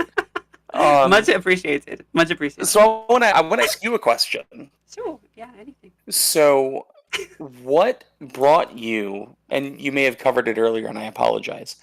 What brought you into creating content, doing the videos that you do, bringing up the topics that you do? What was like sort of the what do you call that? Like the groundbreaking moment that you're like, all right, I have to do this. I have to start to run this. Sure. Thank you. Thank you for the question. Great question. So, okay, a little bit of context. I won't go too much into my lore because it's not about me here today. But I was kind of working as a translator in the city for a long time, and then I had facial feminization surgery on my forehead, and it went wrong. It was a botched situation, and that's why one of my eyes is like slightly half shut. It always will be. There was like a bit of bone cement that came down, and as like a permanent injury. It left me kind of semi-disabled, I guess, and unable to do the job I was doing. So with that context, I just was a bit lost. I was a bit like, what do I do for a job? What does this mean for my life, like career and everything? And then around that same time, it was like 2020, it was COVID, coming out of COVID and the BLM movement. And I was just kind of dating my my now husband and boyfriend at the time. And I had to get out of thank you so much. As a trans woman, I'm very proud. I found one. Oh yeah. I moved out of my flat and moved in with him, and so like he kind of said like, you have free reign to do what you want. I tried a few jobs and I tried to make some income, but I realized like I can't do what I used to do. So I was watching Philosophy Tube. It was ContraPoints. It was FD Signifier and Khadija Embo and Noah Samson, and I hadn't ever really had a direct kind of understanding or connection to leftism. I was had a very neoliberal upbringing, and this just really lit a fire in me, to be honest. I really realized like, oh my gosh, like I think as well there was a trans pride walk I went on, and there were so many people for the BLM movement as well, and it was like an awakening. It was like they say, they co-opted the word woke, but it was like I woke up to some stuff, and I thought like, well, I have some time, I have some things to say as a trans woman. I could start a YouTube channel, and honestly, I had no idea it would take this shape. But I love what it's become. I love the community I have, and I like I say, I try to keep my videos quite low touch when I can to be a kind of introduction to more topics that I can then send people the right direction. If that makes sense.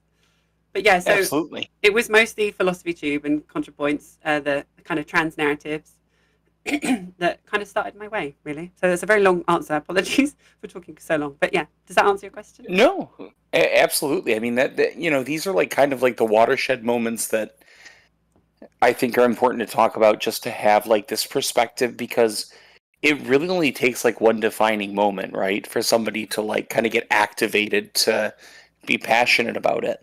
I was like, just to kind of match your energy here. My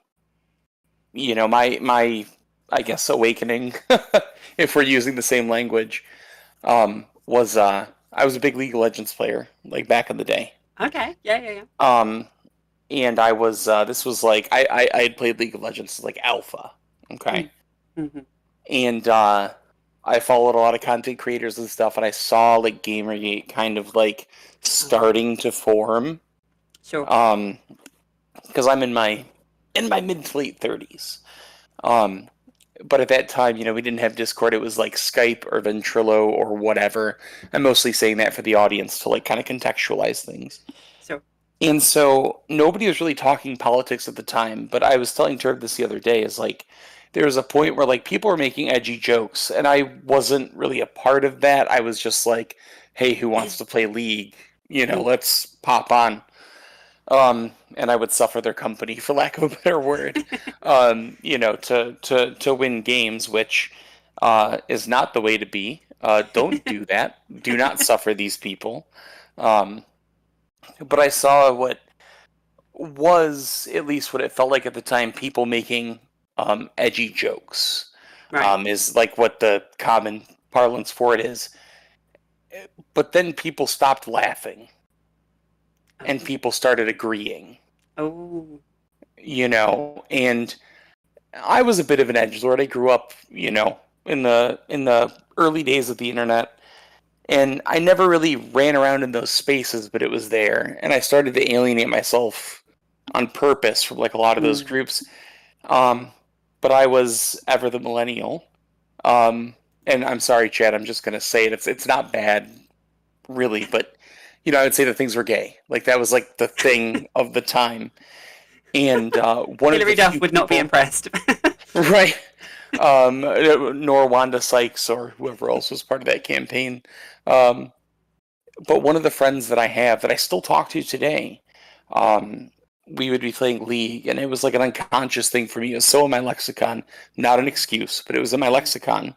And I'd be like, oh, we died, that's, so on. And my friend happened to be gay, and I knew that. I just didn't have like the contextualization in my head. Yeah. Again, not an excuse to understand how that could like feel or be harmful. And there was one day that I woke up and I knew that they had the day off, and I was like, "Hey, why don't we play some League?" And they were like, I don't know if I want to do that. And I was like, "Oh, what's up?" And they were like, "Well, I've asked you a number of times, like that. You saying that makes me really uncomfortable, and I have to draw a boundary." And like everything just came together all at once because I really cared about this person. Yeah. And that was like oh my God, like what have I been doing to people around me? What have I been doing to people that haven't come out yet? What have I? Yeah, and it sort of just all like coalesced. Exactly. Yeah. And so that was like, yeah. That was your like awakening. It was, and like we're friends to this day. Like we've talked it out, we've worked through it. We've been friends for like almost 15 years at this point. And I thank them, like not in a weird way, but like every once in a while, I'm like, hey, yeah, I know, but this was like a really formative moment for me to like understand, and I really appreciate that you took the time. So I always tell people, like when somebody calls you out, like in that way of saying like, hey, I have to draw a boundary here, instead of reacting with like malice, you need to really kind of try to think about like, why did they do this? What have I done to make them draw, and sometimes you can't salvage it, because you have to respect those boundaries, but I've carried that with me ever since. So, and it's up to that person whether they want to like maintain a relationship. It's not like you can't force it, but that's really a good story. Hello.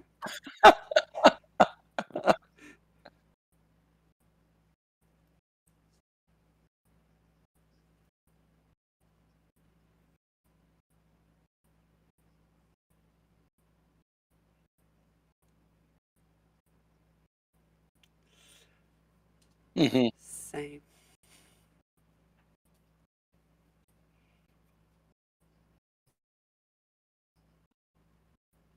transphobia is normalized, and kind of the cis normality of a gamergate type of dude bro masculinity takes shape. Like it's so hard to like detract yourself from those areas when everyone's feeding into it. You know, when you're in a Discord and like there's like 90 people feeding into it, and you're the only one being like, hey, isn't this like a little weird, like being the too woke friend, you know? Like it's yeah. I think a lot of it comes down to like this danger aspect of like you're the only person in the Discord or like any space and you're outnumbered, right? Or maybe you're not out yet, or maybe you're sort of figuring yourself out, and if like you're the person that says like, hey, you know, this is not okay, like now there's like a non-zero chance that you just become a target. And then at that point, even if you leave the Discord, even if you block those people, like I ultimately believe that people are good and learn to be bad. You know, the jury's out on that, but I think that people don't understand like the danger that is associated with like calling people out, and that's not to say like don't do that. But people wonder like, oh, so and so ghosted me. Oh, we used to be such good friends. Like, yeah, maybe that happens, but what did you do? Mm-hmm. You know. I don't want to take up too much time here. I just popped in. No, thank you for popping for in. matriarch type.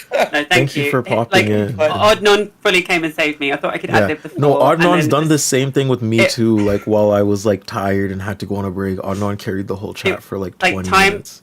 Like it was time like slowed down, and I was like, seconds turned into hours, and I was like, what the hell do I say? It's definitely like it's one of those things like a muscle. Like as you work it more.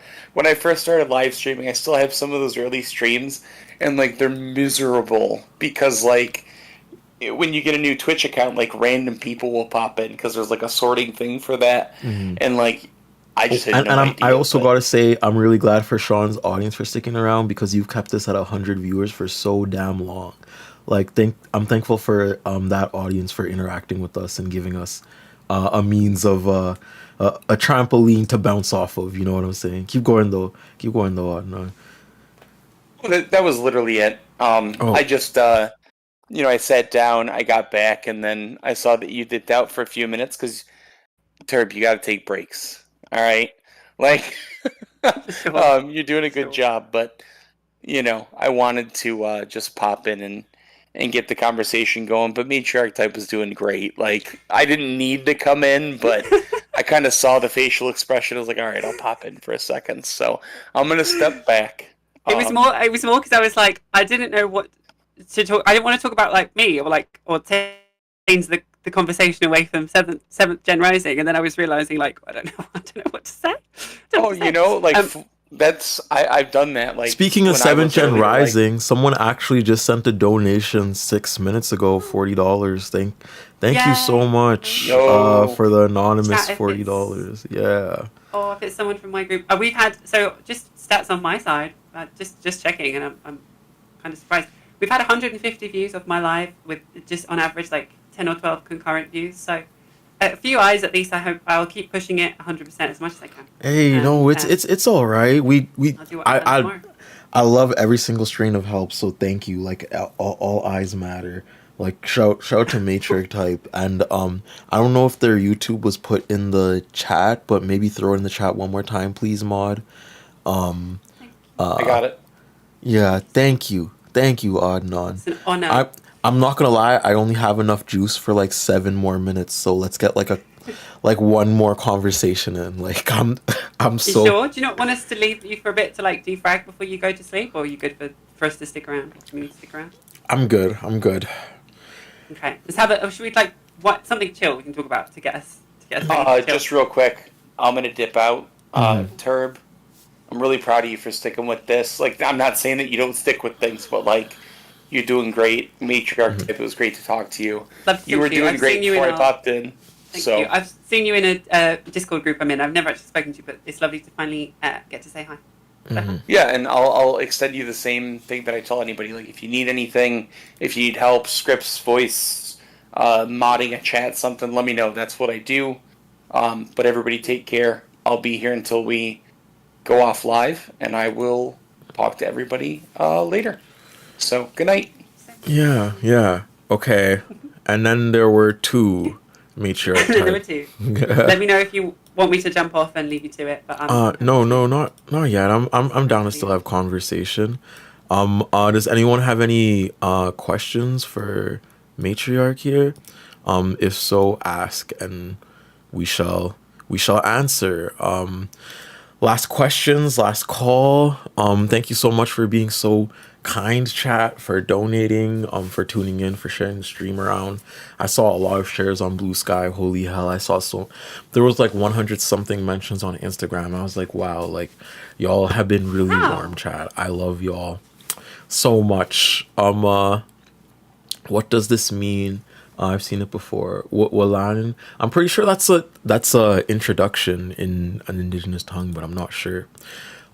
Is there anything you could teach me in Japanese? I was gonna say, do you want to learn some Japanese? Yeah. Hell yeah. What would you like to learn? I could teach you like basic hellos or like a random saying if you want to be able to say something random.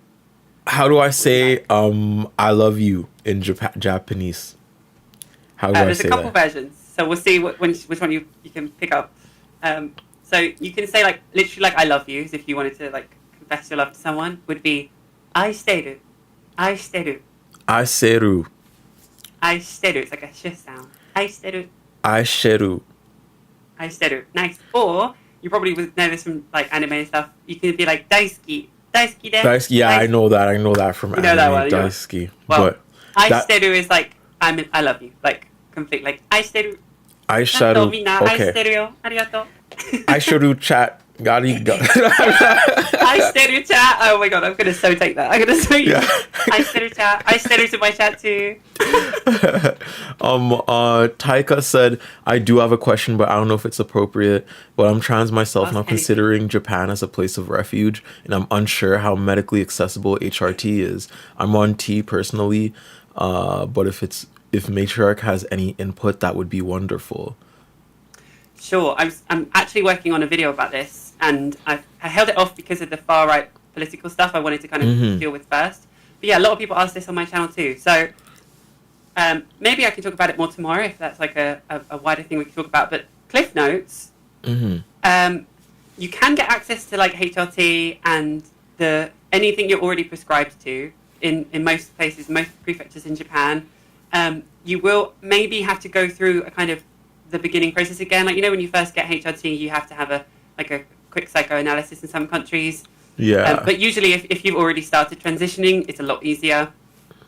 However, there are a few things to be careful of. So like Japan is both progressive and then also really conservative in some ways. So if you haven't changed your legal status on any documentation to your preferred to like your gender, then it can be quite hard to get that done here. For example, like I wouldn't imagine getting surgeries done here is very easy at all. I didn't need any here, so there's that. But so it's both accepting if you maintain the status quo is for the realty is how I would say it. So if you, for example, you wanted to be an English teacher, you went to an interview for a company as your preferred gender, your documentation was there if you were lucky enough to get that, and you started working in that gender and that kind of maintained that, it's doable. But if you kind of break away from the norms, then Japan as a society is a little bit more likely to just not quite know what to do. That's the real truth. So, I mean, I can go into that more, the logistics, but yeah, you can get HRT. It's very much doable. I've been on HRT here for now like 3 years. It was so funny. When I went to the first appointment, I went with my husband, my cisgender husband, I love him. And the doctor was a transgender doctor in Japan. I just want to say the way you talk about your husband is so cute, like all the time. Every time you mention him, you're like, oh, I love him. Thank you. I feel so bad. Like, we recently celebrated our 3rd year anniversary, and I'm so in love with him every day. No, don't get me talking about him. You'll never get me to stop. But, we went to the gender doctor, and he thought that the doctor thought my husband was like wanting to transition, and he kept like looking at my husband and being like, so what you need to do is you need to do this, this, and this. And then I had to like poke my head in and be like, oh, sorry, the HRT is for me. It's not, he's fine. Which was a very funny thing. You could see my husband's face was like, it was very. Taika said this so was much appreciated. Aw. I hope it helped. Yeah, I'll definitely do a proper video on this. It's something my Please do. But yeah, Please do. ask anything. Ask anything you want. I'm pretty open. There was one more question. Was there ever a dam breaking moment when you realized you were going to go through with transitioning? Say that again. Sorry, I think your audio cut out on mine just a bit. Sorry. Say that one more time. One more time. Macintosh said, was there ever a dam breaking moment when you realized you were going to go through with transitioning? So my transition story is a little bit more boring. I always knew as a kid that I was meant to be a girl. Like, one of my earliest memories was asking my mum, like, why my uniform at school wasn't like the other girls. And even I used the framing like the other girls, and she had to be like, I did dance, I played with Barbies. I was very much like, even in a very neoliberal and conservative upbringing, you couldn't really stop me. I was also very self-diagnosed, very autistic, so I just kind of did what I want, and if I didn't, I'd screw. So however, though, I did try and live in my birth, like gender at birth, for a long time, and I tried to make my life easier, is what I used to say, because it was something we didn't know about, and it was even a couple of decades ago, a decade ago, it was a lot less in the mainstream. I didn't know what it meant. My parents didn't have the ability to talk about it. So, but what happened was I went out to Japan as a translator, and Japan is also still very based in gender roles, like men are men, women are women. And so I couldn't even live my truth as like living as a gay guy. Do you know what I mean? I couldn't even, people were asking me like, when am I going to get a wife and kids? And I was like, probably not anytime soon. Like, and so that whole kind of dream of living in Japan in that framework kind of crumbled down, and I moved back to the UK, and I kind of started my life from scratch. And that was when I was like, okay, if I'm going to do that, start a new career, start anything, I'm going to address the fact that I've always known that I should have been born a woman. And that was when I was like 21, which as a millennial was early in life. You know, to be transitioning at 21 was like early. But these days, that's quite still, a later time. And I love that. I love to see younger generations like able to come out earlier and have access to things like earlier. what you said. I actually hate the idea that transitioning like at 21 is early or late. I just feel like people discover things like on their own. You know what I'm saying? Like what you said. I know I would say I'm trans and queer. I have some type of body dysmorphia from time to time. You might I've seen everyone like in my circles break out of their egg eras like around my age, like around 25-ish, and 25 to like 22-ish, and it was in line with the whole wave of transphobia and people beginning to ask the questions of masculinity and femininity and where people want to be assigned, and a bunch of people being like, oh no, I'm actually non-binary, and a bunch of people being like, oh no, I'm this. That was like definitely my age, like in college. You know what I'm saying? Whereas like 5 years before then, those people were being treated like lol cows. You know what I'm saying? 100%. So it was a very drastic shift, even in a social connotation. But keep going. No, I mean, I completely. Like, I transitioned now about 13 years ago, and it was a long process. The way the media makes it out, like you just wake up one day and you're a woman, is ridiculous. But back then, the best like trans representation we had was like Nadia from Big Brother, you know, or like Ugly Betty, the character in Ugly Betty, which I watched as a kid, didn't even realize she was canon trans, to like 3 episodes in. Like, there was nothing, especially in, the UK and the kind of media framework. But nowadays, obviously, like my young family, I have like niece and nephews that like have a talk about it at like 12, and they're like, oh, do you know about, Auntie Louise? Like, because they see old pictures of me and they're like, who's that guy running around? Yeah. So like the conversations I had earlier, and I think that's wonderful. I do hope this new right-wing like fascism wave doesn't counteract that, and I hope it doesn't. I think the vaccine's going to be strong enough to prevent that. But yeah, so I mean, that was my kind of upbringing, and then it was not gonna lie, it was a tricky 10 years. I mean, I'm out the other end of it now, and I'm so lucky, and I'm extremely privileged in what I was able to do as someone that transitioned. Like, I know not everyone has access to the resources I had, and I wouldn't say I had everything I needed either. So, but yeah, But thank you, by the way, Seb, for making such a wonderful and welcoming space. I hope you know there's not, I don't say that lightly, especially on the internet. Like, the fact that I can sit and talk about that and feel completely comfortable is an accolade to you and your community. So, just wanna send love. Thank you again for being on. But it's past 9:30. You better go. And I think we're gonna raid somebody right now.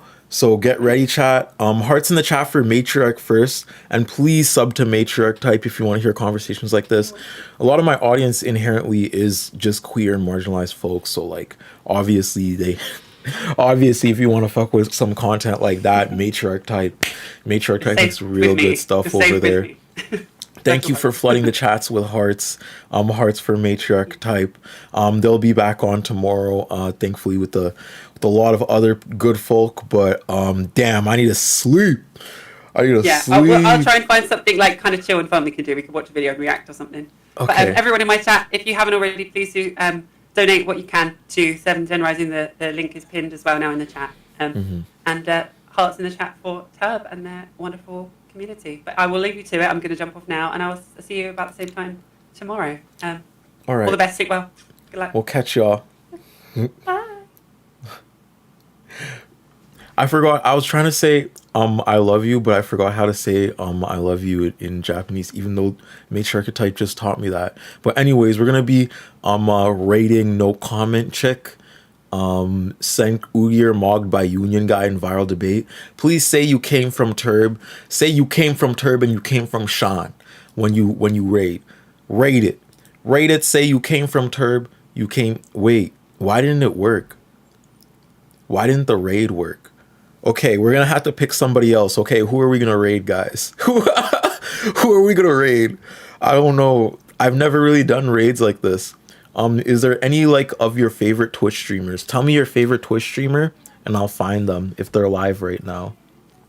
Who are we gonna raid? Who is live right now? Who is live right now? Y'all don't have favorite Cinemarxism? Cinemarxism. Let's see if they're on. Cinemarxism. Okay. When you raid them, say, you're from Turb. You're from the Turb chat. Give them everything. Give them hearts. Give them stars.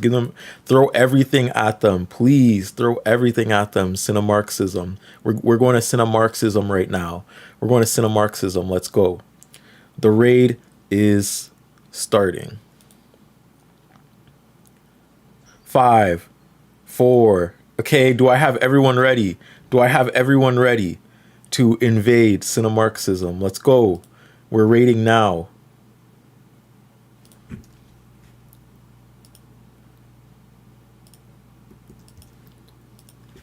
Raid, Turb raid. Yeah, yo. Yeah, okay. It's been fun. I've been loving having y'all. I can't wait till the next stream tomorrow.